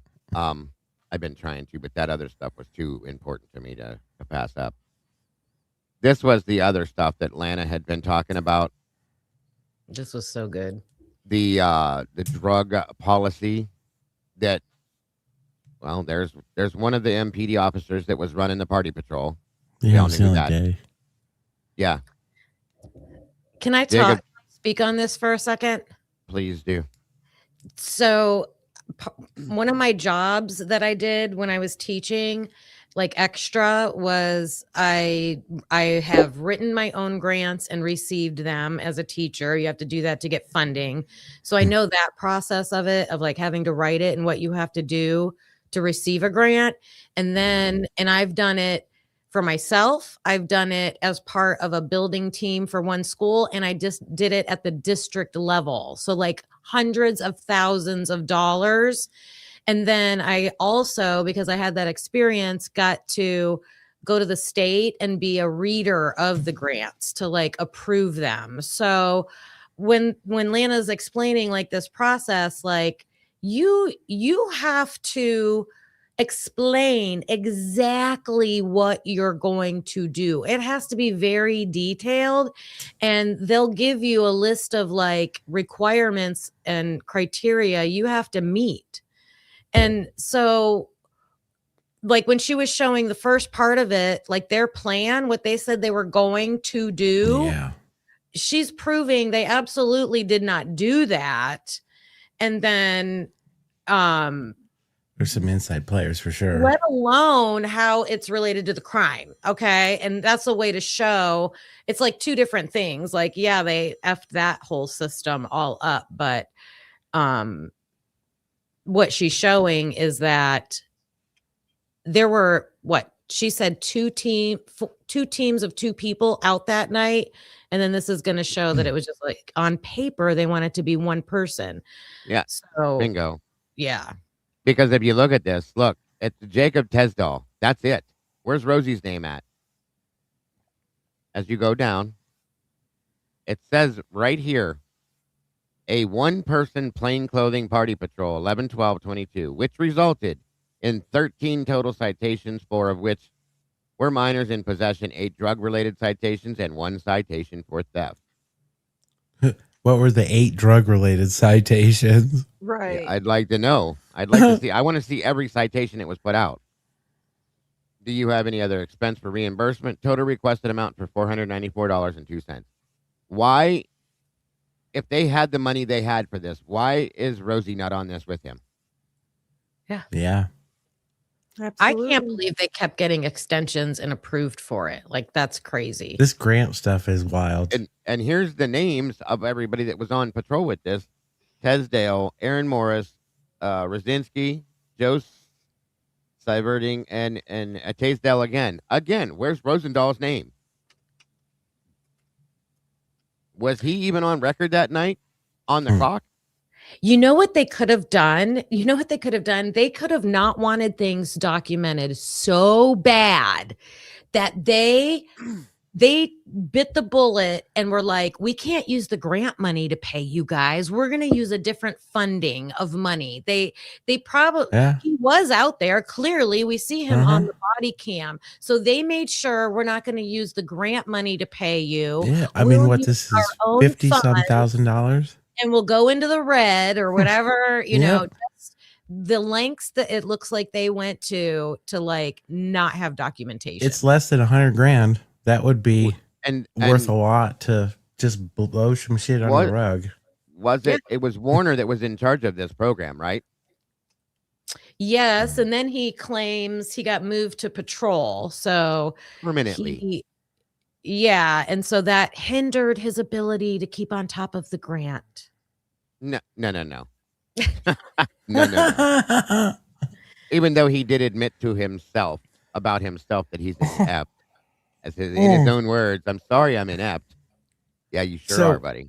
In my opinion, in what I've dealt with, like some of these county people, he probably isn't in control of the grant because there's another guy over in the other department that takes care of that. Like, I don't think he was in control of the grant, but he was in charge of the program that they were granting the money for, is what I'm saying. Like, that's a dumb freaking statement for him to say. It is. It's very serious. You have to you have to get special approval to get into a certain computer system and like update things that clearly they weren't doing because they kept getting emails saying, hey, you're not doing this. And I didn't see the part of Lana's live where she was talking about their training. Did they end up going to the training for the grant or not? Does anybody know? Great question. Thank you, Blue Haze. Because for that. if they didn't, they would really have no idea what they were doing. Probably burned up in a fire. Thank you, Lav, so much. I wouldn't doubt it. You. It's a joke. You do have to show a lot of documentation, though. Yep. Oh my gosh, it's insane. It's insane. It's so much paperwork. So again, where's Rosendall's name on this? Any of this? If he wasn't on any documentation, then he wasn't there that night, right? Right. And so why are they hiding that? Right. Thank you. That's my point that I was trying to make. Nowhere, man. They wouldn't let him be at the house for any of this. And every time we see his camera, he's leaning back in the seat so nobody can see him. Why? Why is he actually physically hiding? He doesn't show up there that night till that evening. Supposedly, the rumor was that he stayed there that night, but we don't see him on anything, guys. Nothing. They did not go to the training. Oh my God, there's no way they should have been approved for that grant. That's clear bullshit. I know DeSantis here in Florida, some of these departments were really extorting grants. Oh yeah. This is a extortion. Hello, extortion. Jeepers creepers. Let me show you something here real quick. Something.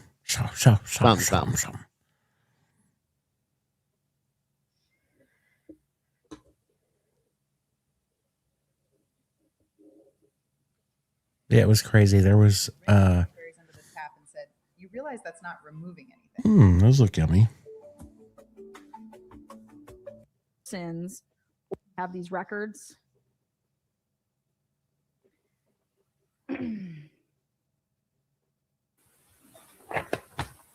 The list of the documents provided, they went ahead and listed everything out for me. They did fiscal year 2019, fiscal year 2020, fiscal year 2020 because they were missing invoices. Fiscal I'm going to scrub through procurement, this a bit to get to the policies and procedures that are consistent, that are boys. Then they said that these people, this budget.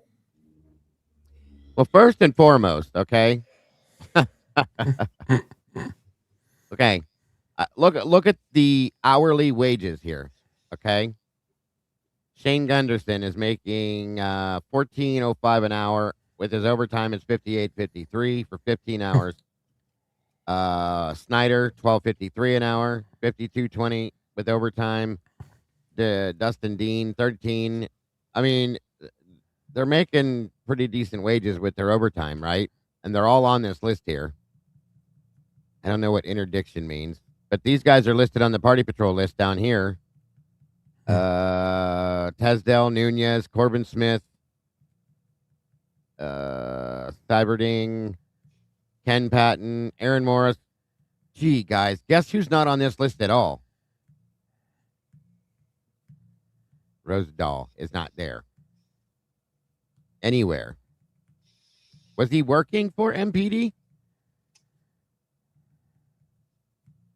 I mean, was he employed by MPD for real?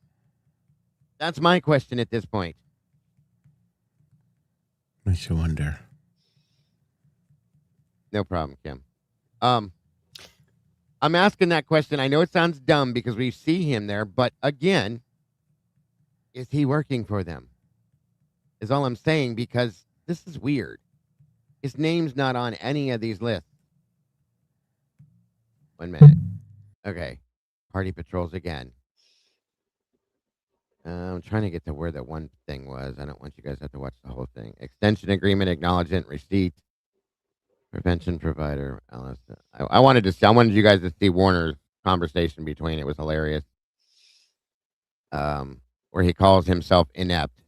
I thought I was going to die when I saw that. $73.95. Wow. Awesome. Marijuana use and methamphetamine use through June 30th of 2023. See right here, you guys were approved for $9,973.95. Wow. Awesome. If at any time you have any questions, blah, blah, blah. Great. Then this is what the award period is for. It says with the grant services, it outlays everything from what they filled out.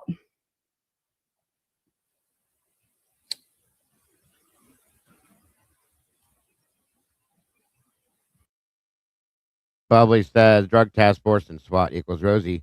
And I know that he works for him, you guys. I'm just saying, I know it sounds stupid, but why is his name not on in this grid with all these other people showing what they make per hour and stuff like that? It's just weird. That's all I'm saying. I know he works for him. I'm just, it's strange. Strange.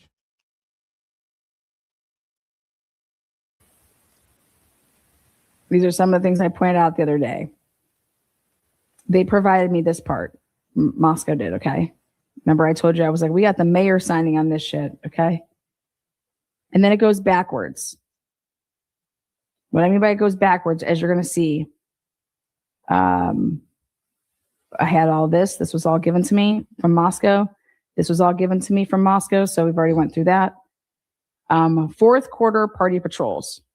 $1,833.48 because it's going backwards. Then Eric Warner he wrote, now, when you're writing this out, it's saying, hey, you must enter each expense individually to add additional expenses. So like, yes, so it's showing like in all that's happening here is he's clicking the expense that says personal strategy party patrols, requested amount $1,833.48. 27 man hours for party patrols on the University of Idaho campus. And it's like, okay, from what period of time? From Saturday, April 1st. And that's kind of where I was headed with what I was saying, you guys. I know he was working for MPD, but I wondered if it was possible that he was working with another agency as well, kind of undercover maybe or something. That's all I was saying, because he wasn't listed on those documents that I saw. It was just weird to me, is all I was trying to This is a dumb question. Could he have had some kind of violations that they couldn't put his name on these for this grant? Simply just asked, was he suspended from MPD after the crime due to not completing a training? I don't know, hon. I don't know.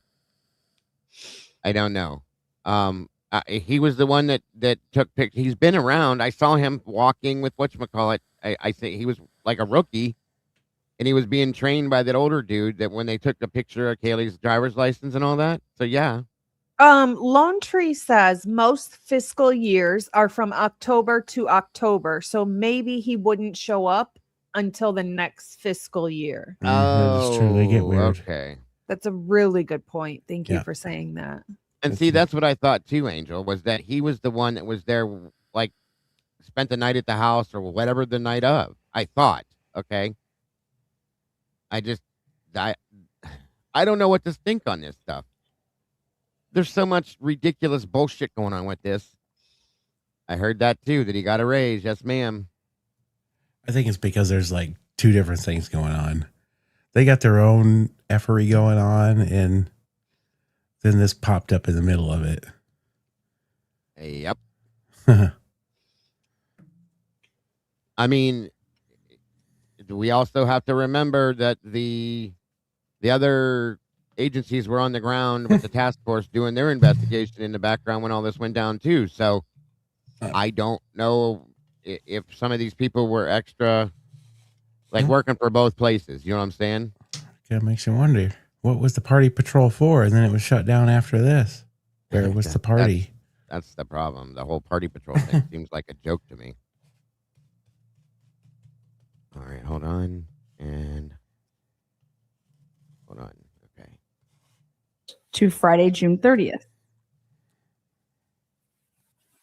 Whoa. 27 man hours for party patrols on the University of Idaho campus. Do you have another expense to request for reimbursement? No. You must enter each expense individually, right? So all this is showing that like you didn't click on any of this. Oh, thank you, Curious. Watch Lana's entire live, which I would recommend you guys all could do anyway. I just wanted to show you little clips of this. She explains the entire report. Tisdale was on the party patrol for 8 hours as a single officer, supposed to be a two-man working group. 4 shifts. Yeah, we saw that. I just wanted to know where he shows up at, but I get it. And thank you. I just realized the time here, guys. We've been here 4 hours. I didn't realize that. Good Lord. We talked so much about that other stuff. We didn't get a chance to jump into this too much. Thank you, Mike. There's Lana's link. Truth and Transparency for those of you guys that did not have that by some weird chance. There you go. We did look up the salaries, Mikey. You remember 3 years ago when this went down, Molly went digging and we pulled up their salaries at one point. They were making a lot. What's up, Logan? You look like you're just coming into a thought. If I say the name James Curtis Leonard, do you know who I'm talking about? Yeah, absolutely. Listen to this.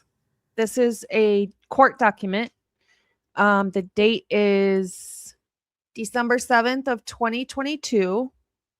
The undersigned, based upon the affidavit of Nathaniel Rosendahl, complains and says that James Curtis Leonard in the county of Latah, state of Idaho, on or about December 7th, 2022, did then and there commit crimes against the people of the state of Idaho, domestic battery with traumatic injury in the presence of a child. What date? December 7th, 2022.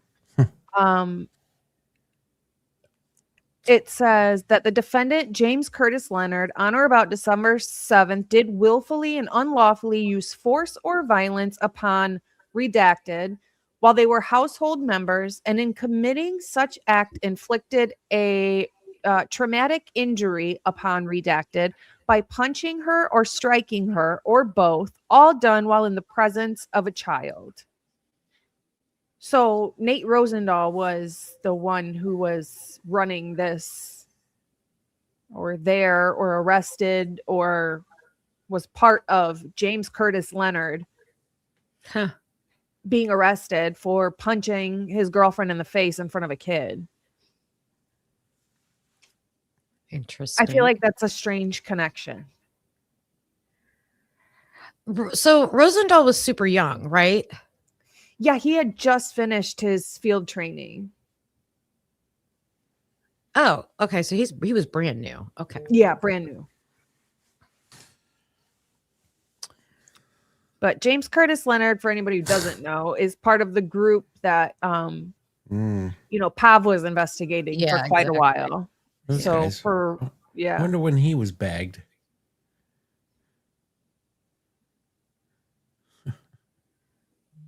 Oh, wait. So James Curtis Leonard was arrested for domestic battery with traumatic injury in the presence of a child, aggravated assault, attempted strangulation, injury to children.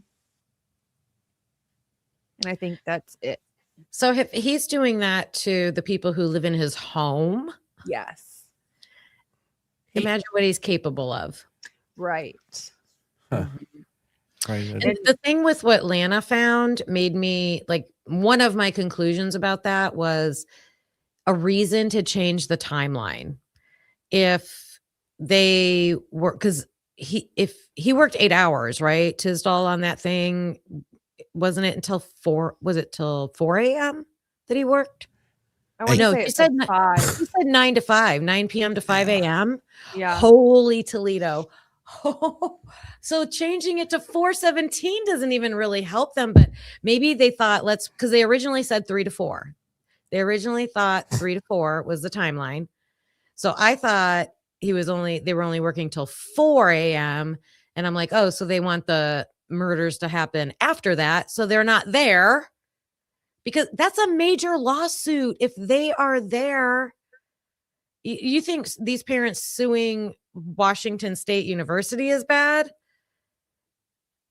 That's maybe they thought, so then they probably had to push it back to a time where they had like something to reach for to make that time fit. Everybody needs a little bit more bullshit buffer sometimes, Kim. Well, and then the other thing, going back to what we were talking to earlier with the timeline, like you were talking about who to believe or who not to believe. Bethany and Dylan are the two that keep effing up the timeline. Yeah. They contradict each other all night long. And as much as nobody wants to trust Molly, I feel like when that flashlight comes on, that's a time point there. Well, don't forget Kennedy throwing a monkey wrench in the middle of everything too. Yeah, that didn't make a whole lot of sense to it. So like one of my point about that is, like, I would tend to believe the other people over Bethany and Dylan, because it's not just once or twice. There are many contradictions between the two of them. And that also makes it look like, so why are they contradicting each other? They're trying to control the timeline. They're trying to control where they're placing the victims. Yeah, and I think it's also mostly Ethan and Xana. They're with Ethan and Xana that night. I think you got to think too, like in some of these interviews, some of these folks were corralled by different people with these agendas. Yeah. Oh yeah. Oh yeah. That's where it gets tossed. Yeah. And then like back to what Logan was talking about with Rosendahl, is that another coincidence that he was one of the arresting officers of one of the potential perps?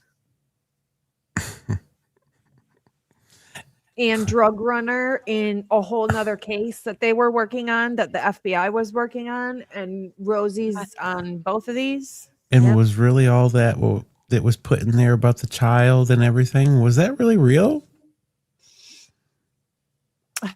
No, Wait a minute. If if Rosie is the arresting officer, one of them, whatever, for that guy, but they don't, and then he's out there that night. He's out that night of the crime. They have to hide him. What is he tied What to? does If that they're mean? hiding him, he's not on Let's that paperwork. brainstorm. So he's spinning off on this fucking party shit to do other shit that's involved with this, right? Which way does it go? Does it go Straight good guy, to bad the guy? freaking shitter. Does it go good guy or bad guy? Bad. I feel like he's the tie to the other side. Why did he freaking pick up the dude that they made this whole... Was that real? Where's the body cam for that one, huh? Yeah, Logan. That arrest. Good question. I wonder where that's one, huh? Probably doesn't exist. Got lost in the fire. It was one of those two matches that you could throw on any of this and just torch I it. can't get my mind off of this damn bracelet, you guys. I know. That's why he freaking turned his cam off. He's over there freaking... That's huge, Dago. That is huge. Yeah. To me, like, it is. We don't. I love that we call each other out because when you showed it, I'm like, that's not a bracelet. That's a mark on the, thing. But we don't let up, and you're like, no, look, and I had to blow it up and look at it closer, and I agree. None of us can see. That's the problem. So when we get a chance to, I can't see half the time either. That's just my another trifocals now. I can see. Jesus. Yes, I need the better glasses too. You're crazy. You're muted, Logan. Look at what Bubbly said. She said, Leonard, less than 10 years prior to the Idaho 4, shot and unalived a man. Tyler Pace Lee was the brother of Kaylee's ex-boyfriend's mom. MPD dined at Leonard's house for Thanksgiving in 2022. And I remember Pop saying that. Yeah, Bubbly's I remember the always coming Thanksgiving out. dinner. Oh, Yes. wow. She's got those good digs, I tell you. Yeah. Bubbly knows. Go ahead. There's a connection between Leonard's and MPD, like relative, I believe, because I watched all Pop stuff too about that. That's crazy.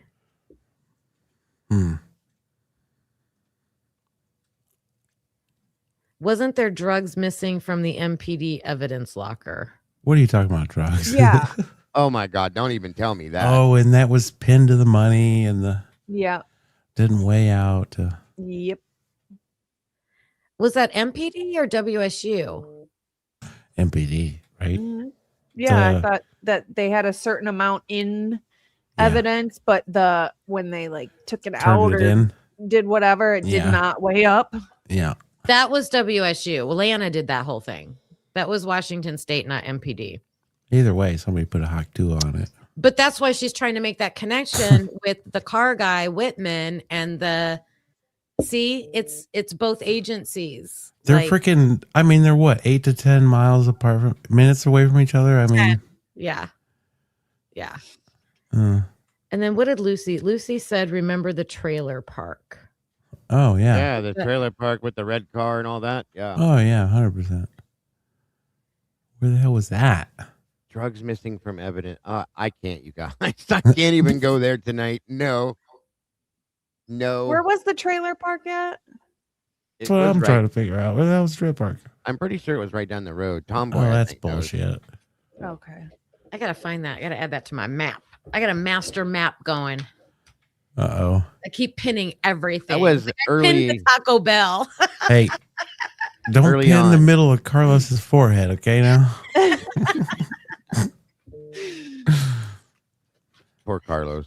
Carlos. Tomboy says the end of town. End of town. Oh, yeah. Wait, does the trailer park have a name? Yeah, into town. Lonely Road. It's called the Super Nice Trailer. Why are you so concerned? Pretty much. The super nice trailer park at the end of town. Yes. Yeah. Big sign with neon sign. It says it right there. Welcome to the super nice trailer park at the end of town, folks. If you have any questions, call between 4 a.m. and 4 a.m. Oh, wait a minute. I just thought of something. Let me ask this question, Tomboy, because I know you know this area very well, but Is this the same trailer park? And I think it was a trailer park. Don't quote me because I'm so mixed up right now. You could put bacon on the side with my brains. Okay. Oh my God! Don't even. But is this the same trailer? Oh, trailer. I can't even talk. Trailer park that Molly watched her husband get shot in. Oh yeah. Coincidence, Dago. That's just a coincidence. Hey, fucking coincidence. There it is again. Why do I feel like you guys are like speculating 4 of here? them. Thank you, Rogue. So it's not the same. It would just be ironic if it was the same one. Is all I'm saying. Isn't? I know. I was gonna sing it too. Isn't? Goats do it. No. Oh, goats and Tomboy's getting violent. Mikey, bite me. Don't piss her off, bro. Don't No, piss her no. off. Hey, I'm over here. Hi, Laura. ABL, Able Community LLC in RV Park. Thank you, Sarah. Wait, Bubbly's dropping some info in here. What does she say? Bubbly's always drop. She Bubbly said- has everything. Not only that, but Leonard's stepdaughter Madison was designated driver for the surprise birthday party on Blaker. What? Thanks, Bubbly. You know, Bubbly, we'd love to hear your voice drop these bombs up here someday. I know. She and her boyfriend were fighting, and she decided to get drunk and cause a wreck. She went to jail. She gets some good She digs. got the name. A Beal Mobile Home Community, 903 Palouse River Drive. You're the best, Bubbly. Come down to Beale and get you a deal. Pretty much. We'll take the super wheels nice. off it for you. It's I super like nice. Pretty much mobile park is my pick. Oh, Thank you, Wi-Fi. Accomplished. Accomplished says we discussed Rosendahl in chat today and noticed that when you try to pull a background check or search public records, he doesn't come up anywhere. No ties to his own family either. Very interesting. Oh, I like your profile picture. That's cool. That would be Going back, something. And thank you. going back to what I said about 10 minutes ago. Yep. I'm just wondering, like, I know he was there. I but was he? That's all I'm saying. And he arrested who? Who was tracking that side of that? Mm-hmm. That's exactly How why do we know he was there? I saw it on the internet. Yeah. Where do we get all of our stuff? Your face when you said that. Kim, come on now. Dr. Phil told me.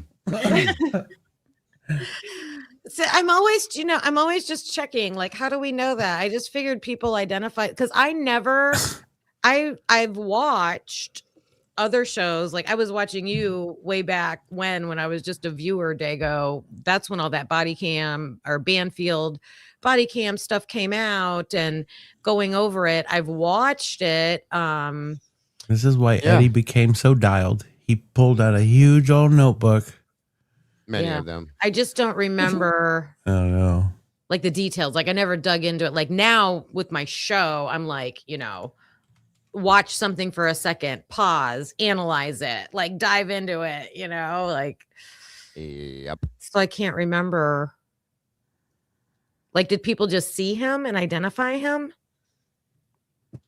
I mean, I guess. I think he came into with speculation someplace. Or is it a rumor? Is it a rumor that he was out there that night? I would. I remember Let me somewhere somebody clarify, saying they Lana saw him. would not go on a rumor. No, she would probably cuss somebody out over that. I agree. Yeah. Wow, guys, what a conversation tonight. What a show. Yeah, that's wild. I think we're gonna have to start dialing down because we've been here 4.5 hours almost, and we have still a few more things I want to discuss on here and acknowledge too. So I better do that. Any last thoughts on anything we've been talking about recently? Just now, Kim, Logan, Mike? Negative. Anybody in that aspect? Pretty much. No, big I points. I do have one small thing I want to share. It's super fast if I can do that. So on another channel recently, and God forgive me, I cannot remember what channel it was, and I apologize, but that's not the point. The point is, they said, and I shared this on my live a couple of weeks ago. They said that Kaylee, trigger warning first. Kaylee self-harmed. Trigger And a- warning. This video includes sensitive and violent content that may not be suitable for all viewers. This video is for 18 plus only. Sorry. No, that's okay. And a lot of people were like, yeah, right. Where's the proof? Blah, blah, blah. And I just commented and I said, I have the proof. And I just want to share that proof that it is very possible that Kaylee did self-harm. So Like cutting? The picture is back there. I have it up if you want to share it. Okay. That is very telling. It's just that a lot of people disagreed with whoever posted this. So I just wanted to, it was in our autopsy as well. You can see a lot of hesitation marks as well. Like, and this is recent, like to that time. I don't. Or are these scars? That was that their Mexico trip? This was their Mexico trip. When was that Mexico trip? Because I feel like some things kind of like maybe could have went semi-sideways on that. In the spring. That's the one that Maddie kissed somebody else on? Of 2022? Yeah. Okay. Yeah. Oh, well, that was freaking sweet. And I'm going to tell you right now, those marks, they absolutely do look just like the same marks that I've seen on other people that do that. So, yeah. Now, the question is why? I thought, well, maybe she could, I don't know, it burnt herself some way somehow, but I seem to see hesitation marks. Yeah. So, damn, that's bad. And that's why. Like, what's going on here? You know what I mean? Well, I mean, I can speak on this just from my own. Not everybody comes from loving, perfect families, and I don't know what that family situation was, but everybody's speculating that, you know, she wasn't close or whatever, and then that causes a lot of hurt, and everybody deals with hurt in different ways. You know, there's either self-medicating or different ways that people might choose that maybe aren't the healthiest. And are those the only? I have a lot of empathy for that. Of course. Are those the only marks that were found, though? Just those 3? Because if you're doing that, usually you've been doing it for a minute, and they probably are on other places of your body, in my opinion. There weren't just 3. There was like 1, 2, 3, 4. There's like 6 or 7 of them there. And don't you usually do it where it's hidden so people don't see it? Yeah, a lot of times people will do it on their thighs and stuff like that. Their upper arms, things like that. I've seen them on the upper thigh area, like up above the knee, where you can kind of hide them under your pants and shorts and stuff. A lot of people might do it on their stomach and stuff. Yeah, places that are typically hidden. Right, Witchy, right? Upper arms, upper thighs, stomach even. I've seen people do it on their back, their buttocks and stuff, right? I don't know. I mean, we learn something new every day about this stupid, insanely crazy case, you guys, and you never know. I'm still stuck on this damn bracelet. Yeah. You know how many years we've been looking at that same thingy, huh? I want to know where that bracelet's at. Is it in evidence? Did they test it for DNA? There's no Did they evidence. test it for fingerprints? Did they test the blood? No. You shitting me, Willis? The only thing they focus on in that is that picture of all of them in that area. You know what I want to go back and hear is I want to hear the way Turvey worded, who I don't know whose live he was on when he talked about the bracelet. How did he say it? Oh, he was talking about the other bracelet though. But are we sure? The unique one with the right? Logo? Yeah, he said the spare room. He did say it was in the spare room. The one with that unique whatever metal stamp thingy. Yeah. And I'm fully convinced now that spare room was for OnlyFans or whatever. Oh my God, yeah. No doubt. No doubt. No doubt. I didn't see Maddie wearing a necklace with similar circular pendant on it. Could be. Thank you, Pat. Well, Xana was wearing that. So Xana's best friend that we know of, let's see. The girl that didn't go to U of I. Mike, when you get a chance, if you get a chance, go back to that. Not tonight because we've been going on, but that memorial that we pulled up early. Yeah. That girl, the Asian girl that stepped up and said she was Anna's best friend and grew up with her and all that. Mm-hmm. Emily. Yes. Look, when she goes up to speak, if you can, look at her hands and see if she's wearing a bracelet that resembles that. And that was the one. Yeah, she was in Arizona, right? I don't know. Oh, no. The chunkier one at the end. No. The first girl, the Asian girl with dark hair. Yeah. Gotcha. That one. Just to see, because I wonder if it was her, because if she was her true best friend, that would make sense. You know what I mean? Wow. What a night. What a day. Yeah, there's a lot of stuff coming out. What a show. And we The didn't more even we get a hold of, right? The more we get a hold of. We just scratched the surface tonight on like a couple things that are like blowing up.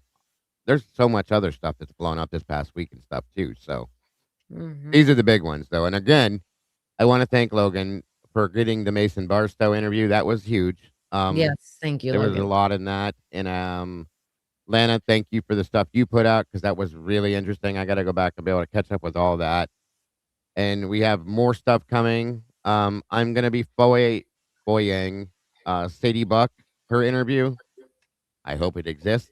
Because if you did an interview with Pete, I would imagine you would talk to his girlfriend. Okay. So I'm going to FOIA that. And a couple other things I have written down in my other notebook that I'm going to be trying to FOIA too. So I guess with saying that, if that's the case, wouldn't they have interviewed the chick that Barstow went to the formal with?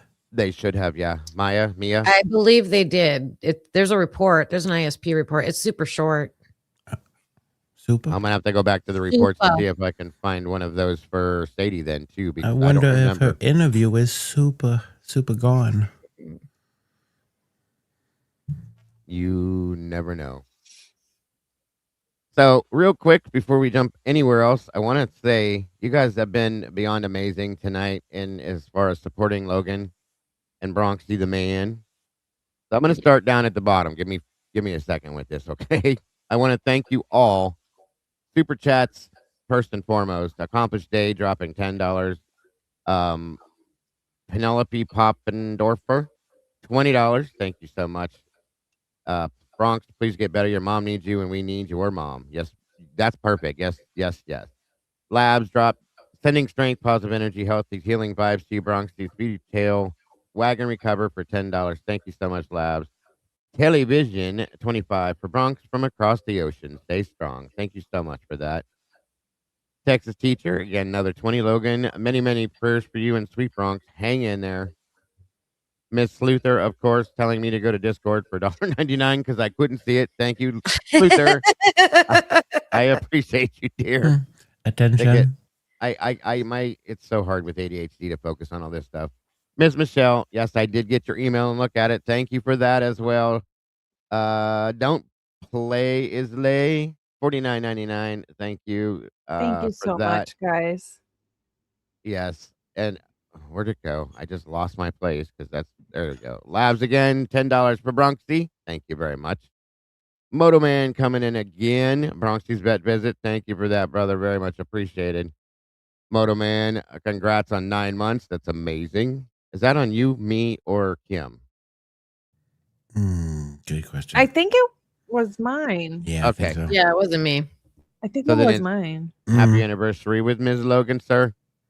And then Angel Heart dropped the 10 memberships in my community. Thank you so very much for that. Again, Angel, welcome to the new meatballs. And bam, Miss Angel dropping that 100 over to Miss Logan. Dear Logan, had to come and tell you it's going to be okay. My Angel Bronxy knows how much you adore him, and he's going to be okay. A few rough days, he'll be better. Your love will keep him going, and he'll be home soon. I love you, my girl. I'm over here crying, and we agree with you, Angel. Thank you so much, Angel. And again, another month anniversary with Ms. Logan for a month. Dinah, thank you for that. Death Child dropping a Bronx Tales True Crime membership. Thank you. Julie Smythe, $90.99 for the baby and you. Very nice of you. John Jacob Jinkelheimer Schmidt, I have to call him that because all the names there. I love it. Well- Saying, I wish I could do more. Here's for you and the baby Bronx. You're going to get your miracle. You're a wonderful human being, and we all love you so much. Again, very much on point for $9.99. Yes. Thank you, my friend. We all love Miss Logan and Bronx for sure. Logan Pears and Positive Vibes for 50. L Price, thank you so much, my friend. That is amazing. And then City Sue coming in right ahead of that. God bless you, Logan, for another 50. Amazing.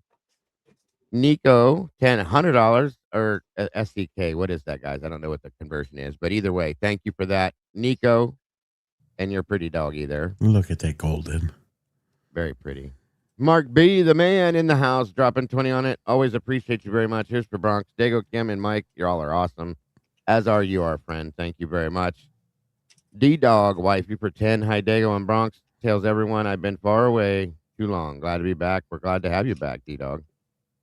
Stephen Fillmore with $49.99. Thank you for that, my friend. Much appreciated. Fox with 20 to Bronx. Thank you very much. Another 20, My Nature 2. Angel Hurt, another member join right there. Thank you so much for that. And Death Child, another membership drop over at Bronx Tales. Curious Carrie, £5 for Bronx. Get better fun. Thank you so much for that. Stephen W. Bronx will be home soon. Hang in there for $10. Thank you, my friend, very much. Enod Arulo, thank you for that. Very much appreciated. Gen 7 dropping a membership next door at our neighbors, the Bronx Tales True Crime Facility. Thank you for that. Gen 7 doing the same right here at the cafe. Thank you, Jen. You're amazing. We love you.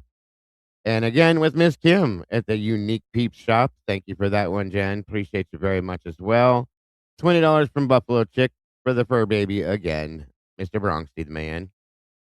$20 from Princess Scary for Bronxy again. Thank you for that very much. Miss Bianca, of course, coming in, doing her thing. And you don't ever have to explain that, Miss Bianca. We love you to death and appreciate you just being here, and you know that. So thank you for that, dear. Gemini for a 20. Hi, Dago and gang. Logan Scout, female happiness, and I love ya in Bronx and wish everything Habanese. I'm sorry, I mispronounced it. Wonderful to you both. I am also a female by myself and couldn't imagine. Amen to that one. Gotta love these strong, independent women that are doing their own thing and standing up straight and keeping it down. That's for sure. No doubt. Mr. Troy in the house. My brother, good to see you. We love you, Logan and Bronx. He's the best fur baby. Amen to that. And thank you for that, sir. Hi, Norman dropping in. Thank you, my friend. I love you. I love animals, mine and other people's too, for Bronx. Thank you for that, my friend. E-Potty's dropping it for your e-puppy. Thank you for that, brother. I love it. Awesome. E-Potty's pretty cool, dude. I love him. Let's see here. Again, accomplished day. I'm so sorry, Logan. I lost my 14-year-old Palm, Lexi, about 2 years ago, so I know how much our dogs mean to us. I'm sending a 20 to help a little and keeping y'all in my thoughts. Thank you so much, accomplished. And thank you for putting together, again, that timeline that you put together. That was beyond helpful, and I want you to know how appreciated we are of you for doing that. Thank you. Yep. Enod, dropping in 20 on I lost my 2 cats several years ago. They are our babies, and amen to that. Legal Swag getting an anniversary over at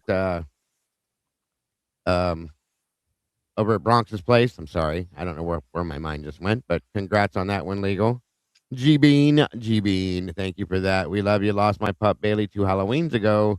When my daughter went to bed, she gave her, this one makes me sad, gave her a big kiss. The next morning, we had to tell her she was in heaven. Shattered my heart. He loves you. Remember that and lean on others for $19.99. Thank you, dear. Miss Cat, welcome back to this. Wait, is this for you, me, or either way? Congrats. She's at Logan's, I think. Yes, welcome to Ms. Logan's community, Miss Cat. Thank you for that. Stealthy Kelsey, love your kitties there. Coming from someone who is also alone. My babies are my kids, my whole world. Sending you in Bronx my thoughts and prayers. And thank you, Kelsey. We appreciate that very much. Blue-eyed, as always, thank you for that. For Logan and Bronx, hope I did this right. So much love and prayers. Yes, you did, and thank you very much. There's the links. 1 can, Leanne. Thank you for that. £2. Stay strong. Absolutely. Case 1723. So sorry, Logan, for everything going on with Bronx. Animals are like our kids, and I recently had to say goodbye to my sweet Callie kitty. So I'm sending all my prayers to you in Bronx, and thank you for that. God bless. Mount Man dropping in as well. Love you, Logan in Bronx. Thank you, my friend. Enod again dropping a big honey. Thank you for that one. Logan, we love you and we love Bronx. Amen to that, my friend. Ms. Tara of 50, Bronx, we love you. Get better real quick. We need your possum presents. I love that one. That was really cool. Thank you guys so very much. You guys are truly and honestly amazing. And real quick, let me give you a couple other here that I got from the other sources. Sorry, you guys. Looks like first and foremost, I can't believe how supportive you guys are. You are beautifully amazing, folks. As I always tell you, I call you the beautiful people for a reason, guys. There's no doubt. Y'all have built some amazing communities out here. Nobody knows who you guys are going to be, so I'm just going to say this real quick. Miss Cheryl, thank you for the donation. Elaine, same to you. Krista, thank you. Ms. Rowena, thank you. All of you, thank you so much for your donations on that aspect. Let me check over here real quick. I'm going to have to combine all this and send it to you too, Logan, okay? As well as, what's this one here? Is it going to show it to me or not? Yay. I got another one on Cash App. It's not showing me your name, but thank you to Don Caps, thank you for that. Very much appreciated. I did get the name. Let me check the other one to make sure I'm not missing nothing here. And again, you guys are amazing. So very amazing. And thank you for this. I promise you it's going to help, and it's so very much appreciated. And that does it for that. Thank you guys so much for those, all of you, and God bless. I truly, you guys are honestly the best community. That is huge. Amazing.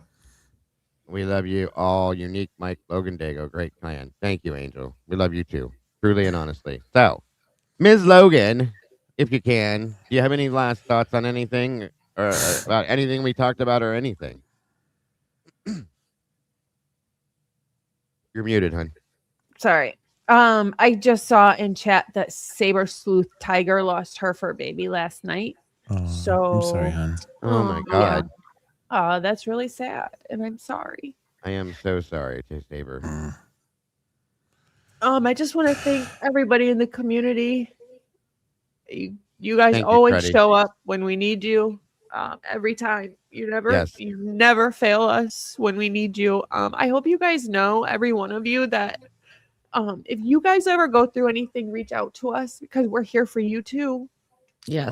We have a community behind all of us, not just because our faces are on the screen, but all of us. We're a community, we're a family, and we're here for each other. And that's what's most important here. So I just want to say thank you.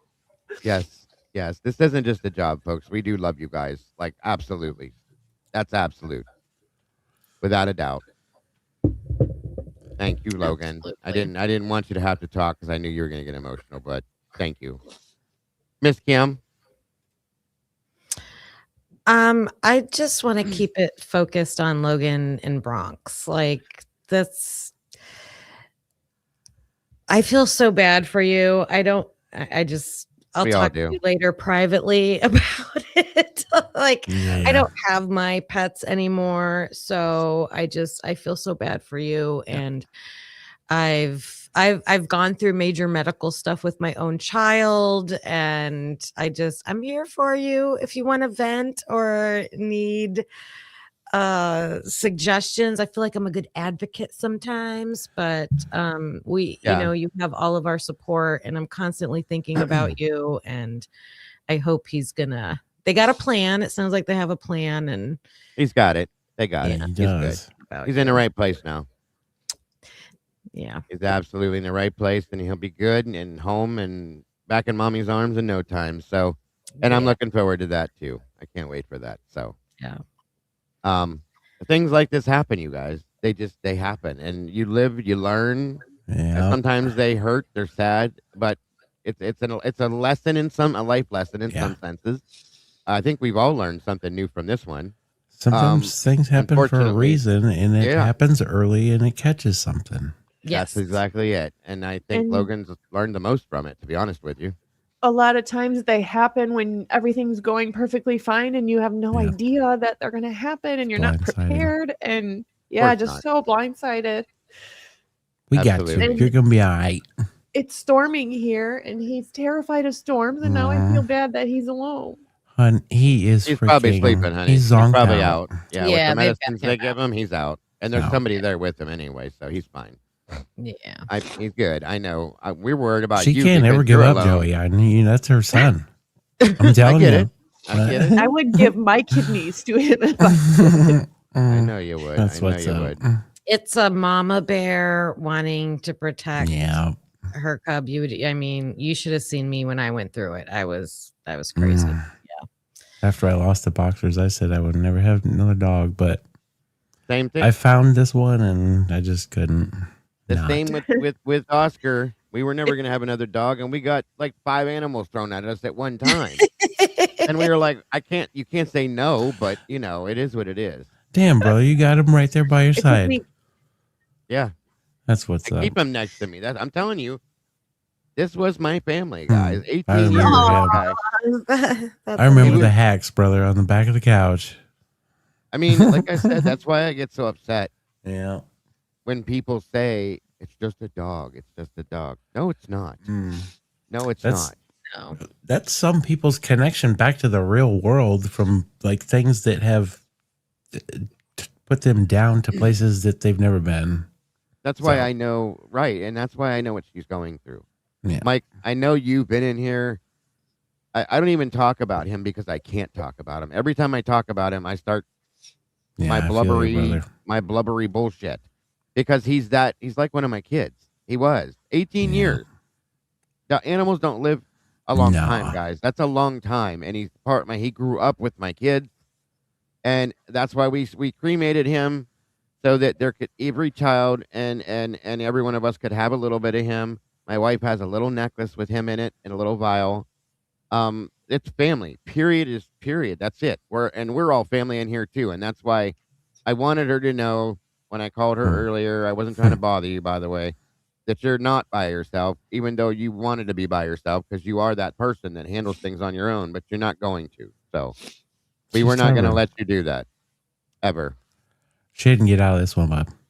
No, it's not going to happen. Not at all. You're very, very loved. Thank you, Juror 13. Absolutely appreciate it. Thank you so much. That you're part of the family and the community, whether you want to. It's probably allergies, Tandy. That's all. Probably. Yeah. Pretty much. Whether you wanted to be or not, you are part of this community and this massive family, and that's just all there is to it. So. I couldn't imagine this happening before I started doing YouTube. Like, it would have having been all of you guys. You know what I mean? Like, I wouldn't even have people that would call more so because I wouldn't speak up and say anything to anybody. But yeah, just the support and I has know been amazing. I get it. Believe me, I fully get it. These pathways. I mean, hell, Dago, how we met. We've leaned on each other for some things, and it's been real, and that's been real good at the same time. That's what we do, guys. That's what we do. That's why we're here. I mean, it's not just to come out here and say, this person killed this person, guys, and that person did it. It's not just for that, okay? Right. He's stealing your money. He's a grifter. Yeah, right. My ass. Oh my gosh. Maybe this will give you a chuckle. I don't know. It might make you mad. But a lot of us here are not on TikTok, but I am. And the Gonsalveses are starting a true crime channel. If it was real, it was them talking. That's special. A true crime channel. Are they going to make the money off the backs of victims of crime? I showed it to Carlos. I sent it to Carlos immediately. And I said, they're going to be trailer trash like the rest of us. You know, if they would put that much. I'm literally floored right now. If they would put that much energy beyond moving past from what actually happened to their daughter and her I hope it's not daughter's AI. best friend that they considered almost like their daughter, maybe they will actually progress properly in life. That's effed up. I wish that for them. Do they know they have to read documents when they have a true crime channel? I'm sorry, what? Do they know they have to read documents when they have a true crime channel? Because it seems like they haven't done did that. anybody else see this? Because maybe I shouldn't have spoke. Maybe I should have vetted it first. No, but no, it no. was- I think this is very proper because they got 2 pockets literally full of straight bullshit. Yeah. Wait a minute. so- Do they realize that most true crime channels come out here to tell the truth about crimes? Do they know that? Right. I'm just saying. And to think outside the box of different angles rather than just the narrative that's fed to you. I hope they they're- do realize that Bryan Kohberger didn't commit all these crimes either, Yeah. right? I hope their first guess is that trash bag that they talked to at CrimeCon a couple weeks ago. Oh, yeah, that's a good one. Yes. That's a good one. Yes, Steven. But That's it trashy. was very ironic. And Mhm. I thought, wow, out of all the things that have been said by them. Didn't one people of them that do say that. they could never do something like this, Kim? That's a You know hell of a me, I way. don't speak on them a lot, but this one, I don't You know- ever speak on them ever. And That's what I was gonna say. I was really blown away by that. Is like- Olivia yeah. Vitale helping them? Their Yep. mentor? How the hell Yep. do you do that if you can't look at the own facts in your own daughter's case and you're going to go start that and you call us speculators? Whatever. I mean, it had a Okay. name and everything, but I can't remember the name. Yeah, it's called straight bullshit. It's called the last 24 hours of bullshit, Kim. Wait, Head I have up. it in my phone. Let me listen. Chronicles of the I'll mute. G's. Chronicles of the estrogen of the Gonzalez's. It's fucking pushing this shit. Man, I'm telling you. Olivia finds the truth. Yeah. They keep freaking cinching up that rope on that poor man's nuts every week. Jesus Christ. And can you imagine their special guest would be Olivia Gonzalez? Oh my God. Wait, wouldn't that make them pedophiles then? I mean, that's what they're calling him. Yeah, Holy that's kind of fuck. interesting. Oh my fuckery. This is crazy. You know what? Murder. It's murder unscripted. It's real then? I don't Well- know. I could look. I don't know if you can see. Oh, I can see. I mean, that's them. No, But I that's don't Sure know. is. I don't know. It Is says it on- join us. Wait, it says join us next Tuesday, June 30th. Well, why does that look like that? For an old- exclusive with Stephen Christie Gonsalves, where we discuss the recently. Wait That's a a minute. picture of an old bullshit 2023 News Nation fucking shit. Oh, wait. Murder I don't- Unscripted is a podcast. Oh, they're just going to be guests, but that's not what it says. That's not what the TikTok says. So I don't know. Don't listen to Yeah. me. It's okay. It's okay. You don't know. How are you supposed to know? But that's a podcast. It's But it was Yeah. them talking. 3.2 Oh, maybe subscribers. that's who posted it. But it was literally Christy and Steve talking, saying that. Let me see something here. Who Sounds knows? like some straight up sitting in a porta potty steaming bullshit. I feel like them doing all these interviews is the exact same as like what we do, except for on different. You know what I mean? Like It is there's no different. it's On right. the different angle with what? No facts? Sponsored by Ozempic. Troy. Jesus Troy. Christmas. Take everything I said back. I listened to it wrong. They were doing an intro for that podcast. Hey, you know what? Either which way, that was a hell of a turn up, Kim. They're still doing. They still look Temu.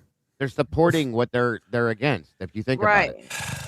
Yeah, it was a promo for the podcast that they went on, but wow. Yeah. And I just wanted to exactly. share that because I just wanted to lighten Liv up says, the- would it be surprising though? No. You know what I wouldn't be feel like? surprised at all. I feel like Steve has been living through years of all. When his wife says some bullshit, he goes, "Oh, that was just a fucking promo. She'll be different next week." She.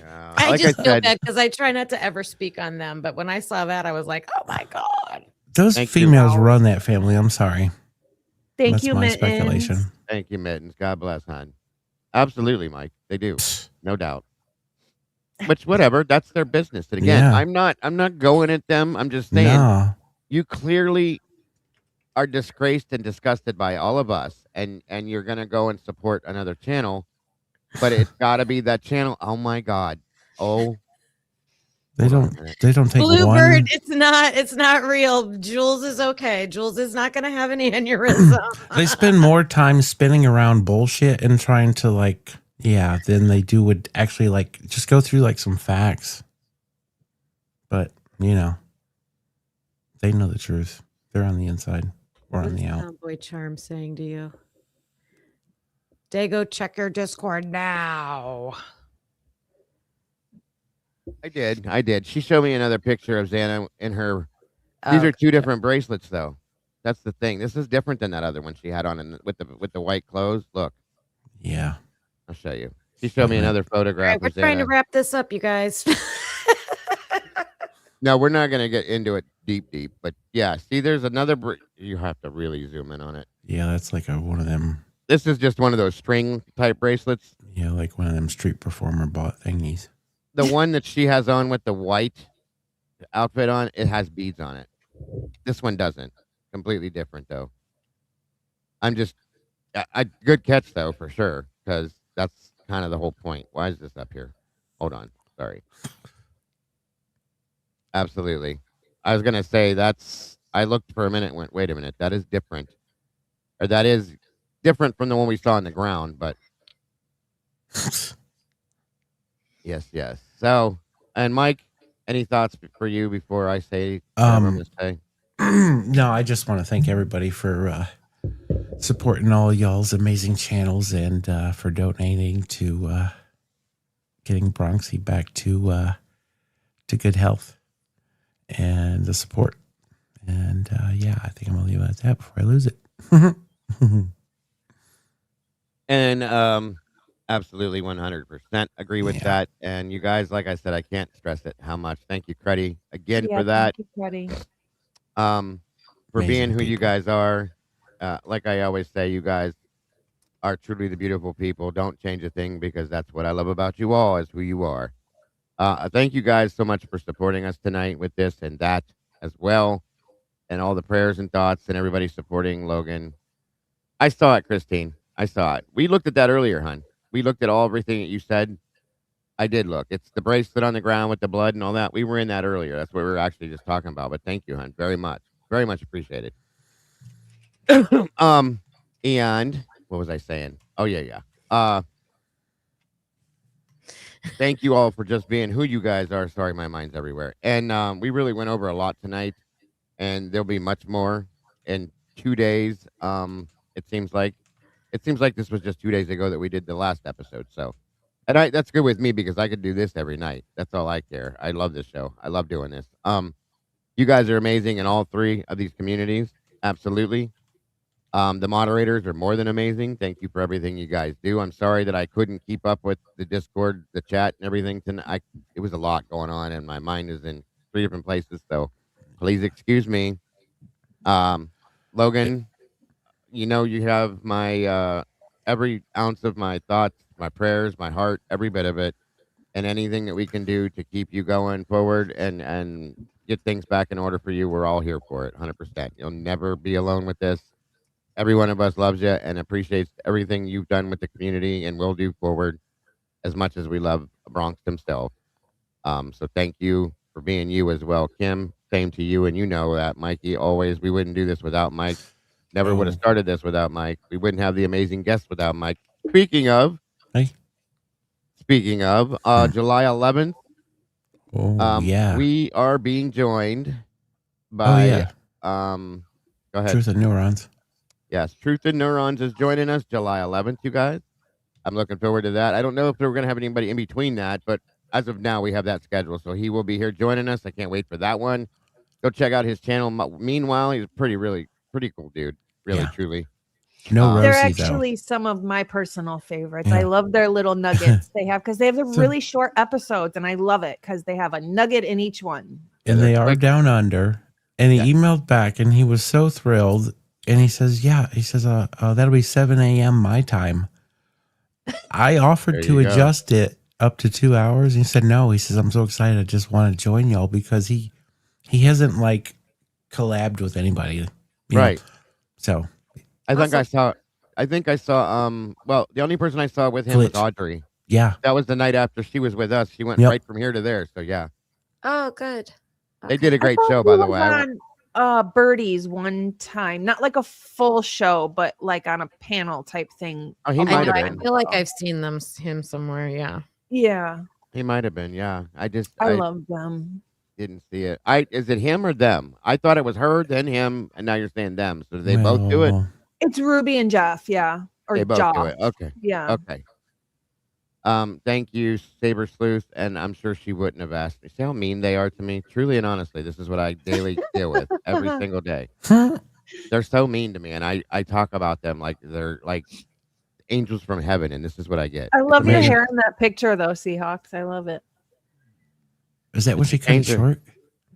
Did she change your picture again? I think that's when she cut it short. Yeah. Oh no, yeah, that was doesn't- pre. She's got beautiful hair. She really does. Yeah. I've always said that, even though I get told to shut up all the time like this. There she goes. And see, this is how they talk to me daily. Even though I give them all the praise that I do, it's insane. It's insane. Anyway, so thank you guys so much for joining us tonight again. Very much appreciated. I always look forward to this, and you, all of you from all these communities. I cannot wait till next Saturday.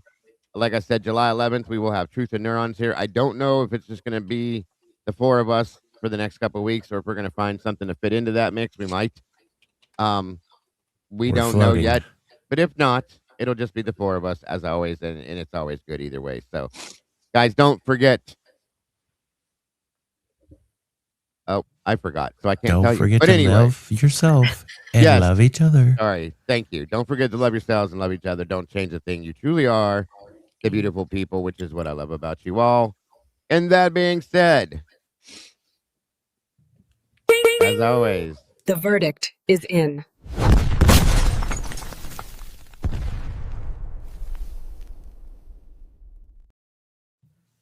Bye. good night, everybody. Thank you, everybody. I'll post an update as soon as I have one. Yes, and I may pull you into the Discord, Logan, so that I can arrange all this to send this to you and discuss it with you, if that's okay. Yeah. Unless you're going straight to bed. If you are, I'll just let you do that. I'm going straight to work. I need to keep my mind busy. Well, then I might pull you into the Discord for a few minutes with us so I can get this worked out with you. Okay. Okay. All Good night, guys. Then I'll Good leave night, you alone. everyone. Good night, everybody.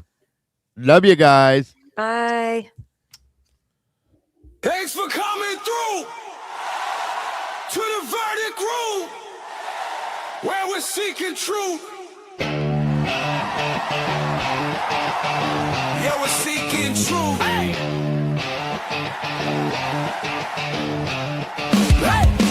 Last 24, they rewind it. True crime heads go find it. Breaking every angle, every track. Bronx telling tales, keeps us on track. Typically unique, never act. Being real, being sharp, being exact. Exposing every secret in the dark.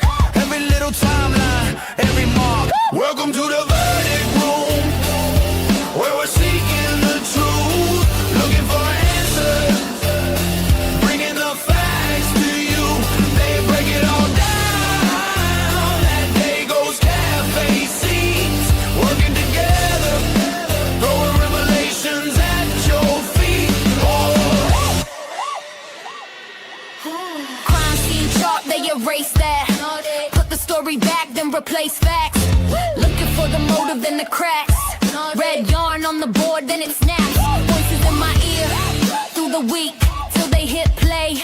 Then we speak. Files on the table, case on the line.